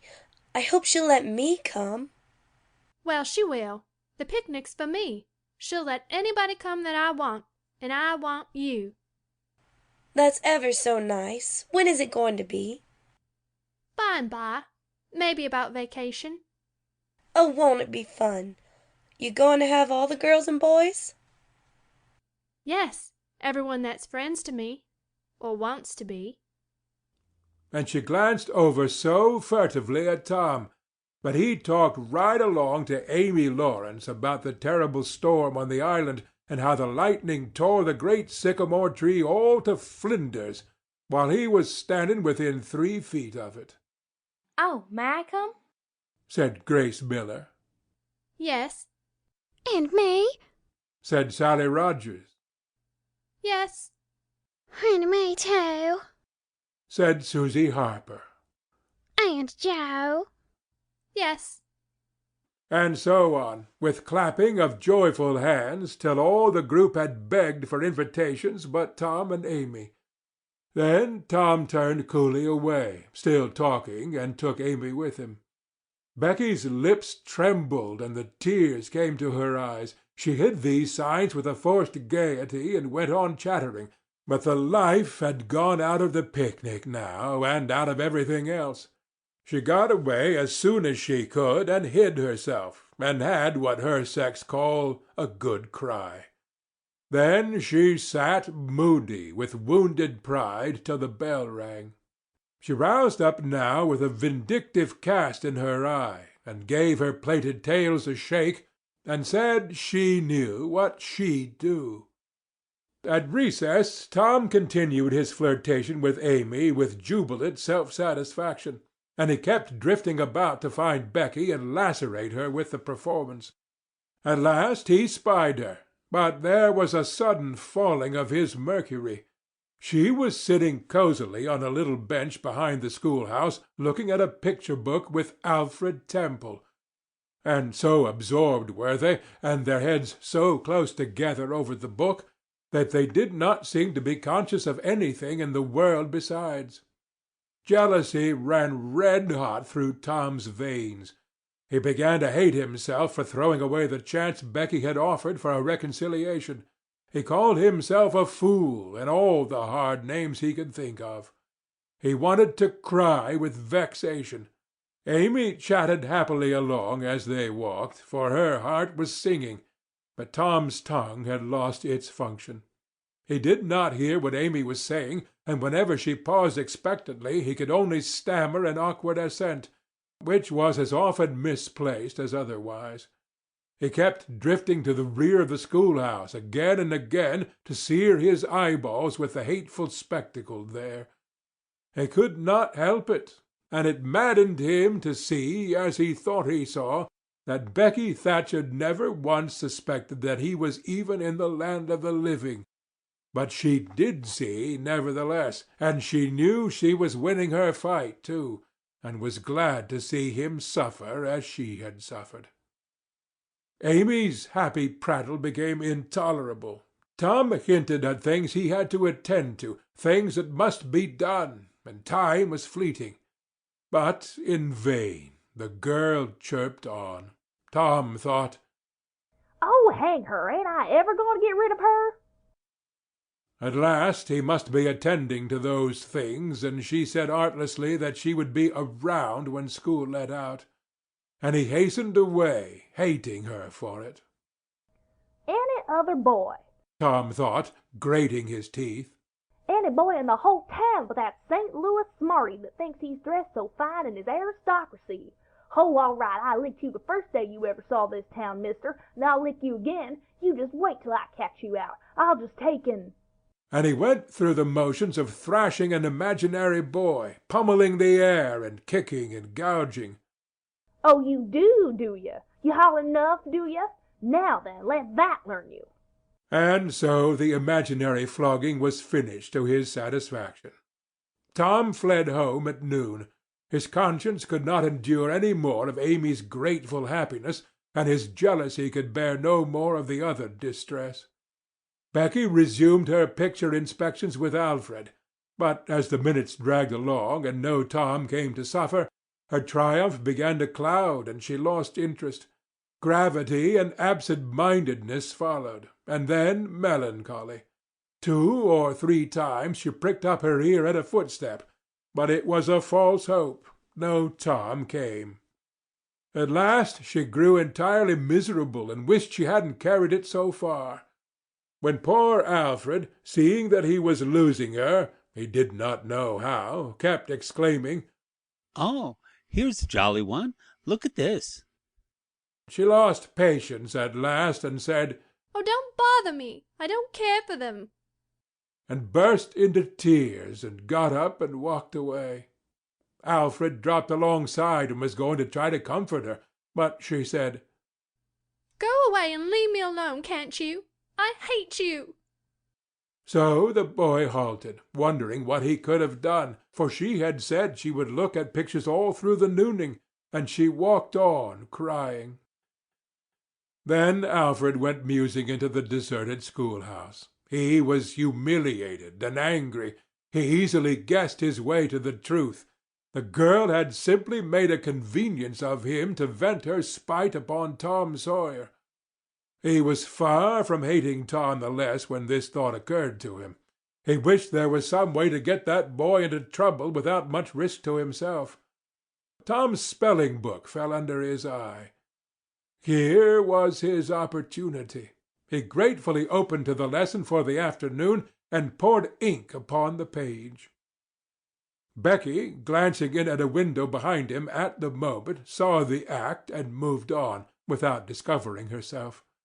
She started homeward now, intending to find Tom and tell him. Tom would be thankful, and their troubles would be healed. Before she was half-way home, however, she had changed her mind. The thought of Tom's treatment of her when she was talking about her picnic came scorching back and filled her with shame. She resolved to let him get whipped on the damaged spelling-book's account, and to hate him forever into the bargain. End of Chapter 18. Chapter 19. Tom Tells the Truth. Tom arrived at home in a dreary mood, and the first thing his aunt said to him showed him that he had brought his sorrows to an unpromising market. "Tom, I've a notion to skin you alive." Auntie, what have I done? "Well, you've done enough. Here I go over to Sereny Harper like an old softy, expecting I'm going to make her believe all that rubbish about that dream, when lo and behold you, she'd found out from Joe that you was over here and heard all the talk we had that night. Tom, I don't know what is to become of a boy that will act like that. It makes me feel so bad to think you could let me go to Sereny Harper and make such a fool of myself and never say a word." This was a new aspect of the thing.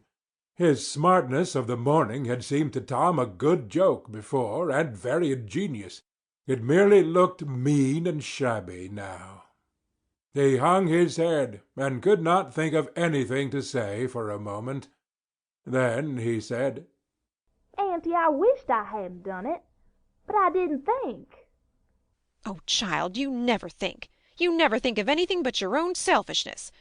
You could think to come all the way over here from Jackson's Island in the night to laugh at our troubles, and you could think to fool me with a lie about a dream, but you couldn't ever think to pity us and save us from sorrow." Auntie, I know now it was mean, but I didn't mean to be mean. I didn't, honest. And besides, I didn't come over here to laugh at you that night. "What did you come for, then?" It was to tell you not to be uneasy about us, 'cause we hadn't got drownded. "Tom, Tom, I would be the thankfullest soul in this world if I could believe you ever had as good a thought as that, but you know you never did, and I know it, Tom." Indeed, I did, Auntie. I wish I may never stir if I didn't. "Oh, Tom, don't lie. Don't do it. It only makes things 100 times worse." It ain't a lie, Auntie. It's the truth. I wanted to keep you from grieving. That was all that made me come. "I'd give the whole world to believe that. It would cover up a power of sins, Tom. I'd most be glad you'd run off and acted so bad. But it ain't reasonable. Because why didn't you tell me, child?" Why, you see, when you got to talking about the funeral, I just got all full of the idea of our coming and hiding in the church, and I couldn't somehow bear to spoil it. So I just put the bark back in my pocket and kept mum. "What bark?" "The bark I'd wrote on to tell you we'd gone pirating. I wish now you'd waked up when I kissed you. I do, honest." The hard lines in his aunt's face relaxed, and a sudden tenderness dawned in her eyes. "Did you kiss me, Tom?" Why, yes, I did. Are you sure you did, Tom? Why, yes, I did, Auntie. Certain sure. What did you kiss me for, Tom? Because I loved you so, and you laid there moaning, and I was so sorry. The words sounded like truth. The old lady could not hide a tremor in her voice when she said, Kiss me again, Tom, and be off with you to school now, and don't bother me any more.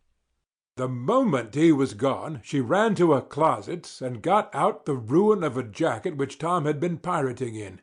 Then she stopped with it in her hand and said to herself, No, I don't dare. Poor boy, I reckon he's lied about it. But it's a blessed, blessed lie. There's such a comfort comes from it. I know the Lord will forgive him, because it was such good-heartedness in him to tell it. But I don't want to find out it's a lie. I won't look. She put the jacket away and stood by, musing a minute. Twice she put out her hand to take the garment again, and twice she refrained. Once more she ventured, and this time she fortified herself with the thought, It's a good lie. It's a good lie. I won't let it grieve me. So she sought the jacket pocket. A moment later she was reading Tom's piece of bark through flowing tears, and saying, I could forgive the boy now if he'd committed 1,000,000 sins. Chapter 19. Chapter 20. Becky in a dilemma. Tom's nobility asserts itself. There was something about Aunt Polly's manner when she kissed Tom that swept away his low spirits and made him light-hearted and happy again. He started to school, and had the luck of coming upon Becky Thatcher at the head of Meadow Lane. His mood always determined his manner. Without a moment's hesitation he ran to her and said, I acted mighty mean today, Becky, and I'm so sorry. I won't ever do that way again as long as ever I live. Please make up, won't you? The girl stopped and looked him scornfully in the face. I'll thank you to keep yourself to yourself, Mr. Thomas Sawyer. I'll never speak to you again. She tossed her head and passed on. Tom was so stunned that he had not even presence of mind enough to say, Who cares, Miss Smarty? Until the right time to say it had gone by. So he said nothing, but he was in a fine rage nevertheless. He moped into the schoolyard, wishing she were a boy, and imagining how he would trounce her if she were. He presently encountered her, and delivered a stinging remark as he passed. She hurled one in return, and the angry breach was complete. It seemed to Becky, in her hot resentment, that she could hardly wait for school to take in, she was so impatient to see Tom flogged for the injured spelling-book.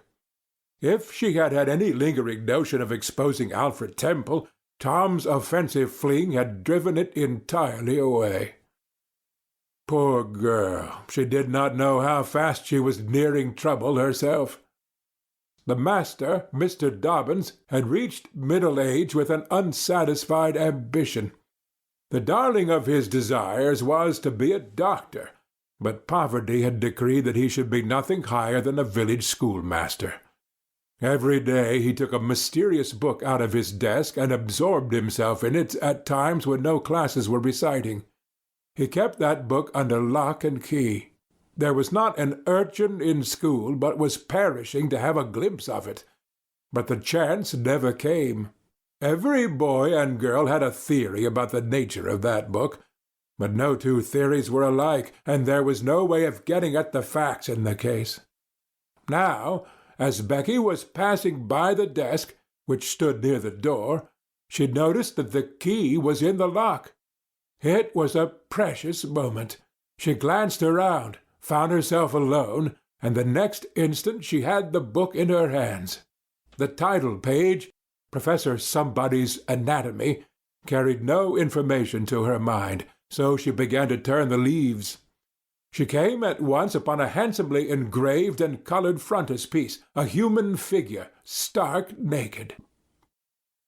At that moment a shadow fell on the page, and Tom Sawyer stepped in at the door and caught a glimpse of the picture. Becky snatched at the book to close it, and had the hard luck to tear the pictured page half down the middle. She thrust the volume into the desk, turned the key, and burst out crying with shame and vexation. Tom Sawyer, you are just as mean as you can be, to sneak up on a person and look at what they're looking at. How could I know you was looking at anything? You ought to be ashamed of yourself, Tom Sawyer.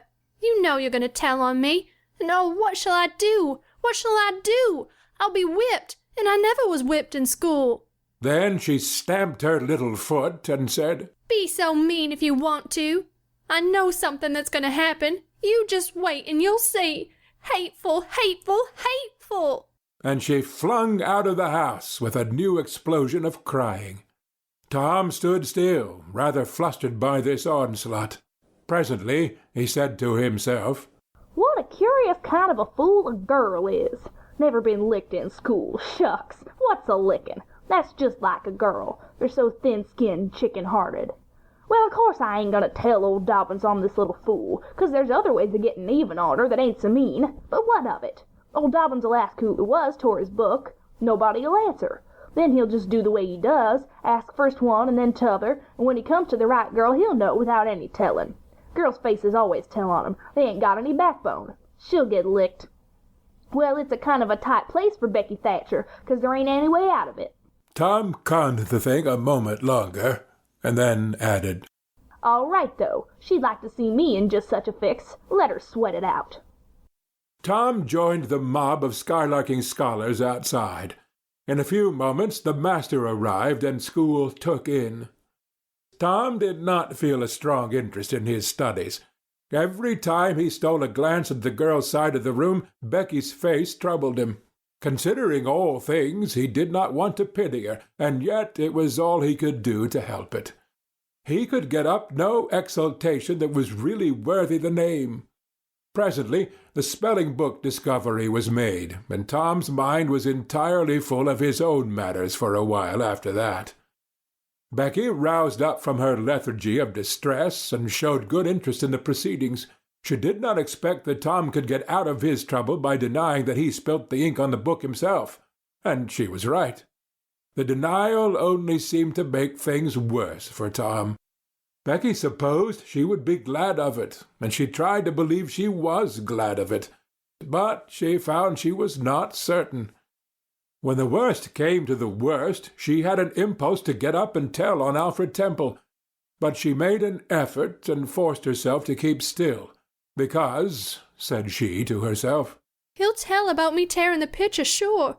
I wouldn't say a word, not to save his life. Tom took his whipping and went back to his seat not at all broken-hearted, for he thought it was possible that he had unknowingly upset the ink on the spelling-book himself in some skylarking bout. He had denied it for form's sake and because it was custom, and had stuck to the denial from principle. A whole hour drifted by. The master sat nodding in his throne. The air was drowsy with the hum of study. By and by Mr. Dobbins straightened himself up, yawned, then unlocked his desk and reached for his book, but seemed undecided whether to take it out or leave it. Most of the pupils glanced up languidly, but there were two among them that watched his movements with intent eyes. Mr. Dobbins fingered his book absently for a while, then took it out and settled himself in his chair to read. Tom shot a glance at Becky. He had seen a hunted and helpless rabbit look as she did, with a gun levelled at its head. Instantly he forgot his quarrel with her. Quick, something must be done in a flash, too. But the very imminence of the emergency paralyzed his invention. Good. He had an inspiration.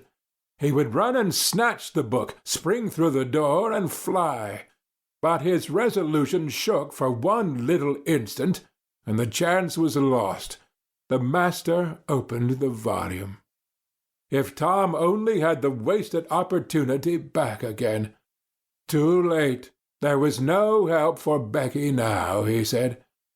The next moment the master faced the school. Every eye sank under his gaze. There was that in it which smote even the innocent with fear. There was silence while one might count 10. The master was gathering his wrath. Then he spoke. Who tore this book? There was not a sound. One could have heard a pin drop. The stillness continued. The master searched face after face for signs of guilt. Benjamin Rogers, did you tear this book? A denial. Another pause. Joseph Harper, did you? Another denial. Tom's uneasiness grew more and more intense under the slow torture of these proceedings.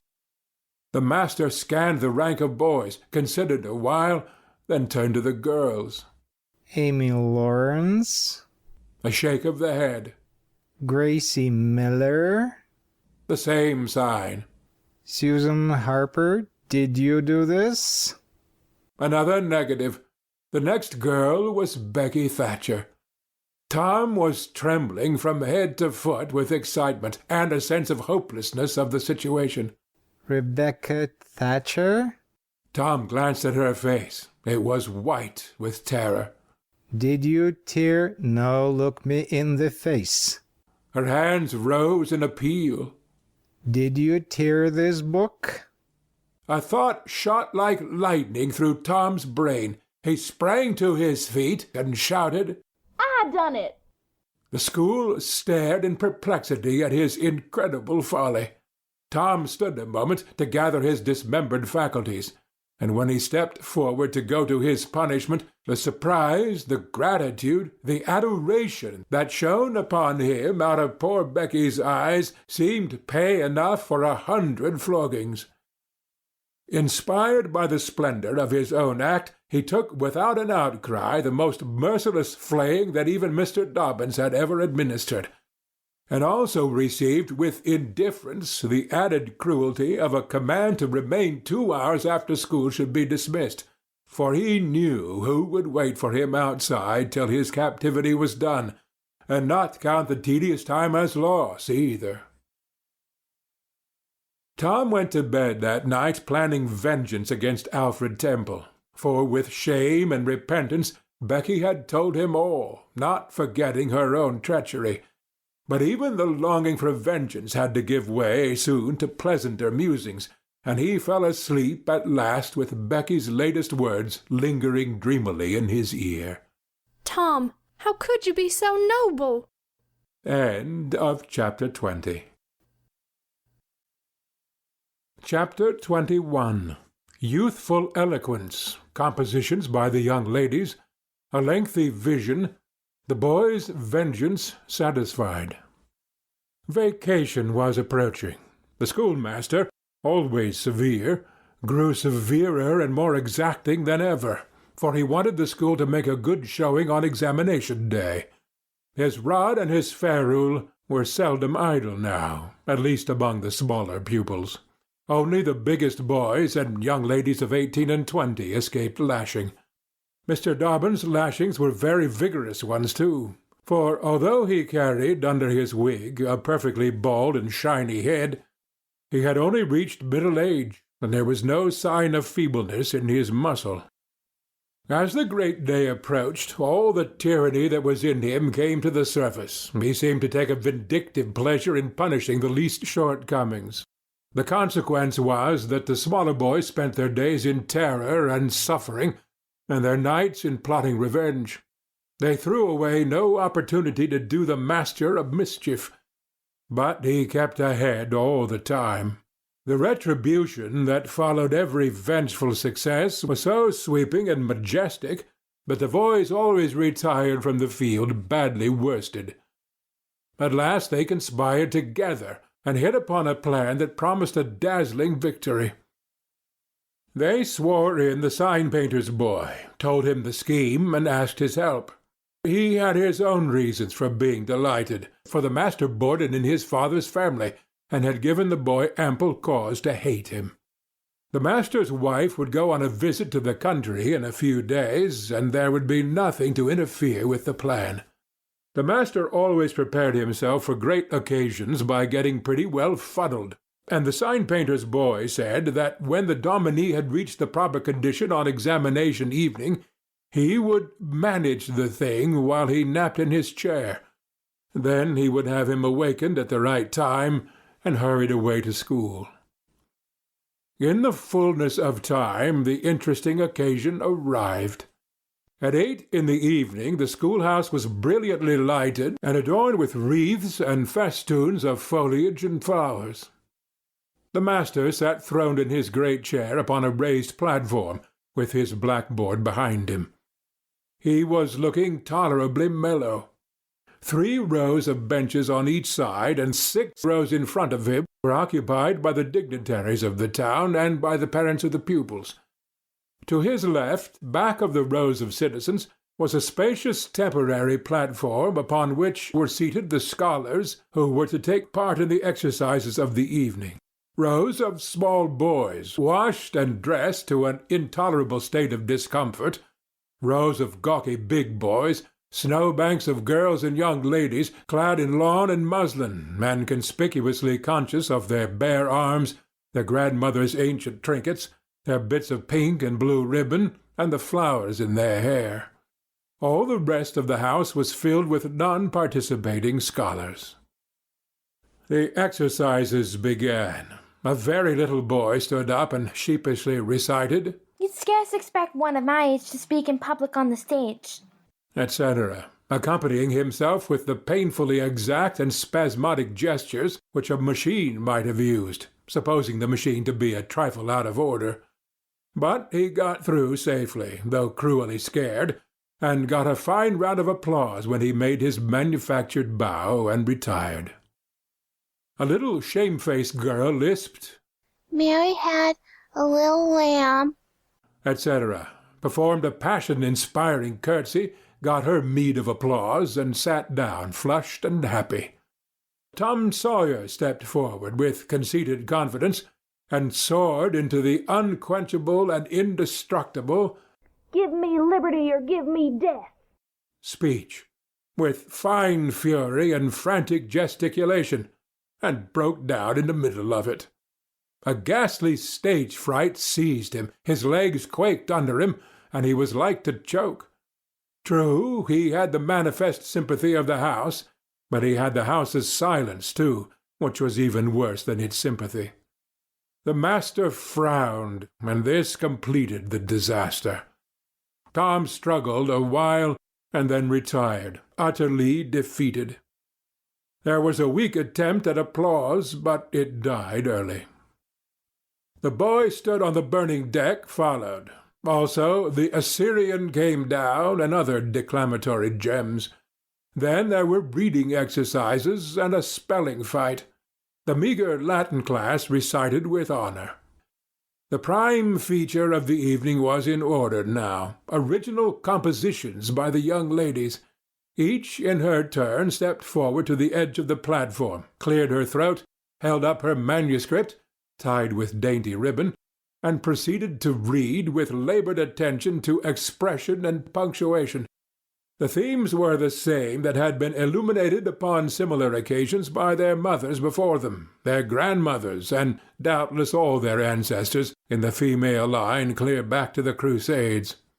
Friendship was one, memories of other days, religion in history, dreamland, the advantages of culture, forms of political government compared and contrasted, melancholy, filial love, heart-longings, etc., etc. A prevalent feature in these compositions was a nursed and petted melancholy. Another was a wasteful and opulent gush of fine language. Another was a tendency to lug in by the ears particularly prized words and phrases until they were worn entirely out, and a peculiarity that conspicuously marked and marred them was the inveterate and intolerable sermon that wagged its crippled tail at the end of each and every one of them. No matter what the subject might be, A brain-racking effort was made to squirm it into some aspect or other that the moral and religious mind could contemplate with edification. The glaring insincerity of these sermons was not sufficient to compass the banishment of the fashion from the schools, and it is not sufficient today. It never will be sufficient while the world stands, perhaps. There was no school in all our land where the young ladies do not feel obliged to close their compositions with a sermon. And you will find that the sermon of the most frivolous and the least religious girl in the school is always the longest and the most relentlessly pious. But enough of this. Homely truth is unpalatable. Let us return to the examination. The first composition that was read was one entitled, "Is This Then Life?" Perhaps the reader can endure an extract from it. In the common walks of life, with what delightful emotions does the young mind look forward to some anticipated scene of festivity. Imagination is busy sketching rose-tinted pictures of joy. In fancy, the voluptuous votuary of fashion sees herself amid the festive throng, the observed of all the observers. Her graceful form, arrayed in snowy robes, is whirling through the mazes of the joyous dance. Her eye is the brightest, her step is the lightest in the gay assembly. In such delicious fancies time quickly glides by, and the welcome hour arrives for her entrance into the Elysian world, of which she has had such bright dreams. How fairy-like does everything appear to her enchanted vision! Each new scene is more charming than the last. But after a while she finds that beneath this goodly exterior all is vanity. The flattery which once charmed her soul now grates harshly upon her ear. The ballroom has lost its charm, and with wasted health and embittered heart she turns away, with the conviction that earthly pleasures cannot satisfy the longings of the soul. And so forth and so on. There was a buzz of gratification from time to time during the reading, accompanied by whispered ejaculations of, "How sweet!" "How eloquent!" "So true!" etc. And after the thing had closed with a peculiarly afflicting sermon, the applause was enthusiastic. Then arose a slim, melancholy girl, whose face had the interesting paleness that comes of pills and indigestion, and read a poem. A Missouri Maiden's Farewell to Alabama. Alabama, goodbye, I love thee well, but yet for a while do I leave thee now. Sad, yes, sad thoughts of thee my heart doth swell, and burning recollections throng my brow. For I have wandered through thy flowery woods, have roamed and read near Tallapoosa's stream, have listened to Tallahassee's roaring floods, and wooed on Coosa's side Aurora's beam.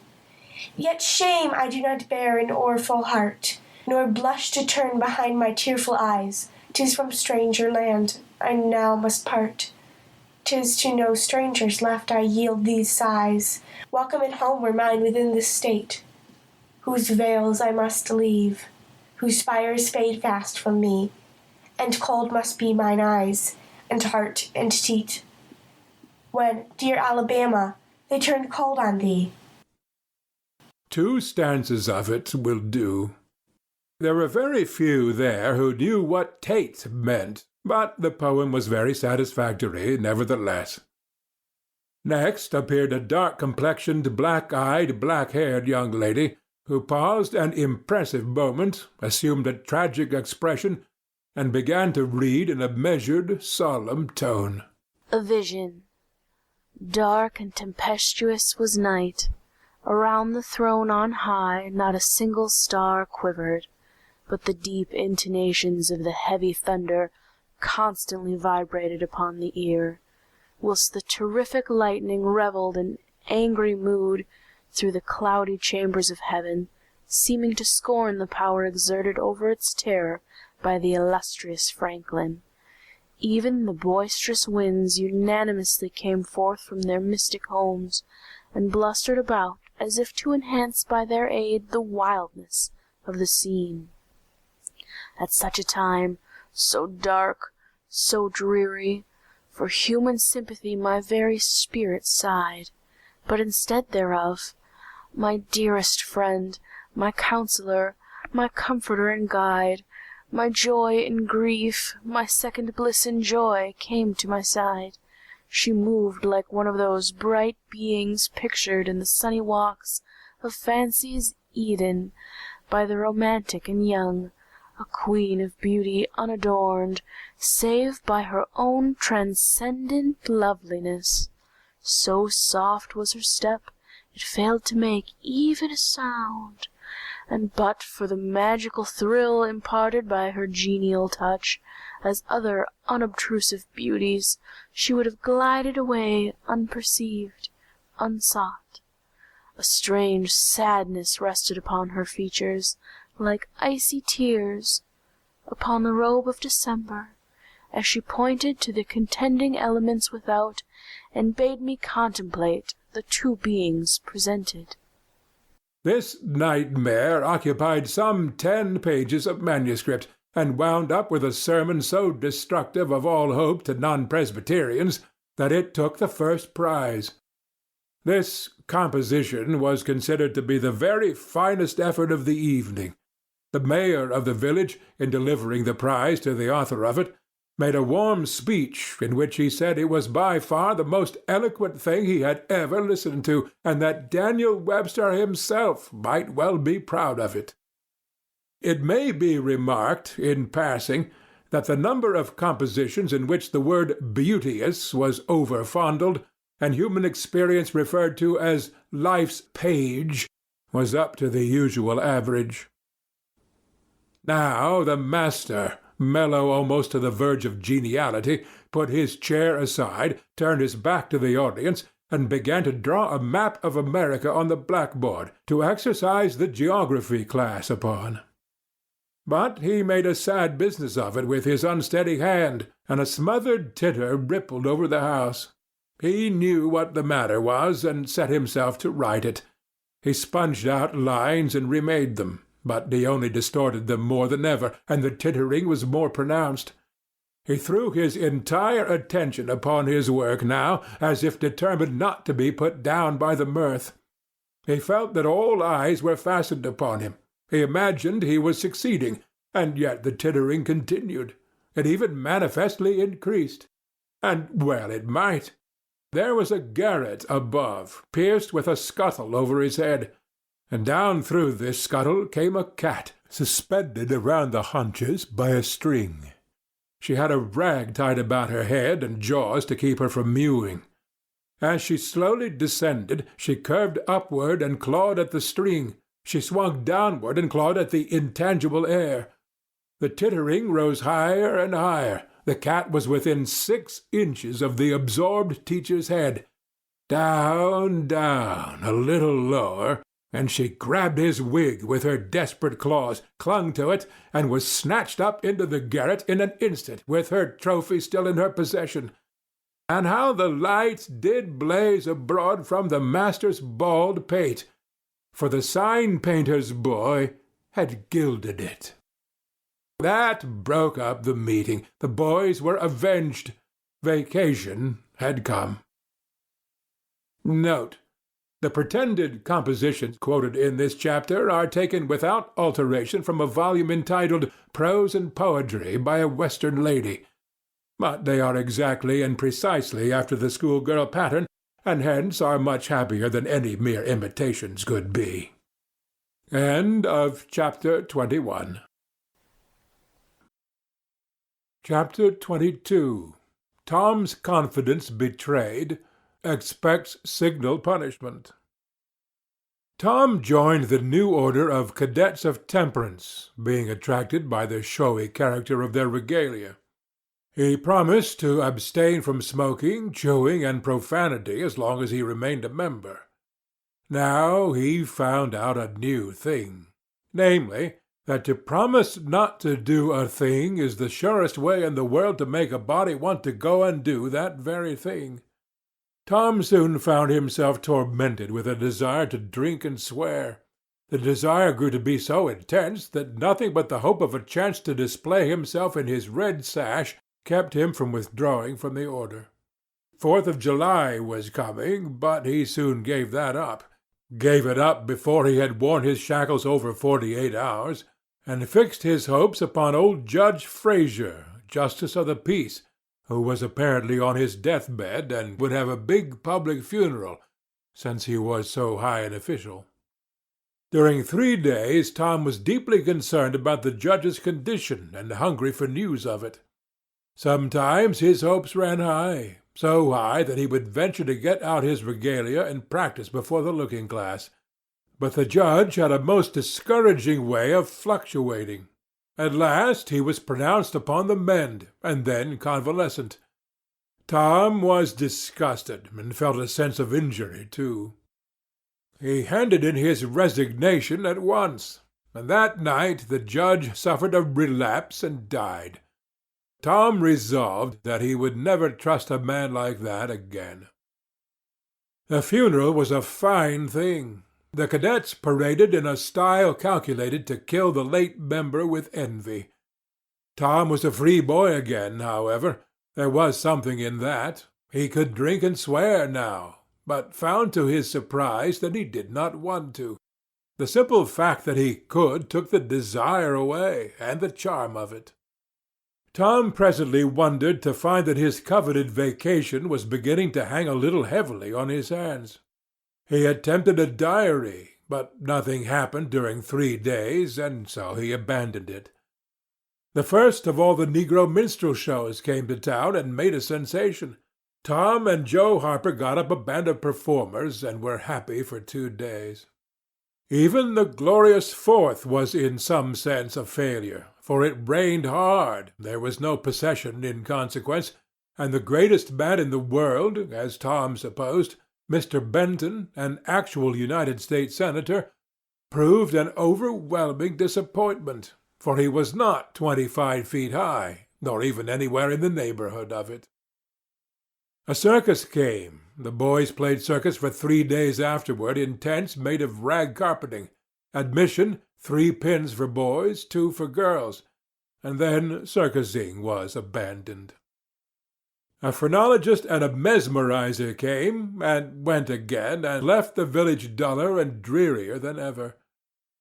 There were some boys' and girls' parties, but they were so few and so delightful that they only made the aching voids between ache the harder.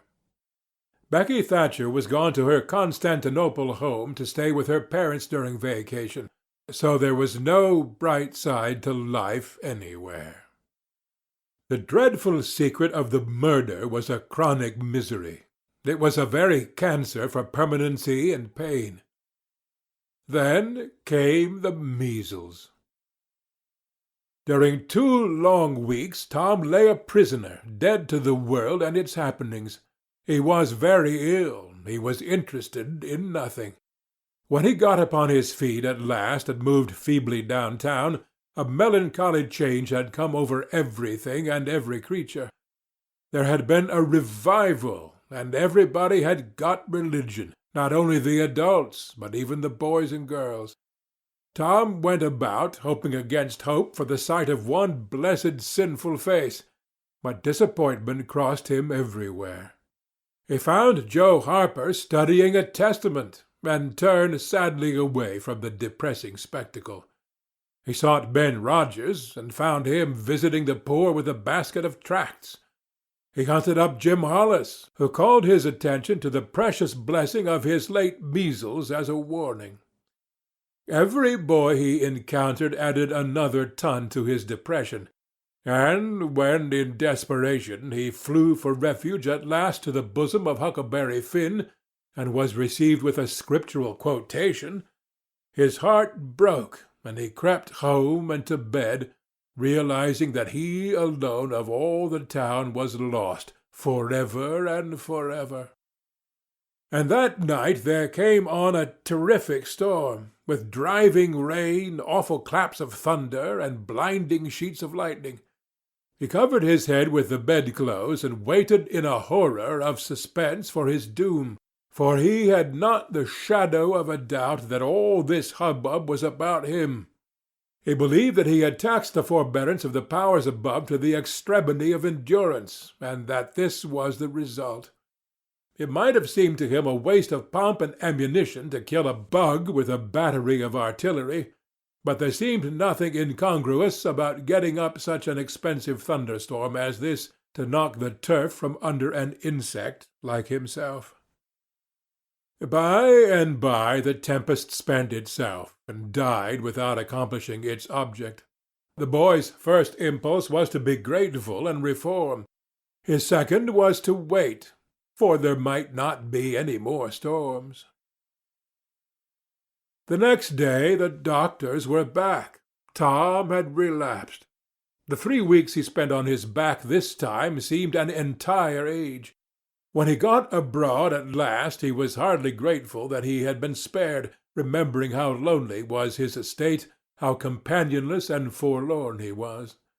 He drifted listlessly down the street and found Jim Hollis acting as a judge in a juvenile court that was trying a cat for murder in the presence of her victim, a bird. He found Joe Harper and Huck Finn up an alley eating a stolen melon. Poor lads, they, like Tom, had suffered a relapse. End of chapter 22. Chapter 23. Old Muff's Friends, Muff Potter in Court, Muff Potter Saved. At last the sleepy atmosphere was stirred, and vigorously. The murder trial came on in the court. It became the absorbing topic of village talk immediately. Tom could not get away from it. Every reference to the murder sent a shudder to his heart, for his troubled conscience and fears almost persuaded him that these remarks were put forth in his hearing as feelers. He did not see how he could be suspected of knowing anything about the murder, but still he could not be comfortable in the midst of this gossip. It kept him in a cold shiver all the time. He took Huck to a lonely place to have a talk with him.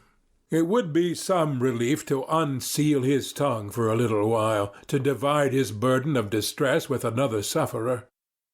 Moreover, he wanted to assure himself that Huck had remained discreet. Huck, have you ever told anybody about that? About what? You know what. Oh, course I haven't. Never a word? Never a solitary word, so help me. What makes you ask? Well, I was afeard. Why, Tom Sawyer, we wouldn't be alive 2 days if that got found out. You know that. Tom felt more comfortable. After a pause. Huck, they couldn't anybody get you to tell, could they? Get me to tell? Why, if I wanted that half-breed devil to drown me, they could get me to tell. They ain't no different way. Why, that's all right then. I reckon we're safe as long as we keep mum. But let's swear again anyway. It's more surer. I'm agreed.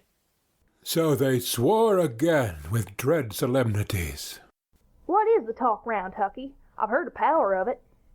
Talk? Well, it's just Muff Potter, Muff Potter, Muff Potter all the time. It keeps me in a sweat constant, so's I want to hide somewheres. That's just the same way they go on round me. I reckon he's a goner. Don't you feel sorry for him sometimes? Most always, most always. He ain't no account, but then he hain't ever done anything to hurt anybody. Just fishes a little to get money to get drunk on, and loafs around considerable. But Lord, we all do that. Leastwise, most of us, preachers and such like. But he's kind of good. He gave me half a fish once, when there weren't enough for 2. And lots of times he's kind of stood by me when I was out of luck. Well, he's mended kites for me, Huck, and knitted hooks onto my line. I wish we could get him out of there. My, we couldn't get him out, Tom. And besides, 'twouldn't do any good. They'd catch him again. Yeah, so they would. But I hate to hear him abuse him so like the dickens when he never done that. I do too, Tom. Lord, I hear 'em say he's the bloodiest looking villain in this country, and they wonder he wasn't ever hung before. Yes, they talk like that all the time. I've heard him say that if he was to get free, they'd lynch him. And they'd do it, too. The boys had a long talk, but it brought them little comfort. As the twilight drew on, they found themselves hanging about the neighborhood of the little isolated jail, perhaps with an undefined hope that something would happen that might clear away their difficulties. But nothing happened. There seemed to be no angels or fairies interested in this luckless captive. The boys did as they had often done before, went to the cell grating and gave Potter some tobacco and matches. He was on the ground floor, and there were no guards. His gratitude for their gifts had always smote their conscience before. It cut deeper than ever this time. They felt cowardly and treacherous to the last degree when Potter said, "You've been mighty good to me, boys, better than anybody else in this town. And I don't forget it, I don't. Often I says to myself, says I used to mend all the boys' kites and things and show 'em where the good fishing places was, and befriended them what I could. And now they've all forgotten old Muff when he's in trouble. But Tom don't, and Huck don't. They don't forget 'em, says I, and I don't forget them. Well, boys, I done an awful thing. Drunk and crazy at the time, that's the only way I can account for it. And now I got a swing for it, and it's right and best, too. I reckon. I hope so, anyway. Well, we won't talk about that. I don't want to make you feel bad. You befriended me. But what I want to say is, don't you ever get drunk. Then you won't ever get here. Stand a little further west. So, that's it. It's a prime comfort to see faces that's friendly when a body's in such a muck of trouble. And there don't none come here but yourn. Good friendly faces. Good friendly faces. Get up on one another's backs and let me touch 'em. That's it. Shake hands. Yourn'll come through the bars, but mine's too big. Little hands, and weak. But they've helped Muff Potter a power, and they'd help him more if they could. Tom went home miserable, and his dreams that night were full of horrors.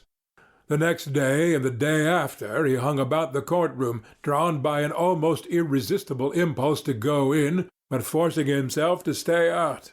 Huck was having the same experience. They studiously avoided each other. Each wandered away from time to time, but the same dismal fascination always brought them back presently. Tom kept his ears open when idlers sauntered out of the courtroom, but invariably heard distressing news.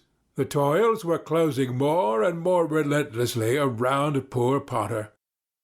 At the end of the second day the village talk was to the effect that Injun Joe's evidence stood firm and unshaken, and that there was not the slightest question as to what the jury's verdict would be.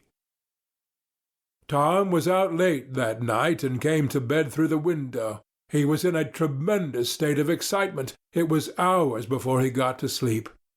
All the village flocked to the courthouse the next morning, for this was to be the great day. Both sexes were about equally represented in the packed audience. After a long wait, the jury filed in and took their places. Shortly afterward, Potter, pale and haggard, timid and hopeless, was brought in with chains upon him, and seated where all the curious eyes could stare at him. No less conspicuous was Injun Joe, stolid as ever. There was another pause, and then the judge arrived, and the sheriff proclaimed the opening of the court. The usual whisperings among the lawyers and gathering together of papers followed. These details and accompanying delays worked up an atmosphere of preparation that was as impressive as it was fascinating. Now a witness was called who testified that he found Muff Potter washing in the brook at an early hour of the morning that the murder was discovered, and that he immediately sneaked away. After some further questioning, counsel for the prosecution said, "Take the witness." The prisoner raised his eyes for a moment, but dropped them again when his own counsel said, "I have no questions to ask him." The next witness proved the finding of the knife near the corpse. Counsel for the prosecution said, Take the witness. I have no questions to ask him. Potter's lawyer replied. A third witness swore he had often seen the knife in Potter's possession. Take the witness. Counsel for Potter declined to question him. The faces of the audience began to betray annoyance. Did this attorney mean to throw away his client's life without an effort? Several witnesses deposed concerning Potter's guilty behavior when brought to the scene of the murder. They were allowed to leave the stand without being cross-questioned. Every detail of the damaging circumstances that occurred in the graveyard upon that morning, which all present remembered so well, was brought out by credible witnesses, but none of them was cross-examined by Potter's lawyer. The perplexity and dissatisfaction of the house expressed itself in murmurs and provoked a reproof from the bench. Counsel for the prosecution now said, By the oaths of citizens whose simple word is above suspicion, we have fastened this awful crime, beyond all possibility of question, upon the unhappy prisoner at the bar.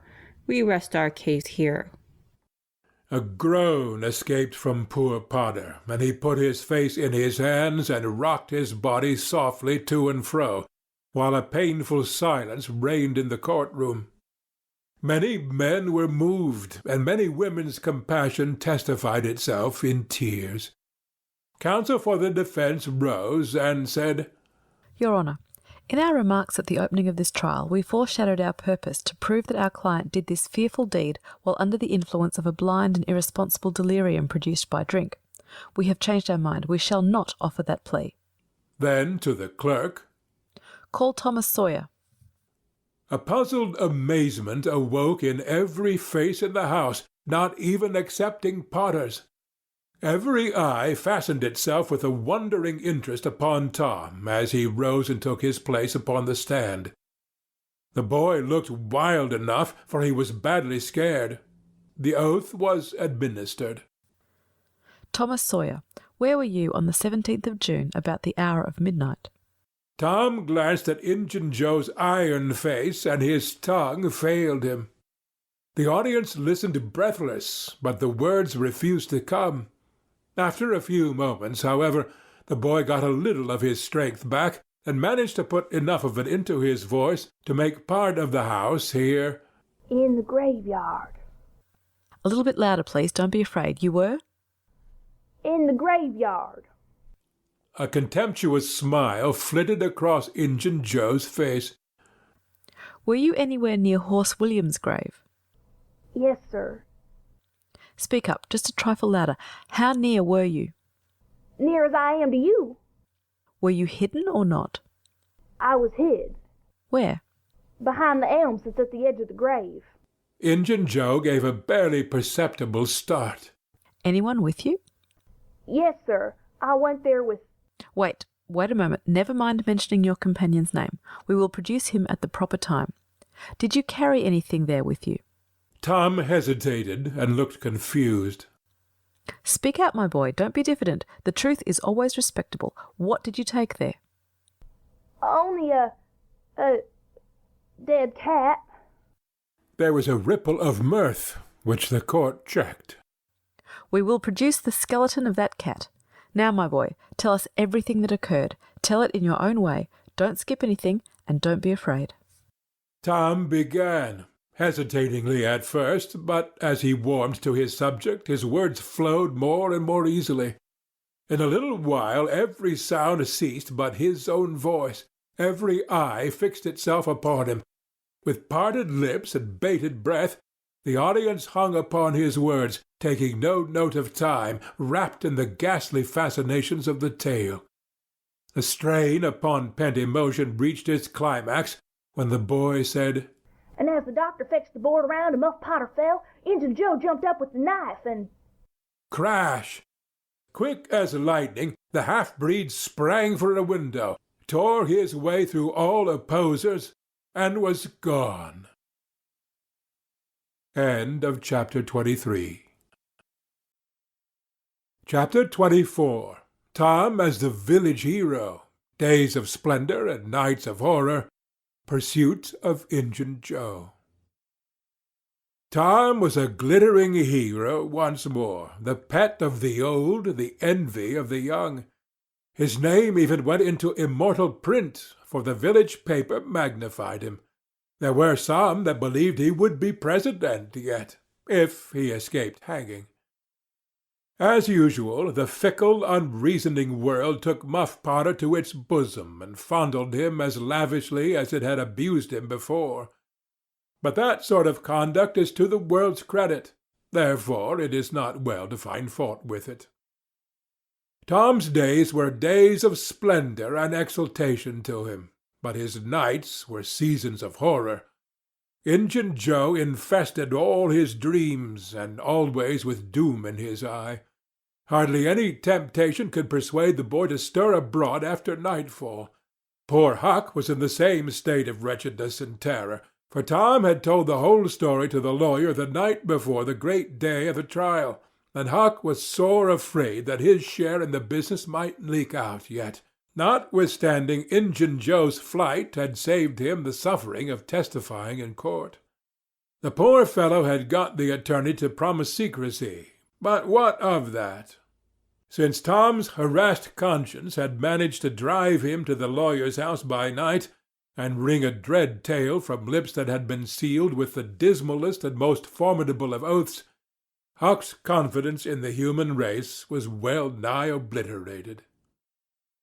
Daily, Muff Potter's gratitude made Tom glad he had spoken, but nightly he wished he had sealed up his tongue. Half the time Tom was afraid Injun Joe would never be captured. The other half he was afraid he would be. He felt sure he never could draw a safe breath again until that man was dead and he had seen the corpse. Rewards had been offered, the country had been scoured, but no Injun Joe was found. One of those omniscient and awe-inspiring marvels, a detective, came up from St. Louis, moused around, shook his head, looked wise, and made that sort of astounding success which members of that craft usually achieve. That is to say, he found a clue. But you can't hang a clue for murder. And so, after the detective had got through and gone home, Tom felt just as insecure as he was before. The slow days drifted on, and each left behind it a slightly lightened weight of apprehension. End of chapter 24. Chapter 25. About kings and diamonds, search for the treasure, dead people and ghosts. There comes a time in every rightly constructed boy's life when he has a raging desire to go somewhere and dig for hidden treasure. This desire suddenly came upon Tom one day. He sallied out to find Joe Harper, but failed of success. Next he sought Ben Rogers. He had gone fishing. Presently he stumbled upon Huck Finn, the red-handed. Huck would answer. Tom took him to a private place and opened the matter to him confidentially. Huck was willing. Huck was always willing to take a hand in any enterprise that offered entertainment and required no capital, for he had a troublesome superabundance of that sort of time which is not money. "Where'll we dig?" said Huck. Oh, most anywhere. "Why, is it hid all around?" No, indeed it ain't. It's hid in mighty particular places, Huck. Sometimes on islands, sometimes in rotten chests under the end of a limb of an old dead tree, just where the shadow falls at midnight, but mostly under the floor in haunted houses. "Who hides it?" Why, robbers, of course. Who'd you reckon? Sunday school superintendents? "I don't know. If 'twas mine, I wouldn't hide it. I'd spend it and have a good time." So would I. But robbers don't do that way. They always hide it and leave it there. "Don't they come after it any more?" No, they think they will, but they generally forget the marks, or else they die. Anyway, it lays there a long time and gets rusty, and by and by somebody finds an old yellow paper that tells how to find the marks, a paper that's got to be ciphered over about a week, because it's mostly science and hieroglyphics. Which? Hieroglyphics. Pictures and things, you know, that don't seem to mean anything. Have you got one of them papers, Tom? No. Well then, how are you going to find the marks? I don't want any marks. They always bury it under a haunted house or on an island, or under a dead tree that's got one limb sticking out. Well, we tried Jackson's Island a little, and we can try it again sometime. And there's the old haunted house up the Stillhouse branch, and there's lots of dead limb trees, dead loads of 'em. Is it under all of them? How you talk? No. Then how you going to know which one to go for? Go for all of 'em. Why, Tom, it'll take all summer. Well, what of that? Suppose you find a brass pot with $100 in it, all rusty and gray, or a rotten chest full of diamonds. How's that? Huck's eyes glowed. That's bully. Plenty bully enough for me. Just you gimme the $100 and I won't want no diamonds. All right, but I bet you I ain't going to throw off on diamonds. Some of 'em's worth $20 apiece. There ain't any hardly but's worth 6 bits or $1. No, is that so? Certainly. Anybody'll tell you so. Hain't you ever seen one, Huck? Not as I remember. Old kings have slathers of 'em. Well, I don't know no kings, Tom. I reckon you don't. But if you was to go to Europe, you'd see a raft of 'em hopping around. Do they hop? Hop? Your granny, no. Well, what did you say they did for? Shucks, I only meant you'd see 'em, not hopping, of course. What do they want to hop for? But I mean you just see 'em, scattered around, you know, in a kind of a general way, like that old humpback Richard. Richard? What's his other name? He didn't have any other name. Kings don't have any but a given name. No? But they don't. Well, if they like it, Tom, all right. But I don't want to be a king and have only just a given name, like a nigger. But say, where you going to dig first? Well, I don't know. Suppose we tackle that old dead limb tree on the hill t'other side of Stillhouse branch. I'm agreed. So they got a crippled pick and a shovel, and set out on their 3-mile tramp. They arrived hot and panting, and threw themselves down in the shade of a neighboring elm to rest and have a smoke. I like this, said Tom. So do I. Say, Huck, if we find a treasure here, what are you going to do with your share? Well, I'll have pie and a glass of soda every day, and I'll go to every circus that comes along. I bet I'll have a gay time. Well, ain't you going to save any of it? Save it? What for? Why, so as to have something to live on by and by. Oh, that ain't any use. Pap would come back to this here town some day and get his claws on it if I didn't hurry up, and I tell you he'd clean it out pretty quick. What you going to do with yourn, Tom? I'm going to buy a new drum and a sure enough sword and a red necktie and a bullpup and get married. Married? That's it. Tom, why, you ain't in your right mind. Wait, you'll see. Well, that's the foolishest thing you could do. Look at Pap and my mother. Fight. Why, they used to fight all the time. I remember mighty well. That ain't anything. The girl I'm going to marry won't fight. Tom, I reckon they're all alike. They'll all comb a body. Now, you better think about this a while. I tell you, you better. What's the name of the gal? It ain't a gal at all. It's a girl. It's all the same, I reckon. Some says gal, some says girl. Both's right, like enough. Anyway, what's her name, Tom? I'll tell you sometime. Not now. All right, that'll do. Only if you get married, I'll be more lonesomer than ever. No, you won't. You'll come and live with me. Now stir out of this and we'll go to digging. They worked and sweated for half an hour. No result. They toiled another half-hour. Still no result. Huck said, Do they always bury it as deep as this? Sometimes. Not always. Not generally. I reckon we haven't got the right place.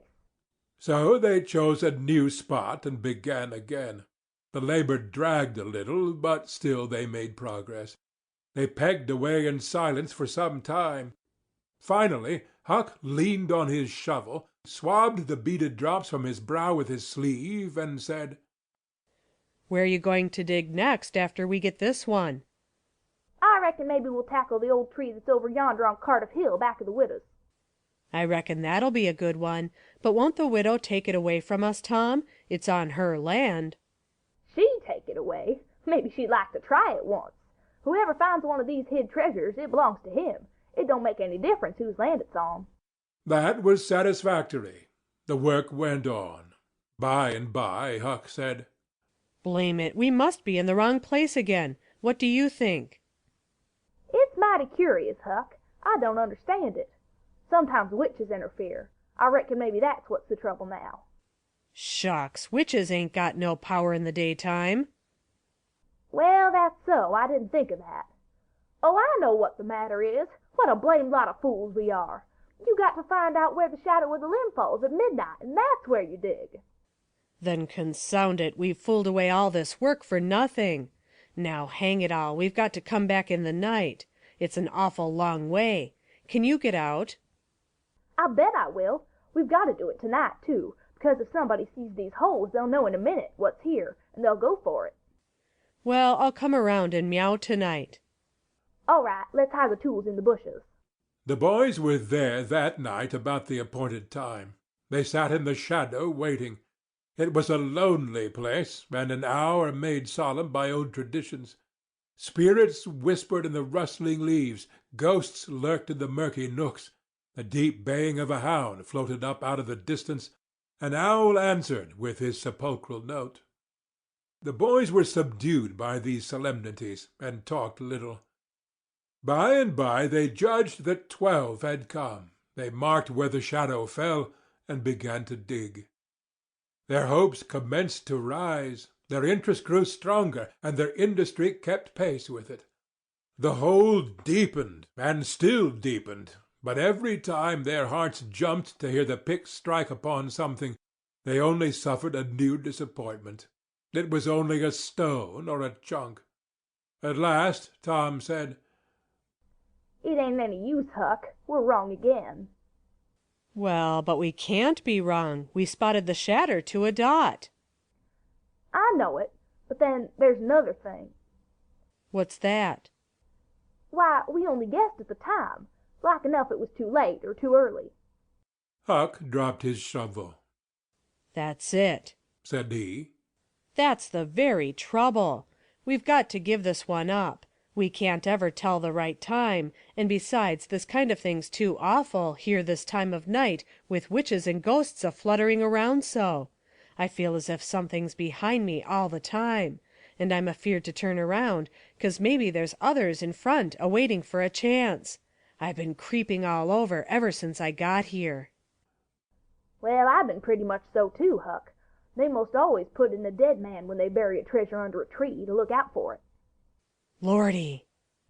Yes, they do. I've always heard that.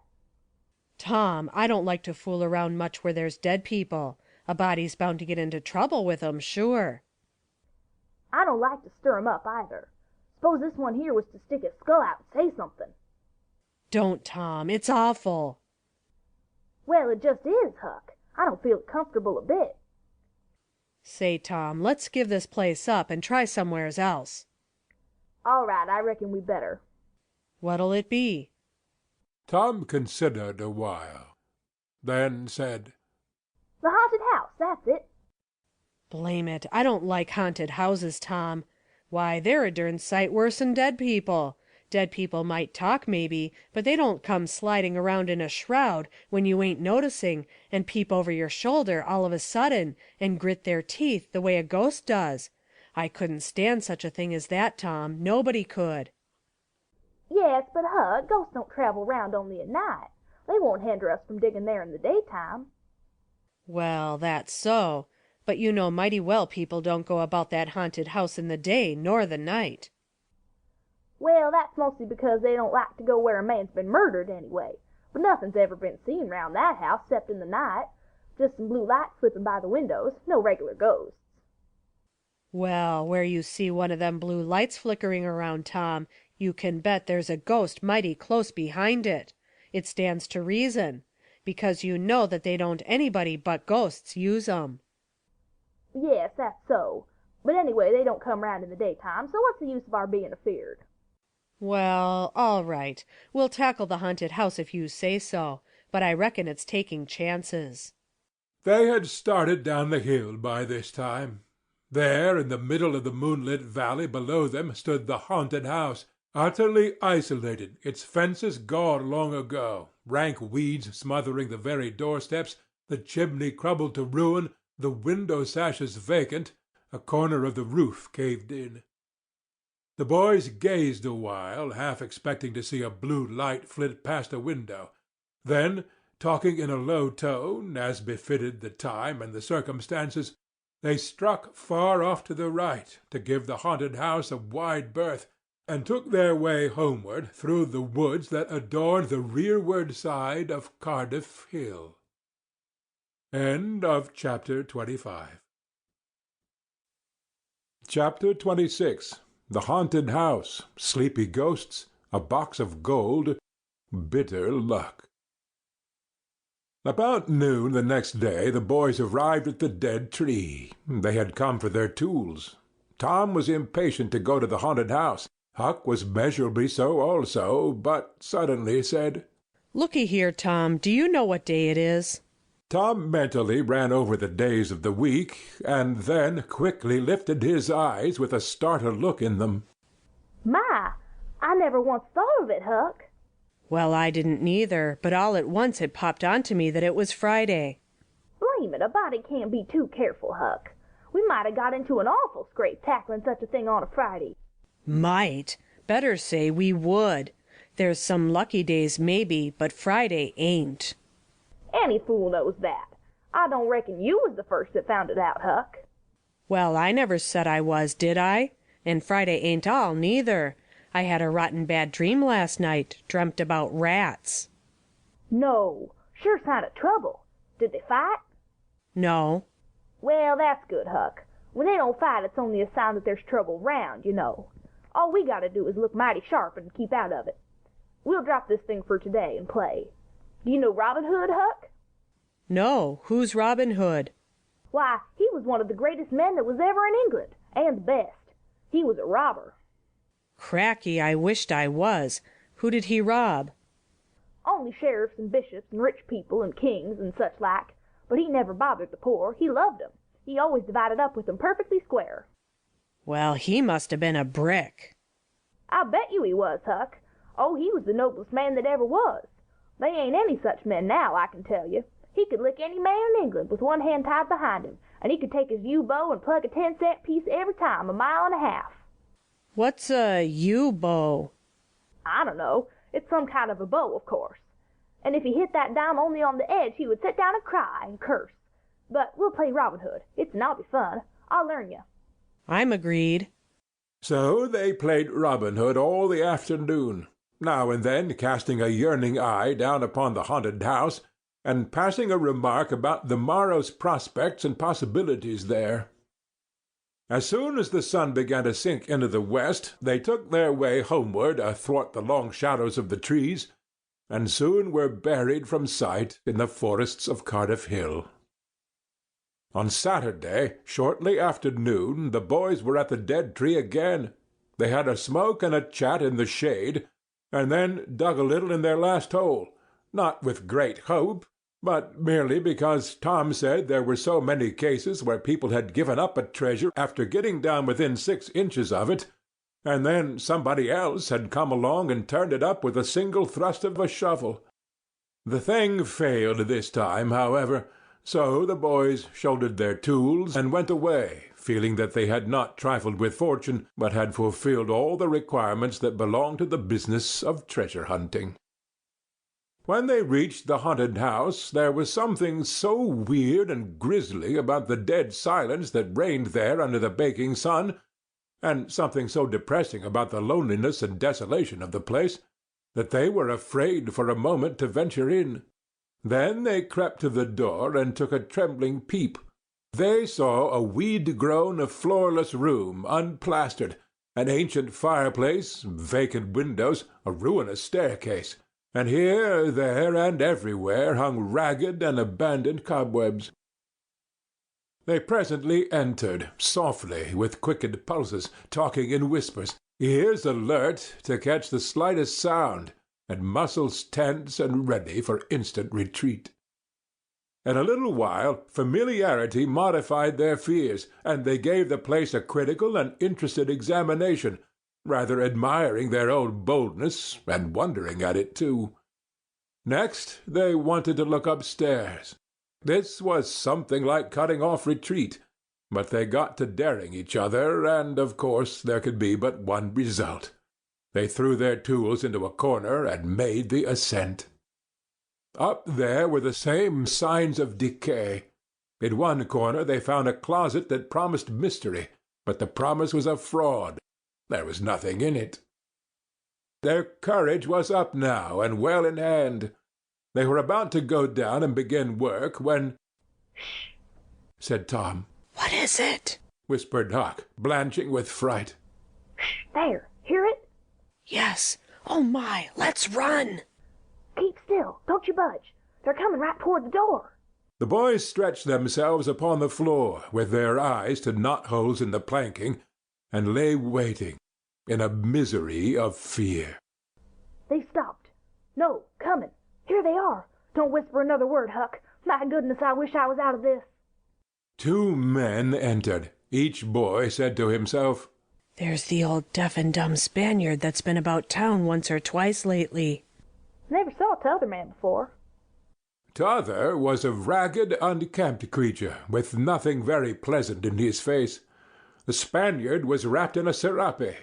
He had bushy white whiskers. Long white hair flowed from under his sombrero, and he wore green goggles. When they came in, T'other was talking in a low voice. They sat down on the ground, facing the door with their backs to the wall, and the speaker continued his remarks. His manner became less guarded, and his words more distinct as he proceeded. "No," said he. "I thought it all over, and I don't like it. It's dangerous." "Dangerous?" grunted the deaf and dumb Spaniard, to the vast surprise of the boys. "Milksop." This voice made the boys gasp and quake. It was Injun Joe's. There was a silence for some time. Then Joe said, "What's any more dangerous than that job up yonder? But nothing's come of it." "That's different. Away up the river so, and not another house about. 'Twouldn't ever be known that we tried anyway, long as we didn't succeed." "Well, what's more dangerous than coming here in the daytime? Anybody would suspicion us that saw us." "I know that, but there won't be any other place as handy after that fool of a job. I want to quit this shanty. I wanted to yesterday, only it weren't any use trying to stir out of here, with those infernal boys playing over there on the hill, right in full view." Those infernal boys quaked again under the inspiration of this remark, and thought how lucky it was that they had remembered it was Friday and concluded to wait a day. They wished in their hearts they had waited a year. The 2 men got out some food and made a luncheon. After a long and thoughtful silence, Injun Joe said, "Look here, lad. You go back up the river where you belong. Wait there till you hear from me. I'll take the chances on dropping into this town just once more for a look. We'll do that dangerous job after I've spied around a little and think things look well for it. Then for Texas. We'll leg it together." This was satisfactory. Both men presently fell to yawning, and Injun Joe said, "I'm dead for sleep. It's your turn to watch." He curled down in the weeds and soon began to snore. His comrade stirred him once or twice, and he became quiet. Presently the watcher began to nod. His head drooped lower and lower. Both men began to snore now. The boys drew a long, grateful breath. Tom whispered, "Now's our chance. Come." Huck said, "I can't. I'd die if they was to wake." Tom urged. Huck held back. At last Tom rose slowly and softly and started alone. But the first step he made wrung such a hideous creak from the crazy floor that he sank down almost dead with fright. He never made a second attempt. The boys lay there counting the dragging moments till it seemed to them that time must be done and eternity growing grey. And then they were grateful to note that at last the sun was setting. Now one snore ceased. Injun Joe sat up, stared around, smiled grimly upon his comrade, whose head was drooping upon his knees, stirred him up with his foot, and said, "Here, you're a watchman, ain't you? All right, though, nothing's happened." Ma, have I been asleep? "Oh, partly. Nearly time for us to be moving, pard. What do we do with what little swag we've got left?" I don't know. Leave it here as we've always done, I reckon. No use to take it away till we start south. 650 in silver's something to carry. "Well, all right. It won't matter to come here once more." No, but I'd said come in the night as we used to do. It's better. "Yes, but look here. It may be a good while before I get the right chance at that job. Accidents might happen. 'Tain't in such a very good place. We'll just regularly bury it, and bury it deep." Good idea, said the comrade, who walked across the room, knelt down, raised one of the rearward hearthstones, and took out a bag that jingled pleasantly. He subtracted from it $20 or $30 for himself, and as much for Injun Joe, and passed the bag to the latter, who was on his knees in the corner now, digging with his bowie knife. The boys forgot all their fears, all their miseries in an instant. With gloating eyes they watched every movement. Luck! The splendor of it was beyond all imagination. $600 was money enough to make half a dozen boys rich. Here was treasure hunting under the happiest auspices. There would not be any bothersome uncertainty as to where to dig. They nudged each other every moment, eloquent nudges, and easily understood, for they simply meant, "Oh, but ain't you glad now we're here?" Joe's knife struck upon something. "Hello," said he. What is it? said his comrade. "Half-rotten plank. No, it's a box, I believe. Here, bear a hand and we'll see what it's here for. Never mind. I've broke a hole." He reached his hand in and drew it out. "Man, it's money."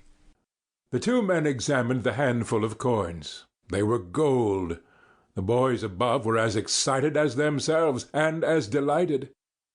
Joe's comrade said, "We'll make quick work of this. There's an old rusty pick over amongst the weeds in the corner on the other side of the fireplace. I saw it a minute ago." He ran and brought the boys' pick and shovel. Injun Joe took the pick, looked it over critically, shook his head, muttered something to himself, and then began to use it. The box was soon unearthed. It was not very large. It was iron-bound, and had been very strong before the slow years had injured it. The men contemplated the treasure a while in blissful silence. "Pard, there's thousands of dollars here," said Injun Joe. "'Twas always said that Muriel's gang used to be around here one summer," the stranger observed. "I know it," said Injun Joe. "And this looks like it, I should say." "No, you won't need to do that job." The half-breed frowned.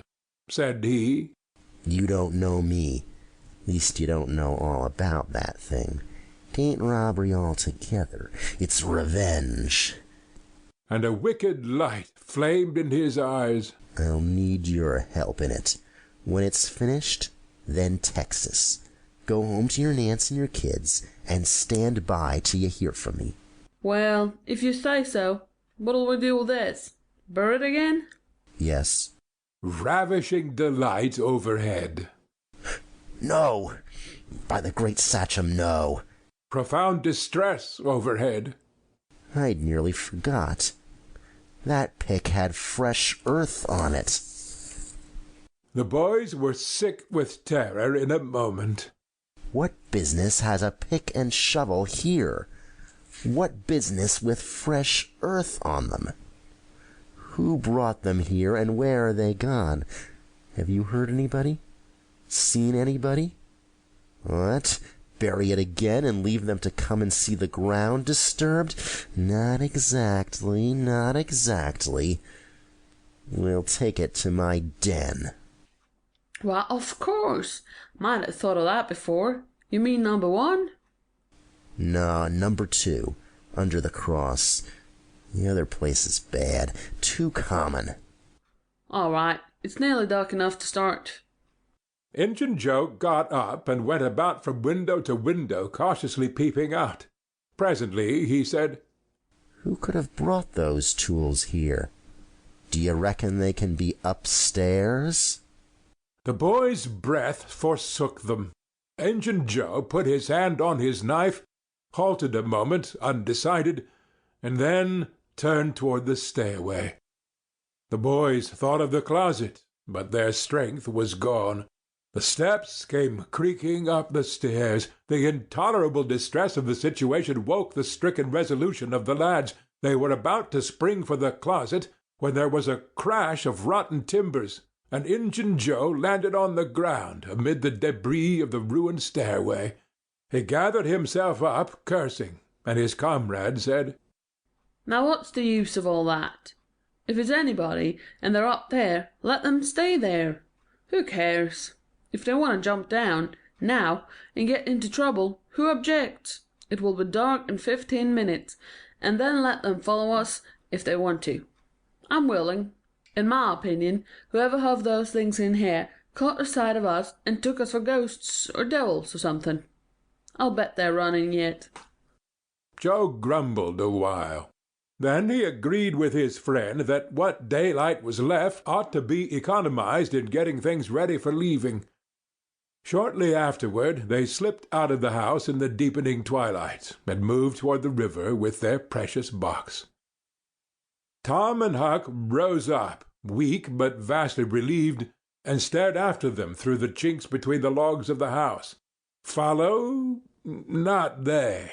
They were content to reach ground again without broken necks, and took the townward track over the hill. They did not talk much. They were too much absorbed in hating themselves, hating the ill luck that made them take the spade and the pick there. But for that, Injun Joe never would have suspected. He would have hidden the silver with the gold, to wait there till his revenge was satisfied, and then he would have had the misfortune to find that money turn up missing. Bitter, bitter luck that the tools were ever brought there. They resolved to keep a lookout for that Spaniard when he should come to town spying out for chances to do his revengeful job, and follow him to number 2, wherever that might be. Then a ghastly thought occurred to Tom. Revenge? What if it means us, Huck? Oh, don't, said Huck, nearly fainting. They talked it all over, and as they entered town they agreed to believe that he might possibly mean somebody else, at least that he might at least mean nobody but Tom, since only Tom had testified. Very, very small comfort it was to Tom to be alone in danger. Company would be a palpable improvement, he thought. End of chapter 26. Chapter 27. Doubts to be settled. The young detectives. The adventure of the day mightily tormented Tom's dreams that night. 4 times he had his hands on that rich treasure, and 4 times it wasted to nothingness in his fingers as sleep forsook him, and wakefulness brought back the hard reality of his misfortune. As he lay in the early morning recalling the incidents of his great adventure, he noticed that they seemed curiously subdued and far away, somewhat as if they had happened in another world, or in a time long gone by. Then it occurred to him that the great adventure itself must be a dream. There was one very strong argument in favor of this idea, namely, that the quantity of coin he had seen was too vast to be real. He had never seen as much as $50 in one mass before, and he was like all boys of his age and station in life, in that he imagined that all the references to hundreds and thousands were mere fanciful forms of speech, and that no such sums really existed in the world. He never had supposed for a moment that so large a sum as $100 was to be found in actual money in any one's possession. If his notions of hidden treasure had been analyzed, they would have been found to consist of a handful of real dimes and a bushel of vague, splendid, ungraspable dollars. But the incidents of his adventure grew sensibly sharper and clearer under the attrition of thinking them over, and so he presently found himself leaning to the impression that the thing might not have been a dream after all. This uncertainty must be swept away. He would snatch a hurried breakfast and go and find Huck. Huck was sitting on the gunwale of a flatboat, listlessly dangling his feet in the water and looking very melancholy. Tom concluded to let Huck lead up to the subject. If he did not do it, then the adventure would be proved to have been only a dream. Hello, Huck. Hello yourself. Silence for a minute. Tom, if we'd 'a' left the blamed tools at the dead tree, we'd 'a' got the money. Oh, ain't it awful? 'Tain't a dream, then. 'Tain't a dream. Somehow I most wish it was. Dogged if I don't, Huck. What ain't a dream? Oh, that thing yesterday. I've been half thinking it was. Dream? If them stairs hadn't broke down, you'd 'a' seen how much dream it was. I've had dreams enough all night, with that patch-eyed Spanish devil going for me all through 'em. Rot him. No, not rot him. Find him. Track the money. Tom, we'll never find him. A feller don't have only one chance for such a pile, and that one's lost. I'd feel mighty shaky if I was to see him anyway. Well, so'd I, but I'd like to see him anyway, and track him out to his number 2. Number 2. Yes, that's it. I've been thinking about that, but I can't make nothing out of it. What do you reckon it is? I don't know. It's too deep. Say, Huck, maybe it's the number of a house. Goody. No, Tom, that ain't it. If it is, it ain't in this one-horse town. They ain't no numbers here. Well, that's so. Let me think a minute.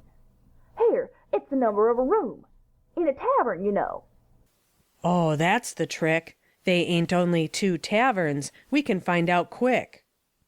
You stay here, Huck, till I come. Tom was off at once. He did not care to have Huck's company in public places. He was gone half an hour. He found that in the best tavern, number 2 had long been occupied by a young lawyer, and was still so occupied. In the less ostentatious house, number 2 was a mystery. The tavern-keeper's young son said it was kept locked all the time, and he never saw anybody go into it or come out of it except at night. He did not know any particular reason for this state of things, had some little curiosity, but it was rather feeble, had made the most of the mystery by entertaining himself with the idea that the room was haunted, had noticed that there was a light in there the night before. That's what I found out, Huck. I reckon that's the very number 2 we're after. I reckon it is, Tom. Now what are you going to do? Let me think. Tom thought a long time. Then he said, I'll tell you. The back door of that number 2 is the door that comes out into that little close alley behind the tavern and the old rattle-trap of a brick store. Now you get hold of all the door keys you can find, and I'll nip all of Auntie's, and the first dark night we'll go there and try 'em. And mind you, keep a lookout for Injun Joe, because he said he was going to drop into town and spy around once more for a chance to get his revenge.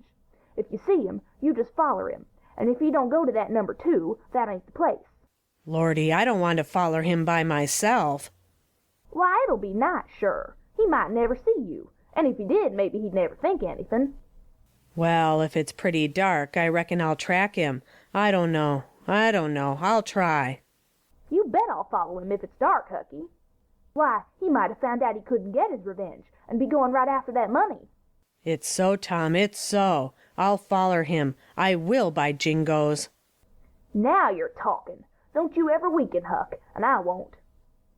End of chapter 27. Chapter 28. An attempt at number 2, Huck mounts guard. That night Tom and Huck were ready for their adventure. They hung about the neighborhood of the tavern until after 9, one watching the alley at a distance, the other the tavern door. Nobody entered the alley or left it. Nobody resembling the Spaniard entered or left the tavern door. The night promised to be a fair one, so Tom went home with the understanding that if a considerable degree of darkness came on, Huck was to come and meow, whereupon he would slip out and try the keys. But the night remained clear, and Huck closed his watch and retired to bed in an empty sugar hogshead about 12. Tuesday the boys had the same ill luck, also Wednesday, but Thursday night promised better. Tom slipped out in good season with his aunt's old tin lantern and a large towel to blindfold it with. He hid the lantern in Huck's sugar hogshead, and the watch began.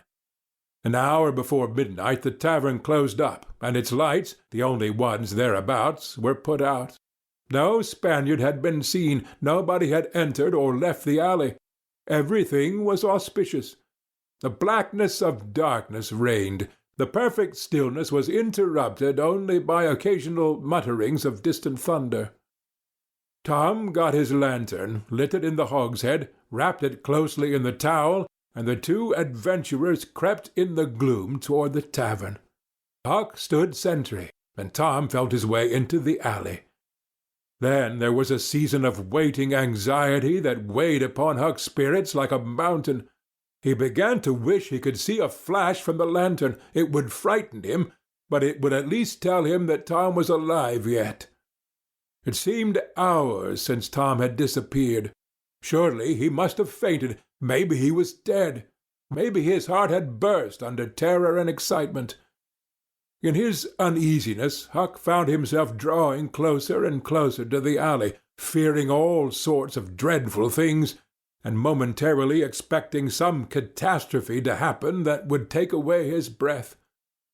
There was not much to take away, for he seemed only able to inhale it by thimblefuls, and his heart would soon wear itself out, the way it was beating. Suddenly there was a flash of light, and Tom came tearing by him. "Run!" said he. "Run for your life!" He needn't have repeated it. Once was enough. Huck was making 30 or 40 miles an hour before the repetition was uttered. The boys never stopped till they reached the shed of a deserted slaughter-house at the lower end of the village. Just as they got within its shelter, the storm burst and the rain poured down. As soon as Tom got his breath, he said, "Huck, it was awful. I tried two of the keys just as soft as I could, but they seemed to make such a power of racket that I couldn't hardly get my breath, I was so scared. They wouldn't turn in the lock either. Well, without noticing what I was doing, I took hold of the knob, and open comes the door. It weren't locked. I hopped in and shook off the towel, and great Caesar's ghost!" What? What'd you see, Tom? "Huck, I almost stepped onto Injun Joe's hand." No. "Yes, he was lying there sound asleep on the floor with his old patch on his eye and his arms spread out." Lordy, what did you do? Did he wake up? "No, never budged. Drunk, I reckon. I just grabbed that towel and started." I'd never a thought of the towel, I bet. "Well, I would. My aunt would make me mighty sick if I lost it." Say, Tom, did you see that box? "Huck, I didn't wait to look round. I didn't see the box, I didn't see the cross, I didn't see anything but a bottle and a tin cup on the floor by Injun Joe. Yes, I saw 2 barrels and lots more bottles in the room. Don't you see now what's the matter with that haunted room?" How? "Why, it's haunted with whiskey. Maybe all the temperance taverns have got a haunted room, hey, Huck?" Well, I reckon maybe that's so. Who'd have thought such a thing? But say, Tom, now's a mighty good time to get that box if Injun Joe's drunk. "Is it that? You try it." Huck shuddered. Well, no, I reckon not. "And I reckon not, Huck. Only 1 bottle alongside of Injun Joe ain't enough. If there'd been 3, he'd be drunk enough and I'd do it." There was a long pause for reflection, and then Tom said, "Looky here, Huck. Let's not try that thing any more till we know Injun Joe's not in there. It's too scary.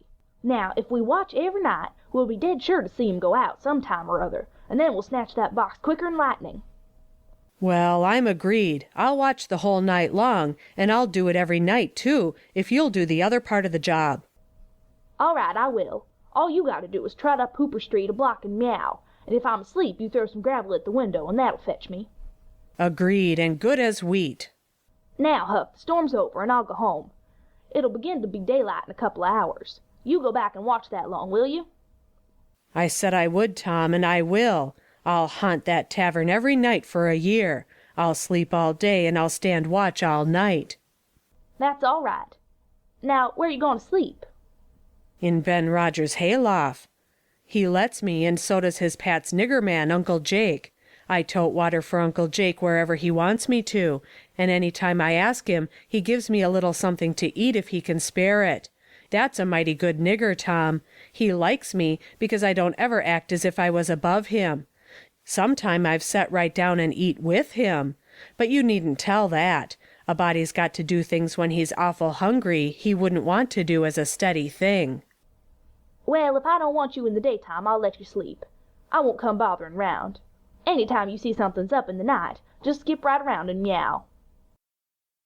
End of chapter 28. Chapter 29. The Picnic. Huck on Injun Joe's track. The Revenge Job. Aid for the Widow. The first thing Tom heard on Friday morning was a glad piece of news. Judge Thatcher's family had come back to town the night before. Both Injun Joe and the treasure sunk into secondary importance for a moment, and Becky took the chief place in the boy's interest. He saw her, and they had an exhausting good time playing hiss-bee and gully-keeper with a crowd of their schoolmates.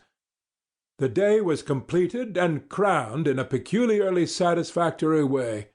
Becky teased her mother to appoint the next day for the long-promised and long-delayed picnic, and she consented.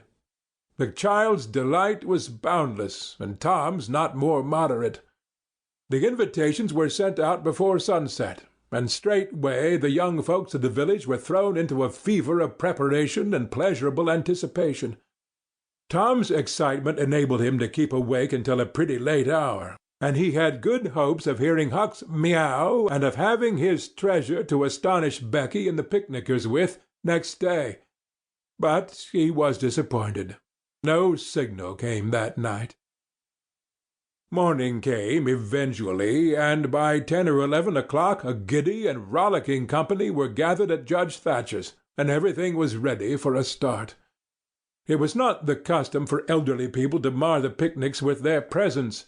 The children were considered safe enough under the wings of a few young ladies of 18 and a few young gentlemen of 23 or thereabouts.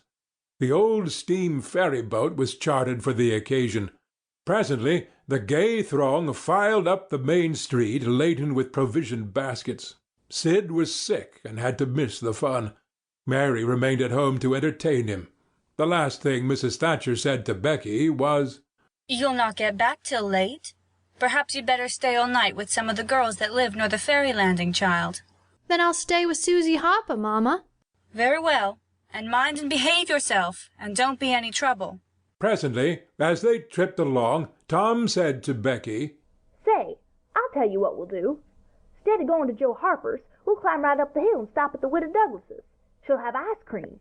She has it almost every day, dead loads of it, and she'll be awful glad to have us. Oh, that would be fun. Then Becky reflected a moment and said, But what will Mama say? How'll she ever know? The girl turned the idea over in her mind and said reluctantly, I reckon it's wrong, but... But shucks, your mother won't know, and so what's the harm? All she wants is that you'll be safe, and I bet you she'd have said go there if she'd have thought of it. I know she would. The Widow Douglas's splendid hospitality was a tempting bait. It and Tom's persuasions presently carried the day. So it was decided to say nothing to anybody about the night's program. Presently it occurred to Tom that maybe Huck might come this very night and give the signal. The thought took a deal of the spirit out of his anticipations. Still, he could not bear to give up the fun at Widow Douglas's. And why should he give it up, he reasoned? The signal did not come the night before, so why should it be any more likely to come tonight? The sure fun of the evening outweighed the uncertain treasure, and, boylike, he determined to yield to the stronger inclination, and not allow himself to think of the box of money another time that day. 3 miles below town the ferry-boat stopped at the mouth of a woody hollow and tied up. The crowd swarmed ashore, and soon the forest distances and craggy heights echoed far and near with shoutings and laughter.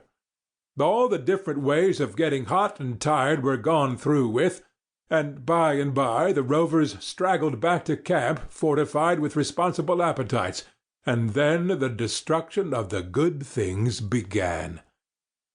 After the feast there was a refreshing season of rest and chat in the shade of spreading oaks.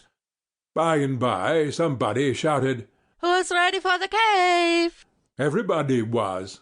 Bundles of candles were procured, and straightway there was a general scamper up the hill.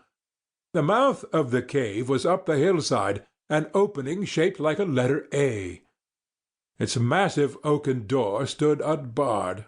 Within was a small chamber, chilly as an ice-house, and walled by nature with solid limestone that was dewy with a cold sweat.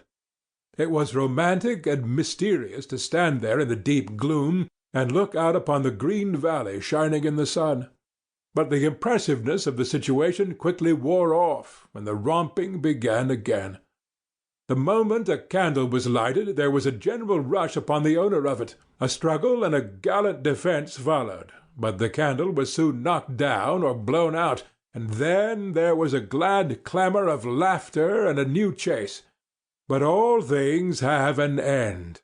By and by the procession went filing down the steep descent of the main avenue, the flickering rank of lights dimly revealing the lofty walls of rock almost to their point of junction 60 feet overhead. This main avenue was not more than 8 or 10 feet wide. Every few steps other lofty and still narrower crevices branched from it on either hand, for McDougall's cave was but a vast labyrinth of crooked aisles that ran into each other and out again and led nowhere. It was said that one might wander days and nights together through its intricate tangle of rifts and chasms and never find the end of the cave, and that he might go down and still down into the earth, and it was just the same, labyrinth under labyrinth, and no end to any of them. No man knew the cave. That was an impossible thing. Most of the young men knew a portion of it, and it was not customary to venture much beyond this known portion. Tom Sawyer knew as much of the cave as anyone. The procession moved along the main avenue some 3/4 of a mile, and then groups and couples began to slip aside into branch avenues, fly along the dismal corridors, and take each other by surprise at points where the corridors joined again. Parties were able to elude each other for the space of half an hour without going beyond the known ground. By and by one group after another came straggling back to the mouth of the cave, panting, hilarious, smeared from head to foot with tallow drippings, daubed with clay, and entirely delighted with the success of the day. Then they were astonished to find that they had been taking no note of time, and that night was about at hand. The clanging bell had been calling for half an hour. However, this sort of close to the day's adventures was romantic, and therefore satisfactory. When the ferry-boat with her wild freight pushed into the stream, nobody cared sixpence for the wasted time but the captain of the craft. Huck was already upon his watch when the ferry-boat's lights went glinting past the wharf. He heard no noise on board, for the young people were as subdued and still as people usually are who are nearly tired to death. He wondered what boat it was, and why she did not stop at the wharf. And then he dropped her out of his mind, and put his attention upon his business. The night was growing cloudy and dark. 10 o'clock came, and the noise of vehicles ceased, scattered lights began to wink out, all straggling foot-passengers disappeared, the village betook itself to its slumbers, and left the small watcher alone with the silence and the ghosts. 11 o'clock came, and the tavern lights were put out. Darkness everywhere now. Huck waited what seemed a weary long time, but nothing happened. His faith was weakening. Was there any use? Was there really any use? Why not give it up and turn in? A noise fell upon his ear. He was all attention in an instant. The alley door closed softly. He sprang to the corner of the brick store. The next moment 2 men brushed by him, and one seemed to have something under his arm. It must be that box. So they were going to remove the treasure.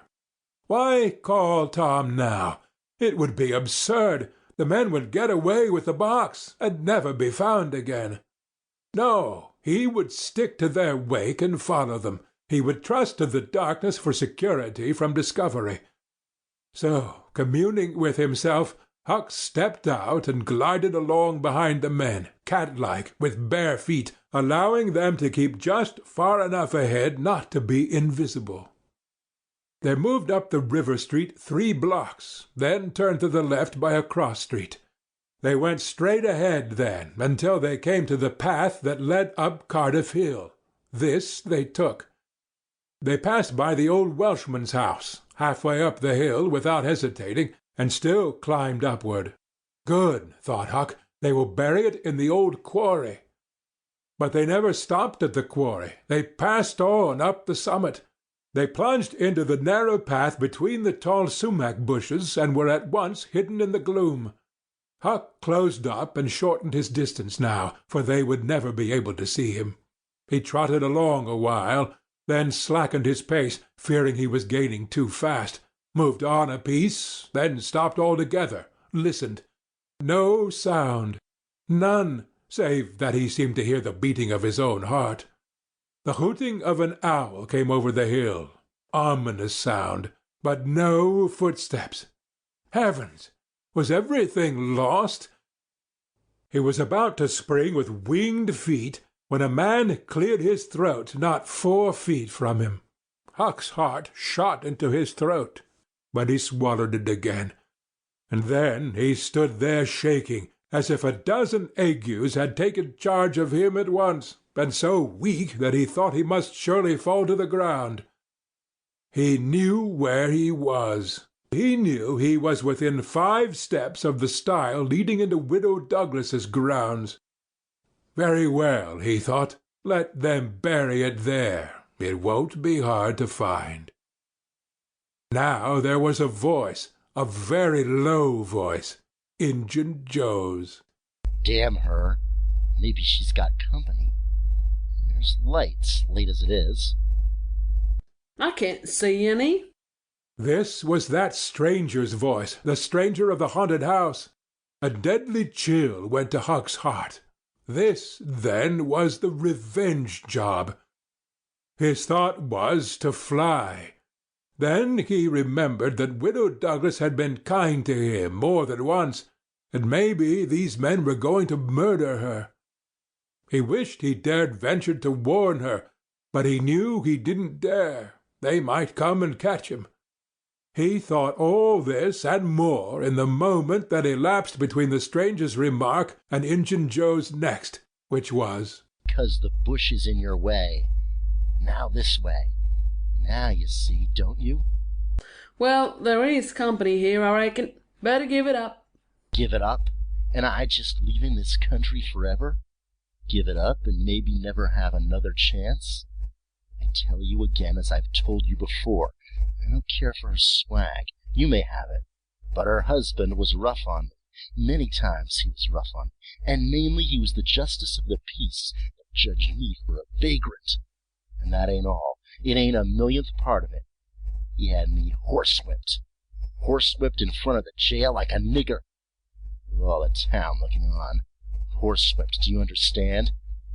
He took advantage of me and died. But I'll take it out on her. Oh, don't kill her. Don't do that. Kill? Who said anything about killing? I would kill him if he was here, but not her. When you want to get revenge on a woman, you don't kill her. Bosh. You go for her looks. You slit her nostrils. You notch her ears like a sow. By God, that's... Keep your opinion to yourself. It'll be safest for you. I'll tie her to the bed. If she bleeds to death, is that my fault? I'll not cry if she does. My friend, you'll help me in this thing, for my sake. That's why you're here. mightn't be able to run. If you flinch, I'll kill you. Do you understand that? And if I have to kill you, I'll kill her. And then I reckon nobody'll ever know about who done this business. Well, if it's got to be done, let's get at it. The quicker the better. I'm all in a shiver. Do it now? And company there? Look here, I'll get suspicious of you first thing you know. No. We'll wait till the lights are out. There's no hurry. Huck felt that a silence was going to ensue, a thing still more awful than any amount of murderous talk. So he held his breath and stepped gingerly back, planted his foot carefully and firmly after balancing, one-legged, in a precarious way and almost toppling over, first on one side and then on the other. He took another step back, with the same elaboration and the same risks. Then another and another, and a twig snapped under his foot. His breath stopped, and he listened. There was no sound. The stillness was perfect. His gratitude was measureless. Now he turned in his tracks between the walls of sumac bushes, turned himself as carefully as if he were a ship, and then stepped quickly but cautiously along. When he emerged at the quarry he felt secure, and so he picked up his nimble heels and flew. Down, down he sped till he reached the Welshman's. He banged at the door, and presently the heads of the old man and his two stalwart sons were thrust from windows. "What's that row there? Who's banging? What do you want?" "Let me in, quick! I'll tell everything." "Why, who are you?" "Huckleberry Finn, quick, let me in." "Huckleberry Finn, indeed. It ain't a name to open many doors, I judge. But let him in, lads, and let's see what's the trouble." "Please don't ever tell I told you," were Huck's first words when he got in. "Please don't. I'd be killed, sure. But the widow's been good friends to me sometimes, and I want to tell. I will tell if you'll promise you won't ever say it was me." "By George, he has got something to tell, or he wouldn't act so," exclaimed the old man. "Out with it, and nobody here'll ever tell, lad." 3 minutes later the old man and his sons, well armed, were up the hill and just entering the sumac path on tiptoe, their weapons in their hands. Huck accompanied them no further. He hid behind a great boulder and fell to listening. There was a lagging, anxious silence, and then, all of a sudden, there was an explosion of firearms and a cry. Huck waited for no particulars. He sprang away and sped down the hill as fast as his legs would carry him. End of chapter 29. Chapter 30. The Welshman reports. Huck under fire. The story circulated. A new sensation. Hope giving way to despair. As the earliest suspicion of dawn appeared on Sunday morning, Huck came groping up the hill and rapped gently at the old Welshman's door. The inmates were asleep, but it was a sleep that was set on a hair-trigger, on account of the exciting episode of the night. A call came from a window. "Who's there?"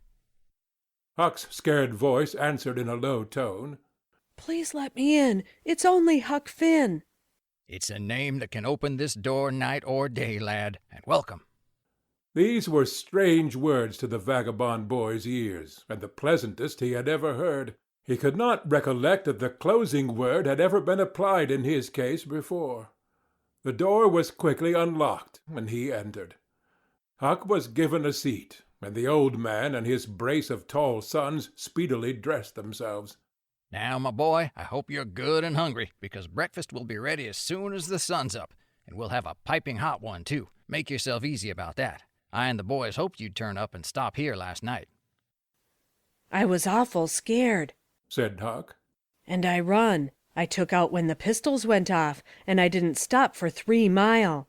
I've come now because I want to know about it, you know. And I come before daylight because I didn't want to run across them devils, even if they was dead." "Well, poor chap, you do look as if you've had a hard night of it, but there's a bed here for you when you've had your breakfast. No, they ain't dead, lad. We're sorry enough for that.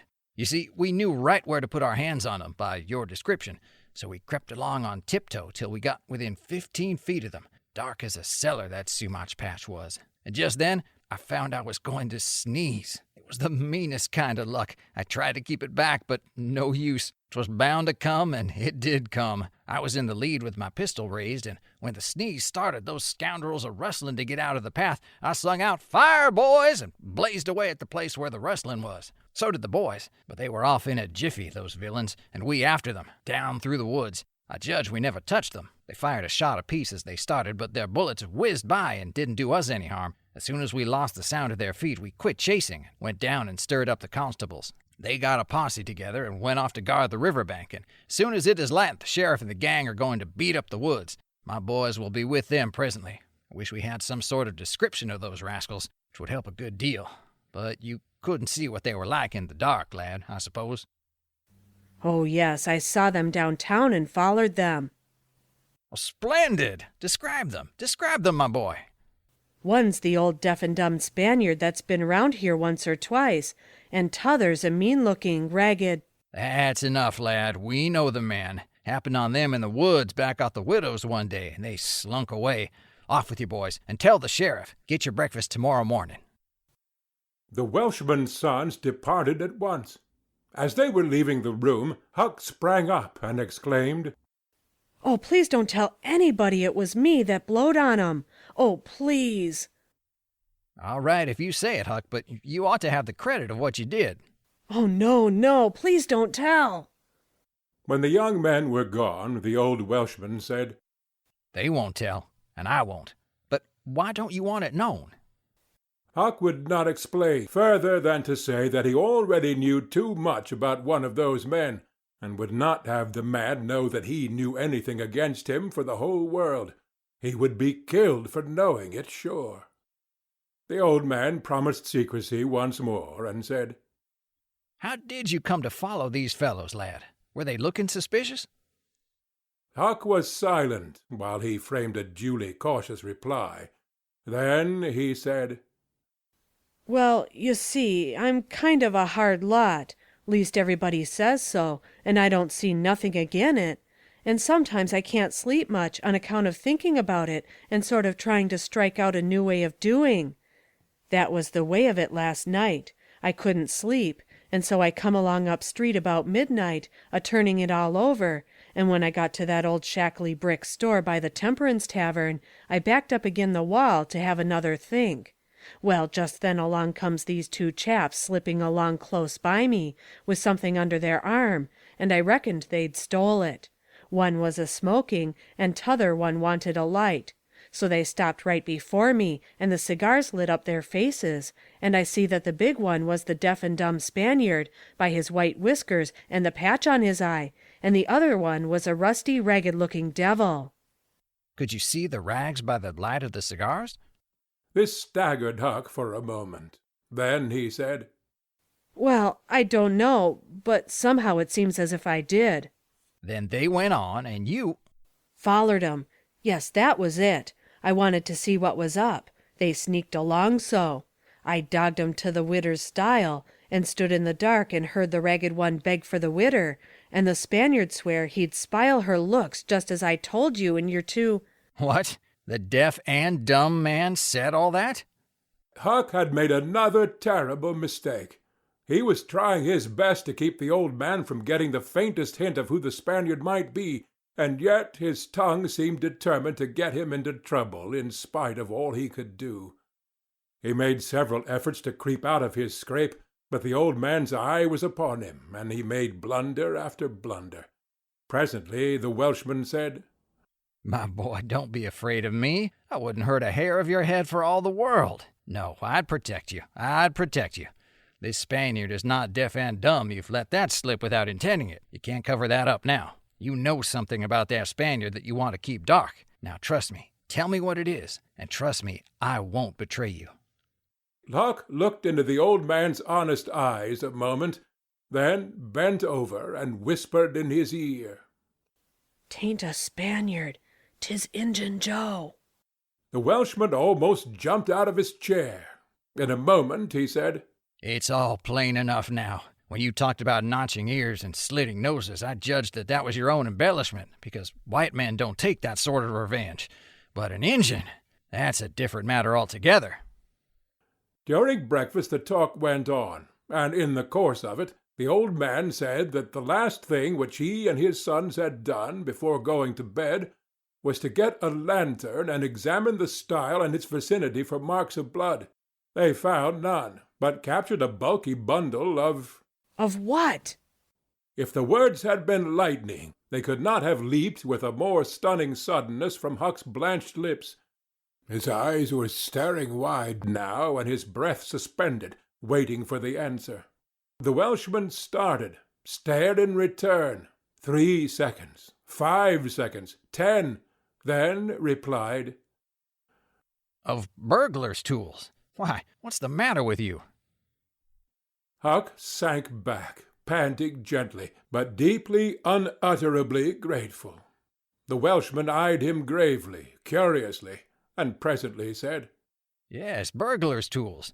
That appears to relieve you a good deal. But what did give you that turn? What were you expecting we'd found? Huck was in a close place. The inquiring eye was upon him. He would have given anything for material for a plausible answer. Nothing suggested itself. The inquiring eye was boring deeper and deeper.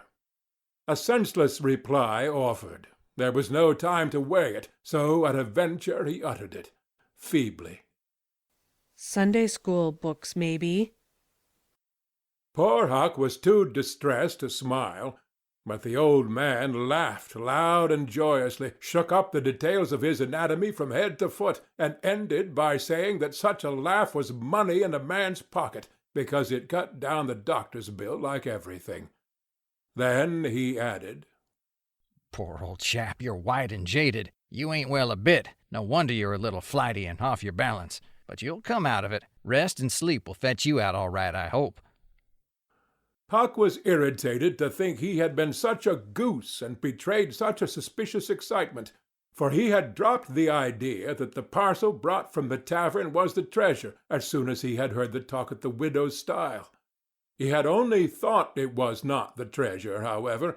He had not known that it wasn't. And so the suggestion of a captured bundle was too much for his self-possession. But on the whole he felt glad the little episode had happened, for now he knew beyond all question that the bundle was not the bundle, and so his mind was at rest and exceedingly comfortable. In fact, everything seemed to be drifting just in the right direction now. The treasure must be still in number 2. The men would be captured and jailed that day, and he and Tom could seize the gold that night without any trouble or any fear of interruption. Just as breakfast was completed, there was a knock at the door. Huck jumped for a hiding-place, for he had no mind to be connected even remotely with the late event. The Welshman admitted several ladies and gentlemen, among them the widow Douglas, and noticed that groups of citizens were climbing up the hill to stare at the stile. So the news had spread. The Welshman had to tell the story of the night to the visitors. The widow's gratitude for her preservation was outspoken. Or don't say a word about it, madam. There's another that you're more beholden to than you are to me and my boys, maybe, but he don't allow me to tell his name. We wouldn't have been there but for him.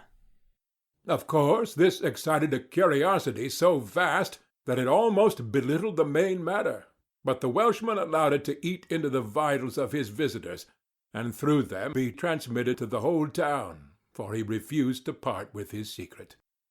When all else had been learned, the widow said, I went to sleep reading in bed and slept straight through all that noise. Why didn't you come and wake me? We judged it warn't worthwhile. Those fellows warn't likely to come again. They hadn't any tools left to work with, and what was the use of waking you up and scaring you to death? My 3 Negro men stood guard at your house all the rest of the night. They've just come back. More visitors came, and the story had to be told and retold for a couple of hours more. There was no Sabbath school during day school vacation, but everybody was early at church. The stirring event was well canvassed. News came that not a sign of the two villains had been yet discovered. When the sermon was finished, Judge Thatcher's wife dropped alongside of Mrs. Harper as she moved down the aisle with the crowd, and said, "Is my Becky going to sleep all day? I just expected she would be tired to death." "Your Becky?" "Yes." with a startled look. "Didn't she stay with you last night?" "Why, no." Mrs. Thatcher turned pale and sank into a pew, just as Aunt Polly, talking briskly with a friend, passed by. Aunt Polly said, "Good morning, Mrs. Thatcher. Good morning, Mrs. Harper. I've got a boy that's turned up missing. I reckon my Tom stayed at your house last night, one of you, and now he's afraid to come to church. I've got to settle with him." Mrs. Thatcher shook her head feebly and turned paler than ever. "He didn't stay with us," said Mrs. Harper, beginning to look uneasy. A marked anxiety came into Aunt Polly's face. "Joe Harper, have you seen my Tom this morning?" "No, ma'am." "When did you see him last?" Joe tried to remember, but was not sure he could say. The people had stopped moving out of church. Whispers passed along, and a boding uneasiness took possession of every countenance. Children were anxiously questioned, and young teachers. They all said they had not noticed whether Tom and Becky were on board the ferry-boat on the homeward trip. It was dark. No one thought of inquiring if anyone was missing. One young man finally blurted out his fear that they were still in the cave. Mrs. Thatcher swooned away. Aunt Polly fell to crying and wringing her hands. The alarm swept from lip to lip, from group to group, from street to street, and within 5 minutes the bells were wildly clanging and the whole town was up. The Cardiff Hill episode sank into instant insignificance. The burglars were forgotten. Horses were saddled. Skiffs were manned. The ferry-boat ordered out. And before the horror was half an hour old, 200 men were pouring down high road and river toward the cave. All the long afternoon the village seemed empty and dead. Many women visited Aunt Polly and Mrs. Thatcher and tried to comfort them. They cried with them, too, and that was still better than words. All the tedious night the town waited for news, but when the morning dawned at last, all the word that came was, "Send more candles, and send food." Mrs. Thatcher was almost crazed, but Aunt Polly also. Judge Thatcher sent messages of hope and encouragement from the cave, but they conveyed no real cheer. The old Welshman came home toward daylight, spattered with candle grease, smeared with clay, and almost worn out. He found Huck still in the bed that had been provided for him, and delirious with fever. The physicians were all at the cave, so the widow Douglas came and took charge of the patient. She said she would do her best for him, because, whether he was good, bad, or indifferent, he was the Lord's, and nothing that was the Lord's was a thing to be neglected. The Welshman said Huck had good spots in him, and the widow said, "You can depend on it. That's the Lord's mark. He don't leave it off. He never does. Puts it somewhere on every creature that comes from his hands." Early in the forenoon parties of jaded men began to straggle into the village, but the strongest of the citizens continued searching. All the news that could be gained was that remotenesses of the cavern were being ransacked that had never been visited before, that every corner and crevice was going to be thoroughly searched, that wherever one wandered through the maze of passages, lights were to be seen flitting hither and thither in the distance, and shoutings and pistol shots sent their hollow reverberations to the ear down the sombre aisles. In one place, far from the section usually traversed by tourists, the names Becky and Tom had been found traced upon the rocky wall with candle smoke, and near at hand a grease-soiled bit of ribbon. Mrs. Thatcher recognized the ribbon and cried over it. She said it was the last relic she would ever have of her child, and that no other memorial of her could ever be so precious, because this one parted latest from the living body before the awful death came.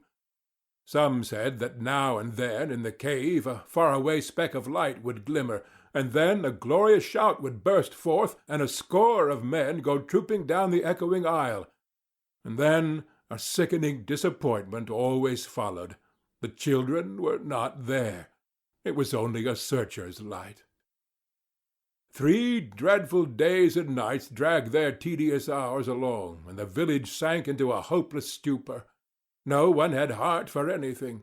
The accidental discovery just made that the proprietor of a temperance tavern kept liquor on his premises scarcely fluttered the public pulse, tremendous as the fact was. In a lucid interval, Huck feebly led up to the subject of taverns, and finally asked, dimly dreading the worst, if anything had been discovered at the temperance tavern since he had been ill. Yes, said the widow. Huck started up in bed, wild-eyed. What? What was it? Liquor, and the place has been shut up. Lie down, child, what a turn you did give me. Only tell me just one thing. Only just one, please. Was it Tom Sawyer that found it? The widow burst into tears. Hush, hush, child, hush. I've told you before you must not talk. You are very, very sick. Then nothing but liquor had been found. There would have been a great powwow if it had been the gold. So the treasure was gone forever. Gone forever. But what could she be crying about? Curious that she should cry. These thoughts worked their dim way through Huck's mind, and under the weariness they gave him, he fell asleep. The widow said to herself, There, he's asleep, poor wreck. Tom Sawyer find it. Pity but somebody could find Tom Sawyer. Ah, there ain't many left now that's got hope enough or strength enough either to go on searching. End of chapter 30. Chapter 31. An exploring expedition. Trouble commences. Lost in the cave. Total darkness. Found, but not saved. Now, to return to Tom and Becky's share in the picnic. They tripped along the murky aisles with the rest of the company, visiting the familiar wonders of the cave, wonders dubbed with rather over-descriptive names, such as the drawing-room, the cathedral, Aladdin's palace, and so on. Presently the hide-and-seek frolicking began, and Tom and Becky engaged in it with zeal until the exertion began to grow a trifle wearisome. Then they wandered down a sinuous avenue, holding their candles aloft, and reading the tangled webwork of names, dates, post-office addresses, and mottos with which the rocky walls had been frescoed in candle-smoke. Still drifting along and talking, they scarcely noticed that they were now in a part of the cave whose walls were not frescoed. They smoked their own names under an overhanging shelf and moved on.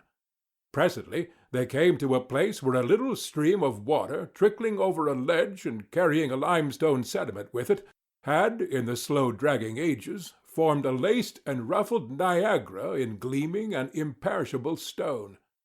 Tom squeezed his small body behind it in order to illuminate it for Becky's gratification.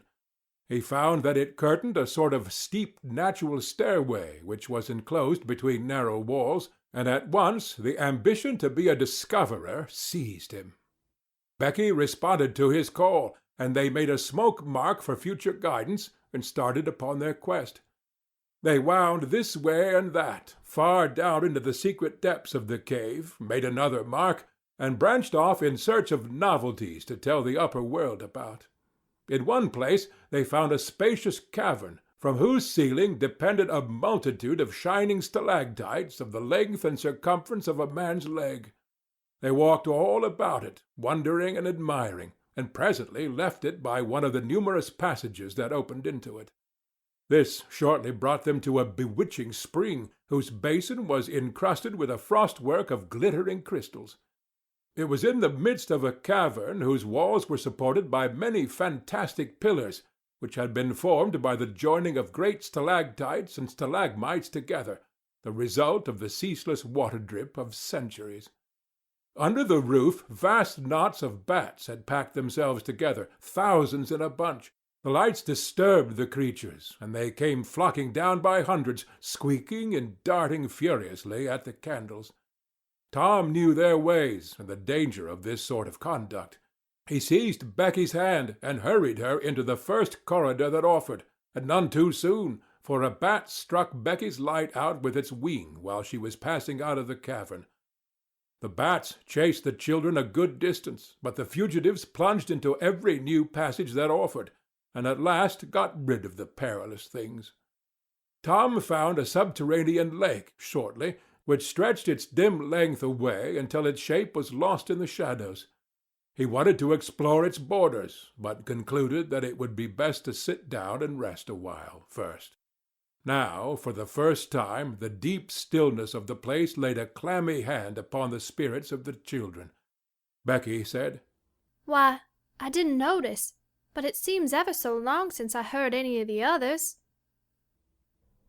Come to think, Becky, we are way down below 'em, and I don't know how far north or south or east or whichever it is. We couldn't hear 'em here. Becky grew apprehensive. "I wonder how long we've been down here, Tom. We better start back." Yes, I reckon we better. Perhaps we better. "Can you find the way, Tom? It's all a mixed-up crookedness to me." I reckon I could find it, but then the bats. If they put our candles out, it'll be an awful fix. Let's try some other way so as not to go through there. "Well, but I hope we won't get lost. It would be so awful." And the girl shuddered at the thought of the dreadful possibilities. They started through a corridor and traversed it in silence a long way, glancing at each new opening to see if there was anything familiar about the look of it. But they were all strange. Every time Tom made an examination, Becky would watch his face for an encouraging sign, and he would say cheerily, "Oh, it's all right. This ain't the one, but we'll come to it right away."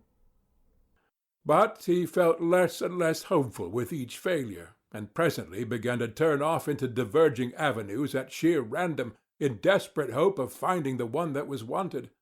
He still said it was all right, but there was such a leaden dread at his heart that the words had lost their ring, and sounded just as if he had said, "All is lost." Becky clung to his side in an anguish of fear, and tried hard to keep back the tears, but they would come. At last she said, "Oh, Tom, never mind the bats. Let's go back that way. We seem to get worse and worse off all the time." "Listen," said he. Profound silence. Silence so deep that even their breathings were conspicuous in the hush. Tom shouted. The call went echoing down the empty aisles, and died out in the distance in a faint sound that resembled a ripple of mocking laughter. "Oh, don't do it again, Tom. It is too horrid," said Becky. "It is horrid, but I better, Becky. They might hear us, you know." And he shouted again. The might was even a chillier horror than the ghostly laughter. It so confessed a perishing hope. The children stood still and listened, but there was no result. Tom turned upon the back track at once and hurried his steps. It was but a little while before a certain indecision in his manner revealed another fearful fact to Becky.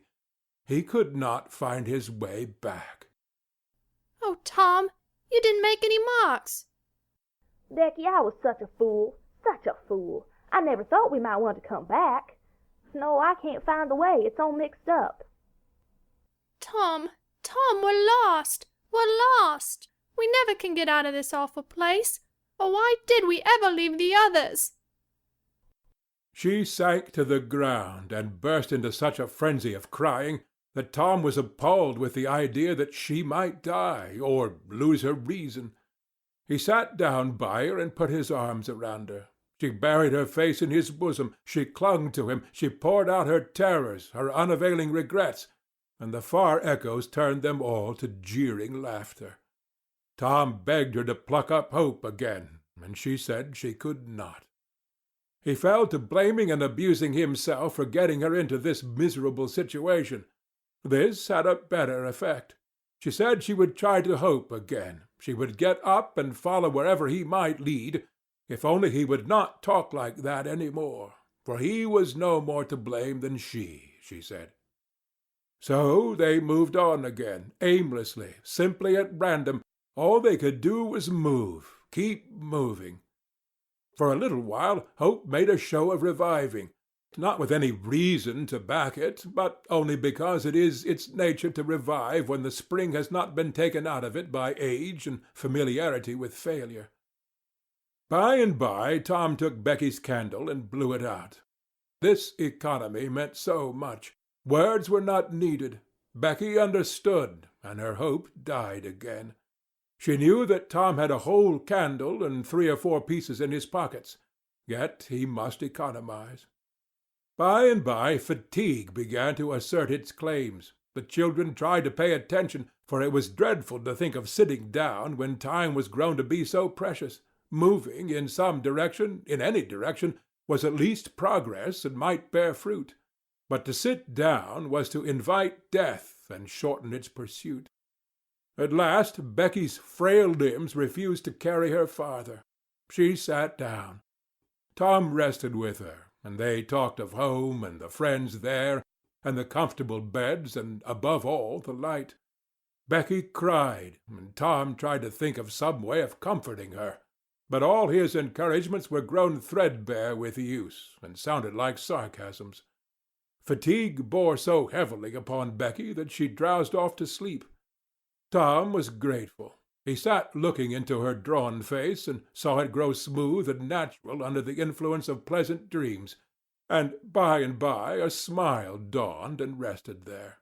The peaceful face reflected somewhat of peace and healing into his own spirit, and his thoughts wandered away to bygone times and dreamy memories.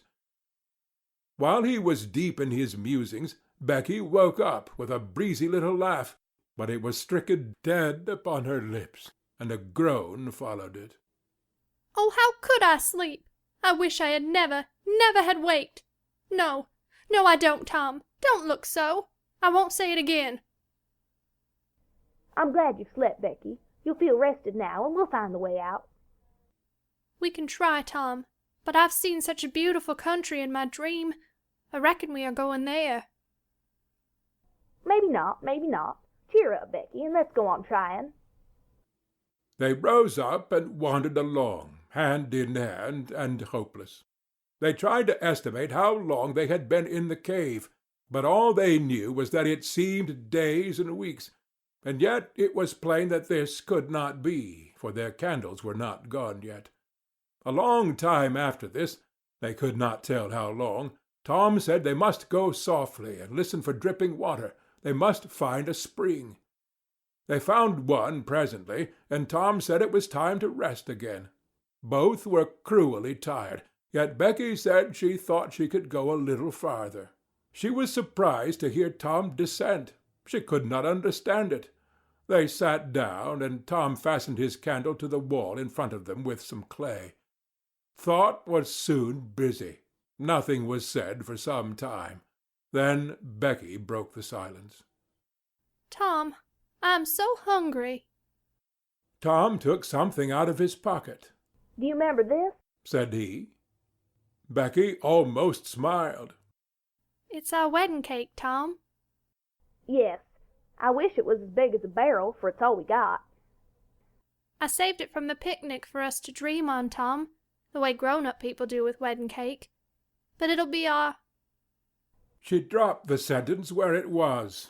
Tom divided the cake, and Becky ate with good appetite, while Tom nibbled at his moiety. There was abundance of cold water to finish the feast with. By and by Becky suggested that they move on again. Tom was silent a moment. Then he said, Becky, can you bear it if I tell you something? Becky's face paled, but she thought she could. Well then, Becky, we must stay here where there's water to drink. That little piece is our last candle. Becky gave loose to tears and wailings. Tom did what he could to comfort her, but with little effect. At length Becky said, Tom. Well, Becky? They'll miss us and hunt for us. Yes, they will. Certainly they will. Maybe they're hunting for us now, Tom.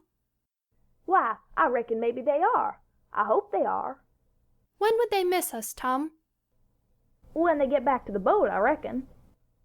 Tom, it might be dark then. Would they notice we hadn't come? I don't know. But anyway, your mother would miss you as soon as they got home. A frightened look in Becky's face brought Tom to his senses, and he saw that he had made a blunder. Becky was not to have gone home that night. The children became silent and thoughtful. In a moment, a new burst of grief from Becky showed Tom that the thing in his mind had struck hers also, that the Sabbath morning might be half spent before Mrs. Thatcher discovered that Becky was not at Mrs. Harper's. The children fastened their eyes upon their bit of candle, and watched it melt slowly and pitilessly away, saw the half-inch of wick stand alone at last, saw the feeble flame rise and fall, climb the thin column of smoke, linger at its top a moment, and then the horror of utter darkness reigned. How long afterward it was that Becky came to a slow consciousness that she was crying in Tom's arms, neither could tell. All that they knew was that after what seemed a mighty stretch of time, both awoke out of a dead stupor of sleep and resumed their miseries once more. Tom said it might be Sunday now, maybe Monday. He tried to get Becky to talk, but her sorrows were too oppressive. All her hopes were gone. Tom said that they must have been missed long ago, and no doubt the search was going on. He would shout, and maybe someone would come. He tried it, but in the darkness the distant echoes sounded so hideously that he tried it no more. The hours wasted away, and hunger came to torment the captives again.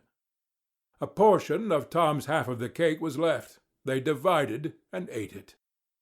But they seemed hungrier than before. The poor morsel of food only whetted desire. By and by Tom said, Did you hear that? Both held their breath and listened. There was a sound like the faintest far-off shout.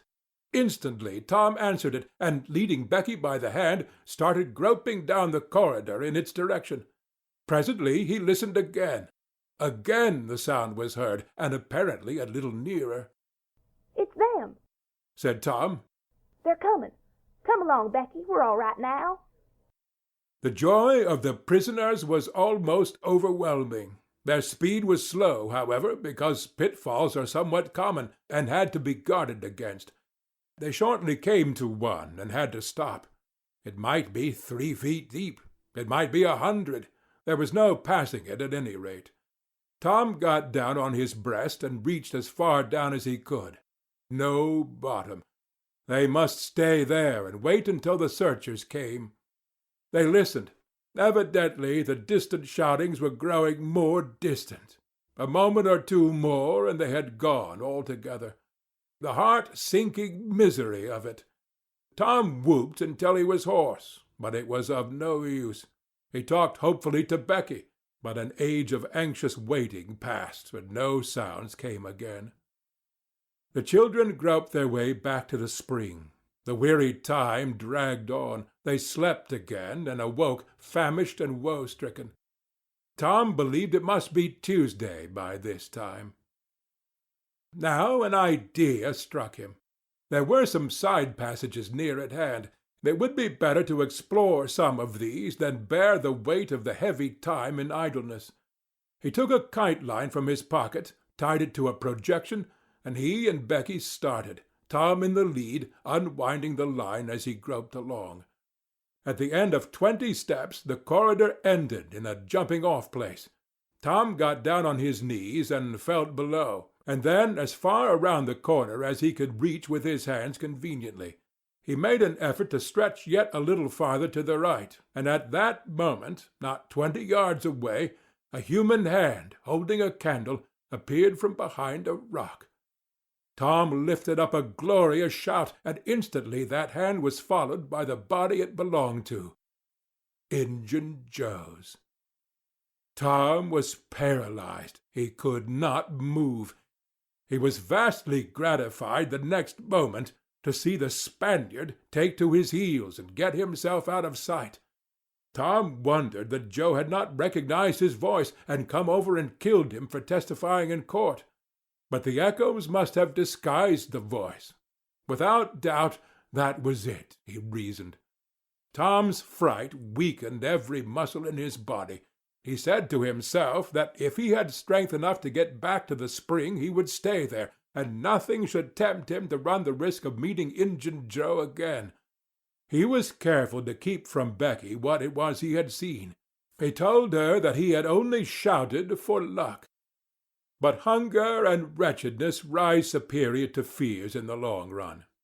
Another tedious wait at the spring and another long sleep brought changes. The children awoke tortured with a raging hunger. Tom believed that it must be Wednesday or Thursday, or even Friday or Saturday now, and that the search had been given over. He proposed to explore another passage. He felt willing to risk Injun Joe and all other terrors. But Becky was very weak. She had sunk into a dreary apathy and would not be roused. She said she would wait now where she was and die. It would not be long. She told Tom to go with the kite-line and explore if he chose, but she implored him to come back every little while and speak to her, and she made him promise that when the awful time came he would stay by her and hold her hand until all was over. Tom kissed her with a choking sensation in his throat, and made a show of being confident of finding the searchers or an escape from the cave. Then he took the kite-line in his hand and went groping down one of the passages on his hands and knees, distressed with hunger and sick with bodings of coming doom. End of Chapter 31. Chapter 32. Tom tells the story of their escape. Tom's enemy in safe quarters. Tuesday afternoon came and waned to the twilight. The village of St. Petersburg still mourned. The lost children had not been found. Public prayers had been offered up for them, and many a private prayer that had the petitioner's whole heart in it. But still no good news came from the cave.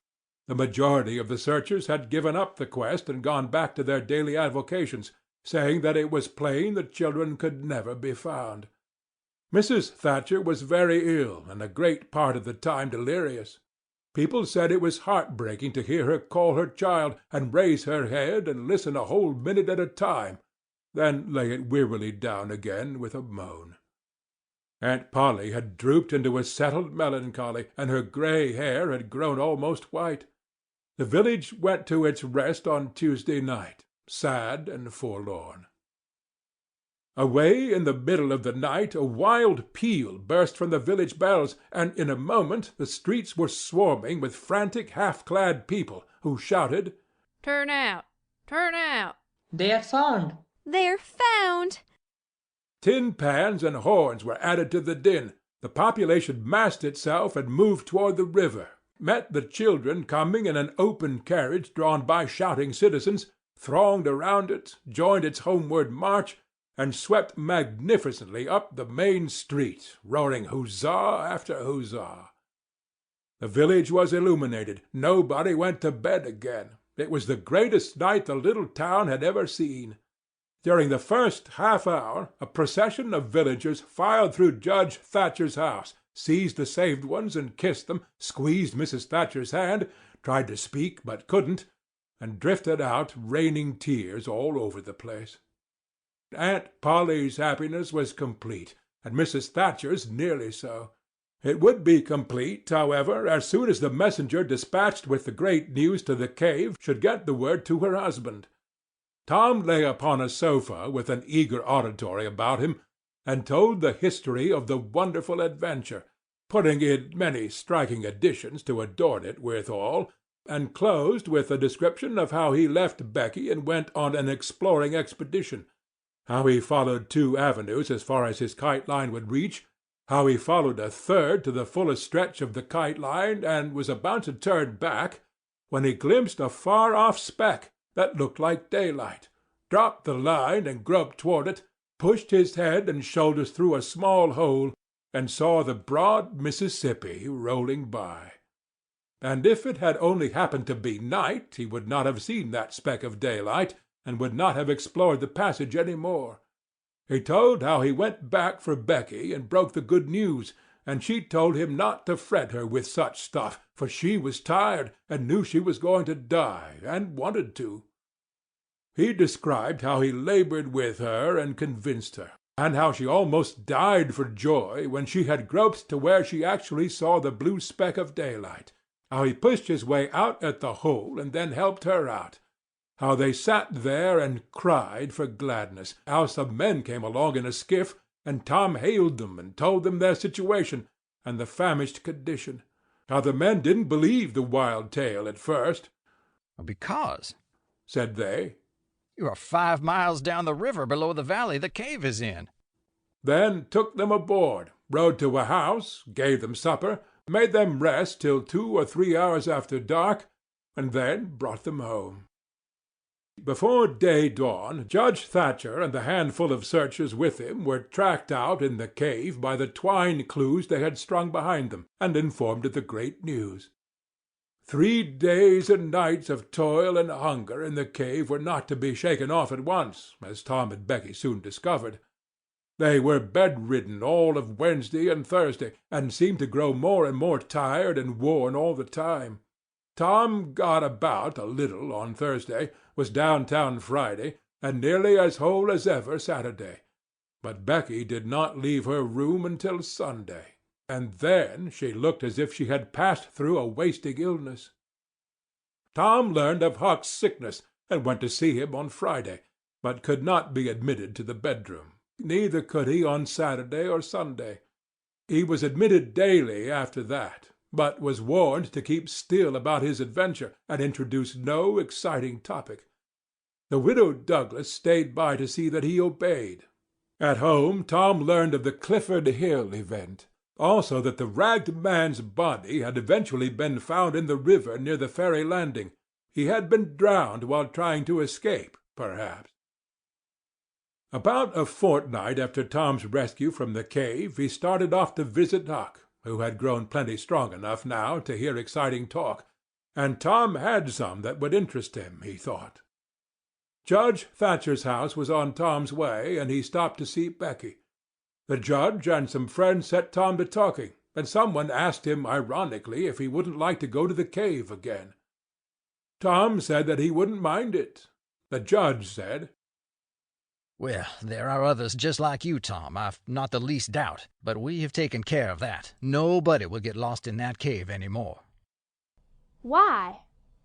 "Because I had its big door sheathed with boiler iron 2 weeks ago, and triple locked, and I've got the keys."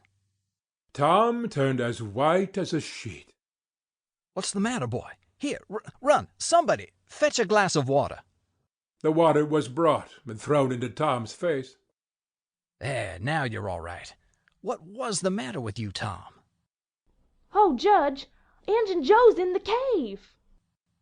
End of Chapter 32. Chapter 33. The Fate of Injun Joe. Huck and Tom compare notes. An expedition to the cave. Protection against ghosts. An awful snug place. A reception at the widow Douglas's. Within a few minutes the news had spread, and a dozen skiff-loads of men were on their way to McDougall's cave, and the ferry-boat, well filled with passengers, soon followed. Tom Sawyer was in the skiff that bore Judge Thatcher. When the cave door was unlocked, a sorrowful sight presented itself in the dim twilight of the place. Injun Joe lay stretched upon the ground, dead, with his face close to the crack of the door, as if his longing eyes had been fixed, to the last moment, upon the light and the cheer of the free world outside. Tom was touched, for he knew by his own experience how this wretch had suffered. His pity was moved, but nevertheless he felt an abounding sense of relief and security now, which revealed to him in a degree which he had not fully appreciated before How vast a weight of dread had been lying upon him since the day he lifted his voice against this bloody-minded outcast. Injun Joe's bowie knife lay close by, its blade broken in two. The great foundation beam of the door had been chipped and hacked through with tedious labor. Useless labor, too, it was, for the native rock formed a sill outside it, and upon that stubborn material the knife had wrought no effect. The only damage done was to the knife itself. But if there had been no stony obstruction there, the labor would have been useless still, for if the beam had been wholly cut away, Injun Joe could not have squeezed his body under the door, and he knew it. So he had only hacked that place in order to be doing something, in order to pass the weary time, in order to employ his tortured faculties. Ordinarily one could find 6 bits of candle stuck around in the crevices of this vestibule, left there by tourists, but there were none now. The prisoner had searched them out and eaten them. He had also contrived to catch a few bats, and these also he had eaten, leaving only their claws. The poor unfortunate had starved to death. In one place, near at hand, a stalagmite had been slowly growing up from the ground for ages, builded by the water drip from a stalactite overhead. The captive had broken off the stalagmite, and upon the stump had placed a stone, wherein he had scooped a shallow hollow to catch the precious drop that fell once in every 3 minutes with the dreary regularity of a clock-tick. A dessert-spoonful once in 24 hours. That drop was falling when the pyramids were new, when Troy fell, when the foundations of Rome were laid, when Christ was crucified, when the Conqueror created the British Empire, when Columbus sailed, when the massacre at Lexington was news. It is falling now. It will still be falling when all these things shall have sunk down the afternoon of history and the twilight of tradition, and been swallowed up in the thick night of oblivion. Has everything a purpose and a mission? Did this drop fall patiently during 5,000 years to be ready for this flitting human insect's need? And has it another important object to accomplish 10,000 years to come? No matter. It is many and many a year since the hapless half-breed scooped out the stone to catch the priceless drops. But to this day the tourist stares longest at that pathetic stone and that slow-dropping water when he comes to see the wonders of McDougall's cave. Injun Joe's cup stands first in the list of the cavern's marvels. Even Aladdin's palace cannot rival it.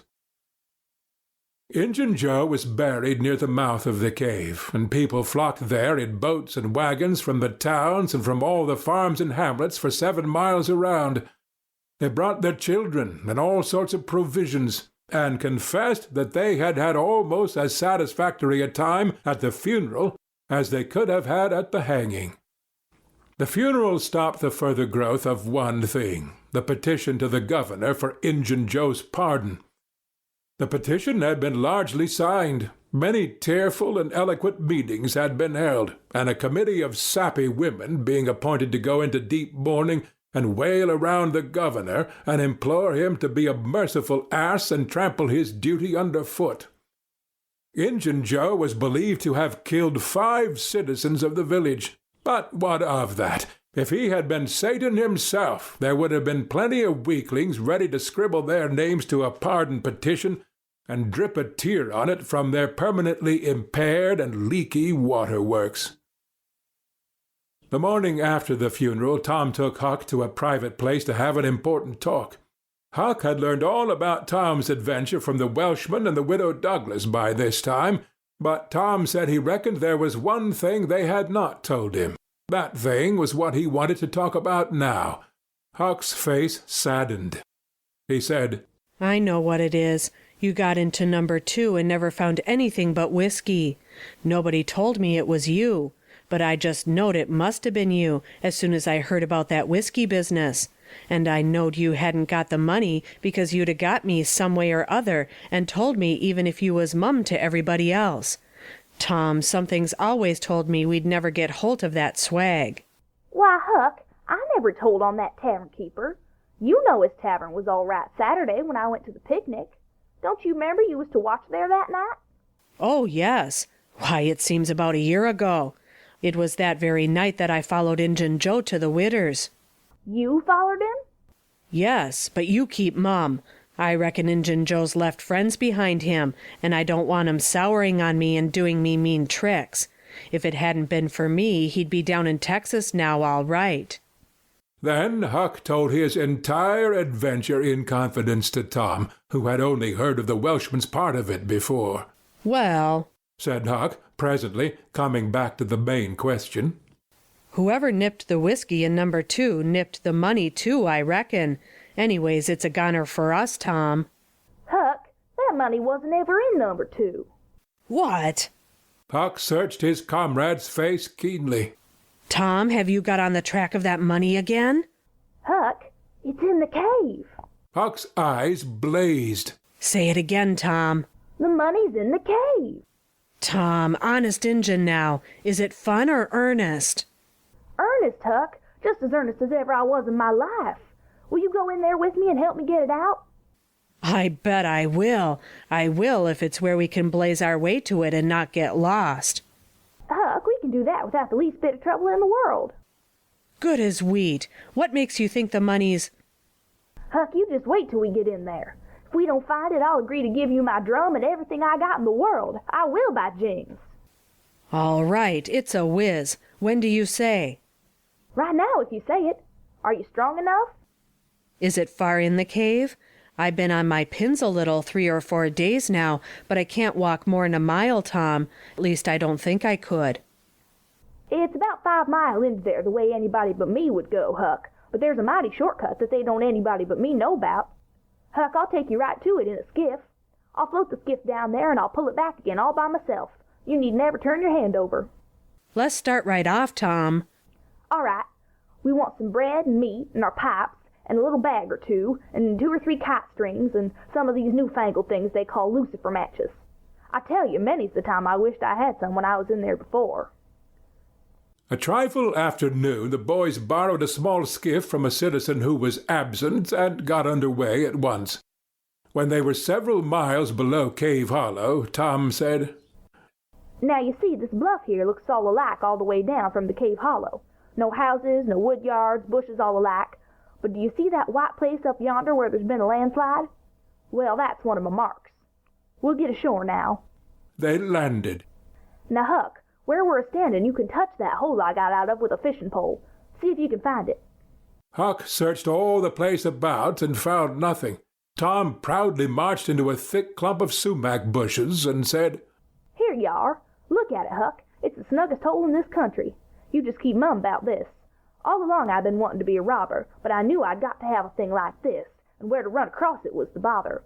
We got it now, and we'll keep it quiet, only we'll let Joe Harper and Ben Rogers in, 'cause of course there's got to be a gang, or else there wouldn't be any style about it. Tom Sawyer's gang. Sounds splendid, don't it, Huck? Well, it just does, Tom. And who'll we rob? Oh, most anybody. Waylay people, that's mostly the way. And kill them? No, not always. Hide them in the cave till they raise the ransom. What's a ransom? Money.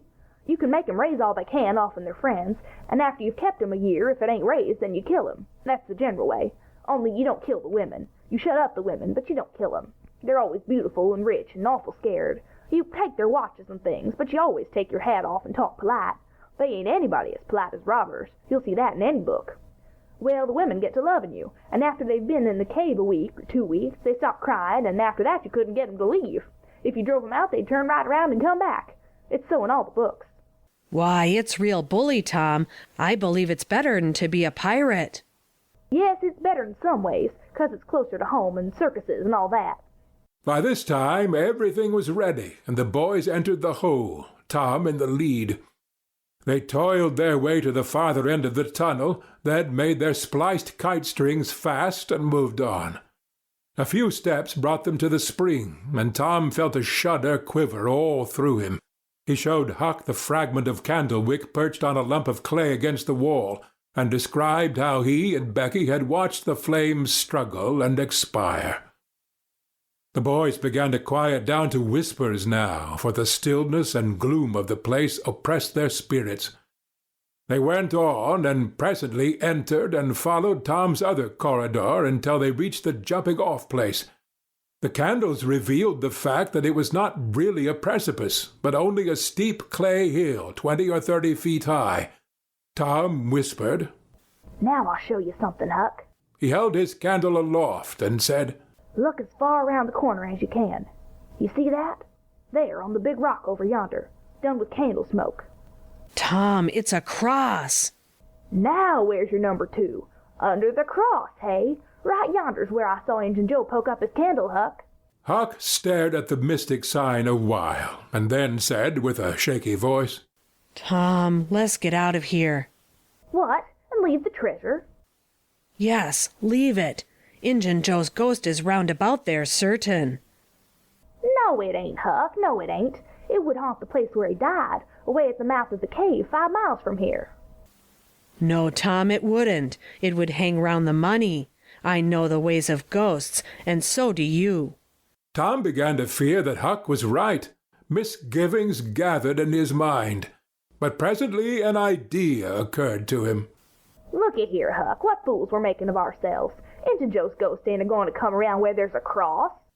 The point was well taken. It had its effect. "Tom, I didn't think of that, but that's so. It's luck for us, that cross is. I reckon we'll climb down there and have a hunt for that box."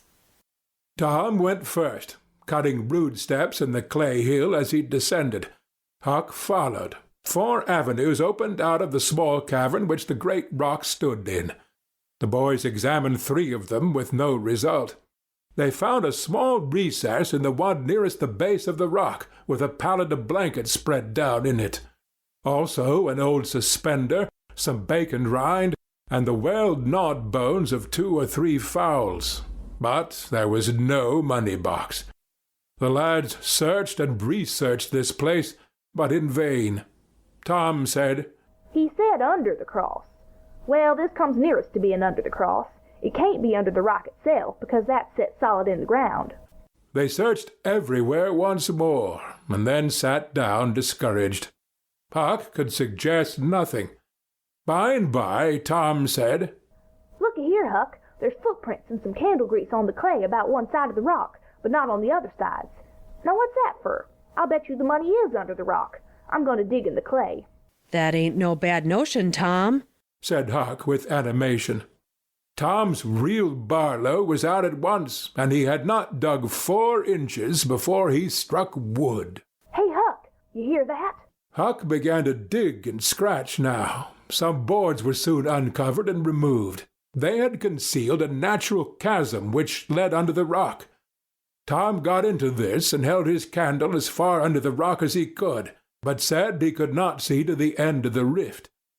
He proposed to explore. He stooped and passed under. The narrow way descended gradually. He followed its winding course, first to the right, then to the left, Huck at his heels. Tom turned a short curve by and by, and exclaimed, "My goodness, Huck, looky here."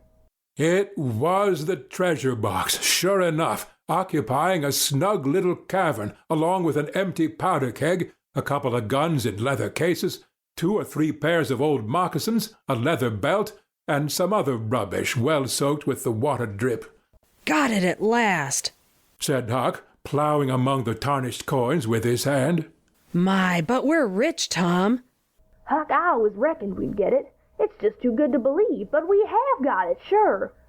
Say, let's not fool round here. Let's snake it out. Let me see if I can lift the box." It weighed about 50 pounds. Tom could lift it after an awkward fashion, but could not carry it conveniently. "I thought so," he said. "They carried it like it was heavy that day at the haunted house. I noticed that. I reckon I was right to think of fetching the little bags along." The money was soon in the bags, and the boys took it up to the cross rock. "Now let's fetch the guns and things," said Huck. "No, Huck, leave 'em there. They're just the tricks to have when we go robbing. We'll keep 'em there all the time, and we'll hold our orgies there, too. It's an awful snug place for orgies." What orgies? I don't know, but robbers always have orgies, and of course we've got to have 'em too. Come along, Huck. We've been in here a long time. It's getting late, I reckon. I'm hungry too. We'll eat and smoke when we get to the skiff. They presently emerged into the clump of sumac bushes, looked warily out, found the coast clear, and were soon lunching and smoking in the skiff. As the sun dipped toward the horizon, they pushed out and got under way. Tom skimmed up the shore through the long twilight, chatting cheerily with Huck, and landed shortly after dark. Now, Huck, said Tom, we'll hide the money in the loft of the widow's woodshed, and I'll come up in the morning and we'll count it and divide, and then we'll hunt up a place out in the woods for it where it'll be safe. Just you lay quiet here and watch the stuff till I run and hook Benny Taylor's little wagon. I won't be gone a minute. He disappeared, and presently returned with the wagon, put the 2 small sacks into it, threw some old rags on top of them, and started off, dragging his cargo behind him. When the boys reached the Welshman's house, they stopped to rest. Just as they were about to move on, the Welshman stepped out and said, "Hello, who's that?" Huck and Tom Sawyer. "Good. Come along with me, boys. You are keeping everybody waiting. Here, hurry up, trot ahead. I'll haul the wagon for you. Why, it's not as light as it might be. Got bricks in it? Or old metal?" Old metal, said Tom. "I judged so. The boys in this town will take more trouble and fool away more time hunting up 6 bits worth of old iron to sell to the foundry than they would to make twice that money at regular work. But that's human nature. Hurry along, hurry along." The boys wanted to know what the hurry was about. "Never mind. You'll see when we get to the Widow Douglas's." Huck said with some apprehension, for he was long used to being falsely accused, Mr. Jones, we haven't been doing nothing. The Welshman laughed. "Well, I don't know, Huck, my boy. I don't know about that. Ain't you and the widow good friends?" Yes, well, she's been good friends to me anyway. "All right, then. What do you want to be afraid for?" This question was not entirely answered in Huck's slow mind before he found himself pushed, along with Tom, into Mrs. Douglas's drawing-room. Mr. Jones left the wagon near the door and followed. The place was grandly lighted, and everybody that was of any consequence in the village was there. The Thatchers were there, the Harpers, the Rogerses, Aunt Polly, Sid, Mary, the minister, the editor, and a great many more, and all dressed in their best. The widow received the boys as heartily as any one could well receive 2 such-looking beings. They were covered with clay and candle grease. Aunt Polly blushed crimson with humiliation, and frowned and shook her head at Tom. Nobody suffered half as much as the 2 boys did, however. Mr. Jones said, "Tom wasn't at home yet, so I gave him up. But I stumbled on him and Huck right at my door, and so I just brought them along in a hurry." "And you did just right," said the widow. "Come with me, boys." She took them to a bedchamber and said, "Now wash and dress yourselves. Here are 2 new suits of clothes, shirts, socks, everything complete. They're Huck's. No thanks, Huck.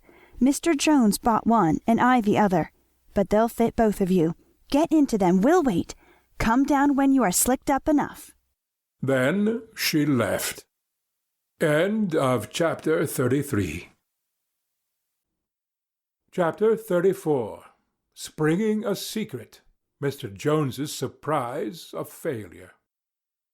Huck said, "Tom, we can slope if we can find a rope. The window ain't high from the ground." Shucks, what do you want to slope for? "Well, I ain't used to that kind of a crowd. I can't stand it. I ain't going down there, Tom." Oh, bother, it ain't anything. I don't mind it a bit. I'll take care of you. Sid appeared. "Tom," said he, "Auntie has been waiting for you all the afternoon. Mary got your Sunday clothes ready, and everybody's been fretting about you. Say, ain't this grease and clay on your clothes?" Now, Mr. City, you just tend to your own business. What's all this blowout about anyway? "It's one of the widow's parties that she's always having. This time it's for the Welshman and his sons on account of that scrape they helped her out of the other night. And say, I can tell you something if you want to know." Why, old Mr. Jones is going to try to spring something on the people here tonight. But I overheard him tell Auntie today about it, as a secret. But I reckon it's not much of a secret now. Everybody knows, the widow too, for all she tries to let on she don't. Mr. Jones was bound Huck should be here. Couldn't get along with his grand secret without Huck, you know. Secret about what, Sid? About Huck tracking the robbers to the widow's. I reckon Mr. Jones was going to make a grand time over his surprise, but I'll bet you it'll drop pretty flat. Sid chuckled in a very contented and satisfied way. Sid, was it you that told? Oh, never mind who it was. Somebody told. That's enough. Sid, there's only one person in this town mean enough to do that, and that's you. If you'd been in Huck's place, you'd have sneaked down the hill and never told anybody all the robbers. You can't do any but mean things, and you can't bear to see anybody praised for doing good ones. There. No thanks, as the widder says. And Tom cuffed Sid's ears and helped him to the door with several kicks. Now go and tell Auntie if you dare, and tomorrow you'll catch it. Some minutes later the widow's guests were at the supper table, and a dozen children were propped up at little side tables in the same room, after the fashion of that country and that day. At the proper time Mr. Jones made his little speech, in which he thanked the widow for the honor she was doing himself and his sons, but said there was another person whose modesty, and so forth and so on. He sprung his secret about Huck's share in the adventure in the finest dramatic manner he was master of, but the surprise it occasioned was largely counterfeit, and not as clamorous and effusive as it might have been under happier circumstances. However, the widow made a pretty fair show of astonishment, and heaped so many compliments and so much gratitude upon Huck, that he almost forgot the nearly intolerable discomfort of his new clothes in the entirely intolerable discomfort of being set up as a target for everybody's gaze and everybody's laudations. The widow said she meant to give Huck a home under her roof and have him educated, and that when she could spare the money she would start him in business in a modest way. Tom's chance was come. He said, Huck don't need it. Huck's rich. Nothing but a heavy strain upon the good manners of the company kept back the due and proper complimentary laugh at this pleasant joke. But the silence was a little awkward. Tom broke it. Huck's got money. Maybe you don't believe it, but he's got lots of it. Oh, you needn't smile. I reckon I can show you. You just wait a minute. Tom ran out of doors. The company looked at each other with a perplexed interest, and inquiringly at Huck, who was tongue-tied. Sid, what ails Tom? Said Aunt Polly. Well, there ain't ever any making of that boy out. I never. Tom entered, struggling with the weight of his sacks, and Aunt Polly did not finish her sentence. Tom poured the mass of yellow coin upon the table, and said, There, what did I tell you? Half of it's Huck's and half of it's mine. The spectacle took the general breath away. All gazed, nobody spoke for a moment. Then there was a unanimous call for an explanation. Tom said he could furnish it, and he did. The tale was long, but brimful of interest. There was scarcely an interruption from anyone to break the charm of its flow. When he had finished, Mr. Jones said, I thought I had fixed up a little surprise for this occasion, but it don't amount to anything now. This one makes it sing mighty small, I'm willing to allow. The money was counted. The sum amounted to a little over $12,000. It was more than any one present had ever seen at one time before, though several persons were there who were worth considerably more than that in property. End of Chapter 34. Chapter 35. A New Order of Things. Poor Huck. New Adventures Planned. The reader may rest satisfied that Tom and Huck's windfall made a mighty stir in the poor little village of St. Petersburg. So vast a sum, all in actual cash, seemed next to incredible. It was talked about, gloated over, glorified, until the reason of many of the citizens tottered under the strain of the unhealthy excitement.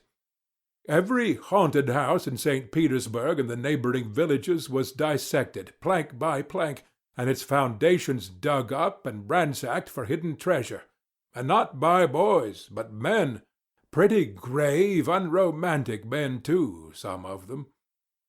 Wherever Tom and Huck appeared, they were courted, admired, stared at. The boys were not able to remember that their remarks had possessed weight before, but now their sayings were treasured and repeated.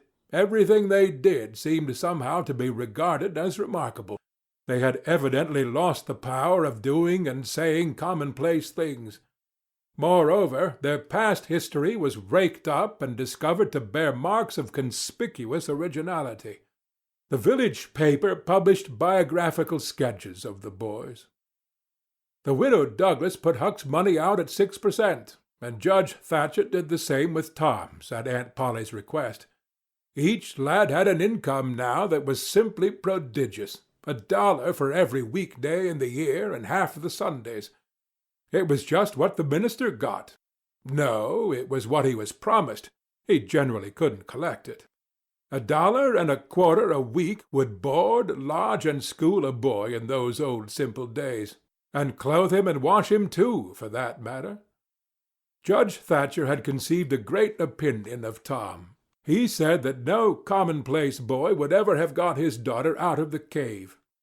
When Becky told her father, in strict confidence, how Tom had taken her whipping at school, the judge was visibly moved, and when she pleaded grace for the mighty lie which Tom had told in order to shift that whipping from her shoulders to his own, the judge said with a fine outburst that it was a noble, a generous, a magnanimous lie, a lie that was worthy to hold up its head and march down through history breast to breast with George Washington's lauded truth about the hatchet. Becky thought her father had never looked so tall and so superb as when he walked the floor and stamped his foot and said that. She went straight off and told Tom about it. Judge Thatcher hoped to see Tom a great lawyer or a great soldier some day. He said he meant to look to it that Tom should be admitted to the National Military Academy and afterward trained at the best law school in the country, in order that he might be ready for either career, or both. Huck Finn's wealth and the fact that he was now under the widow Douglas's protection introduced him into society. No, dragged him into it, hurled him into it, and his sufferings were almost more than he could bear.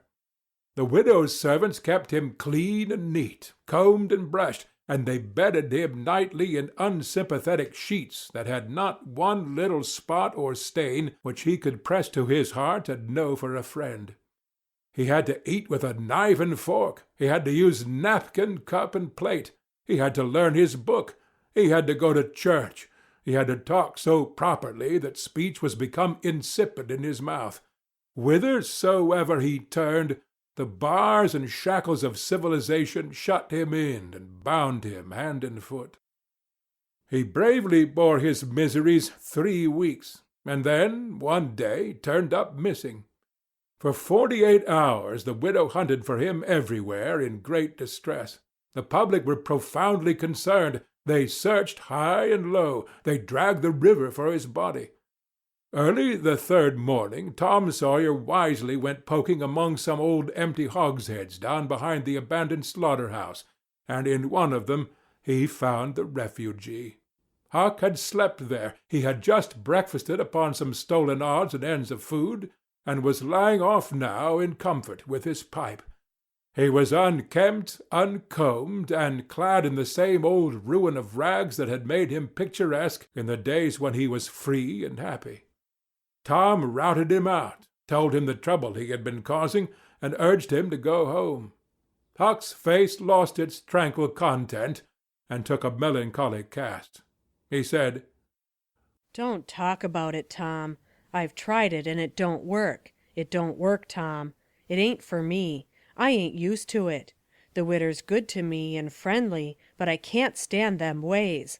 She makes me get up just at the same time every morning. She makes me wash. They comb me all to thunder.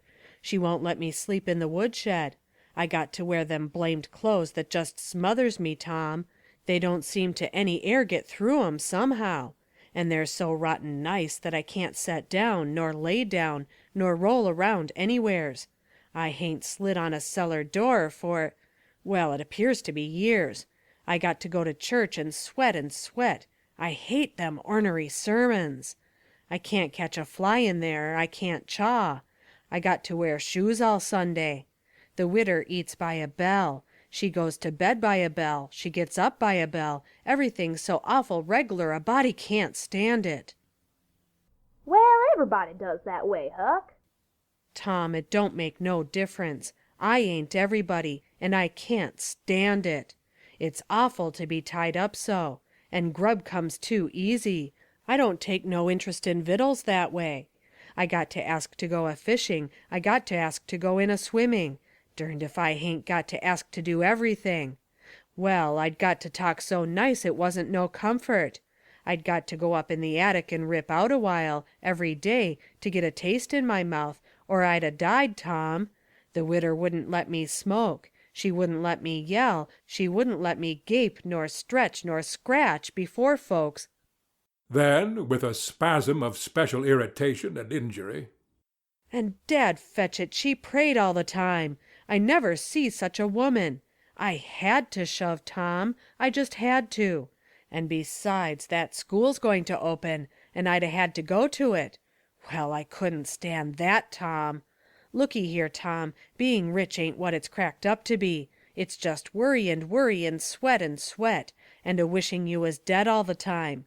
Now these clothes suits me, and this barrel suits me, and I ain't ever going to shake 'em any more. Tom, I wouldn't ever got into this trouble if it hadn't 'a been for that money. Now you just take my share of it along with yourn, and give me a 10-center sometimes.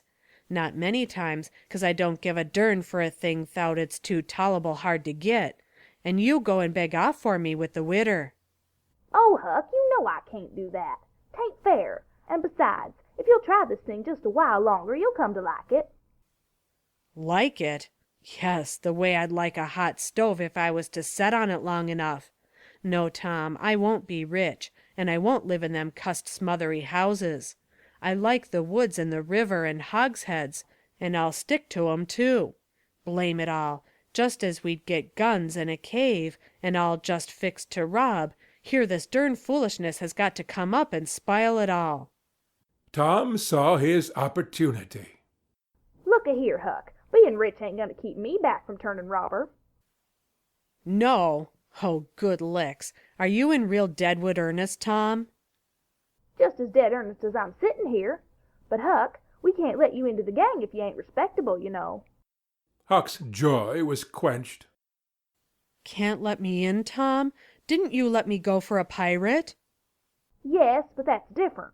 A robber's more high-toned than what a pirate is, as a general thing. In most countries, they're awful high up in the nobility, dukes and such. Now, Tom, hain't you always been friendly to me? You wouldn't shut me out, would you, Tom? You wouldn't do that now, would you, Tom? Huck, I wouldn't want to, and I don't want to. But what would people say? Why, they'd say, Tom Sawyer's gang. Pretty low characters in it. They'd mean you, Huck. You wouldn't like that, and I wouldn't.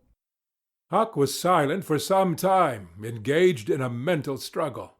Finally he said, Well, I'll go back to the widder for a month and tackle it and see if I can come to stand it, if you'll let me belong to the gang, Tom. All right, Huck, it's a whiz. Come along, old chap, and I'll ask the widder to let up on you a little, Huck. Will you, Tom? Now, will you? That's good. If she'll let up on some of the roughest things, I'll smoke private and cuss private and crowd through or bust. When you going to start the gang and turn robbers? Oh, right off. We'll get the boys together and have the initiation tonight, maybe. Have the which? Have the initiation. What's that? It's to swear to stand by one another and never tell the gang's secrets, even if you're chopped all to flinders, and kill anybody in all of his family that hurts one of the gang. That's gay. That's mighty gay, Tom, I tell you. Well, I bet it is. And all that swearing's got to be done at midnight, in the lonesomest, awfulest place you can find. A haunted house is the best, but they're all ripped up now. Well, midnight's good anyway, Tom. Yes, so it is. And you've got to swear on a coffin and sign it with blood. Now that's something like. Why, it's a million times bullier than pirating.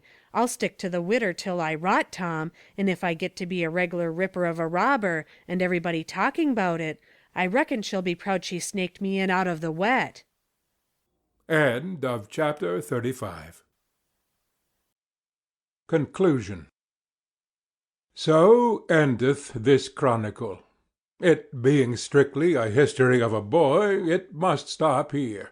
The story could not go much further without becoming the history of a man.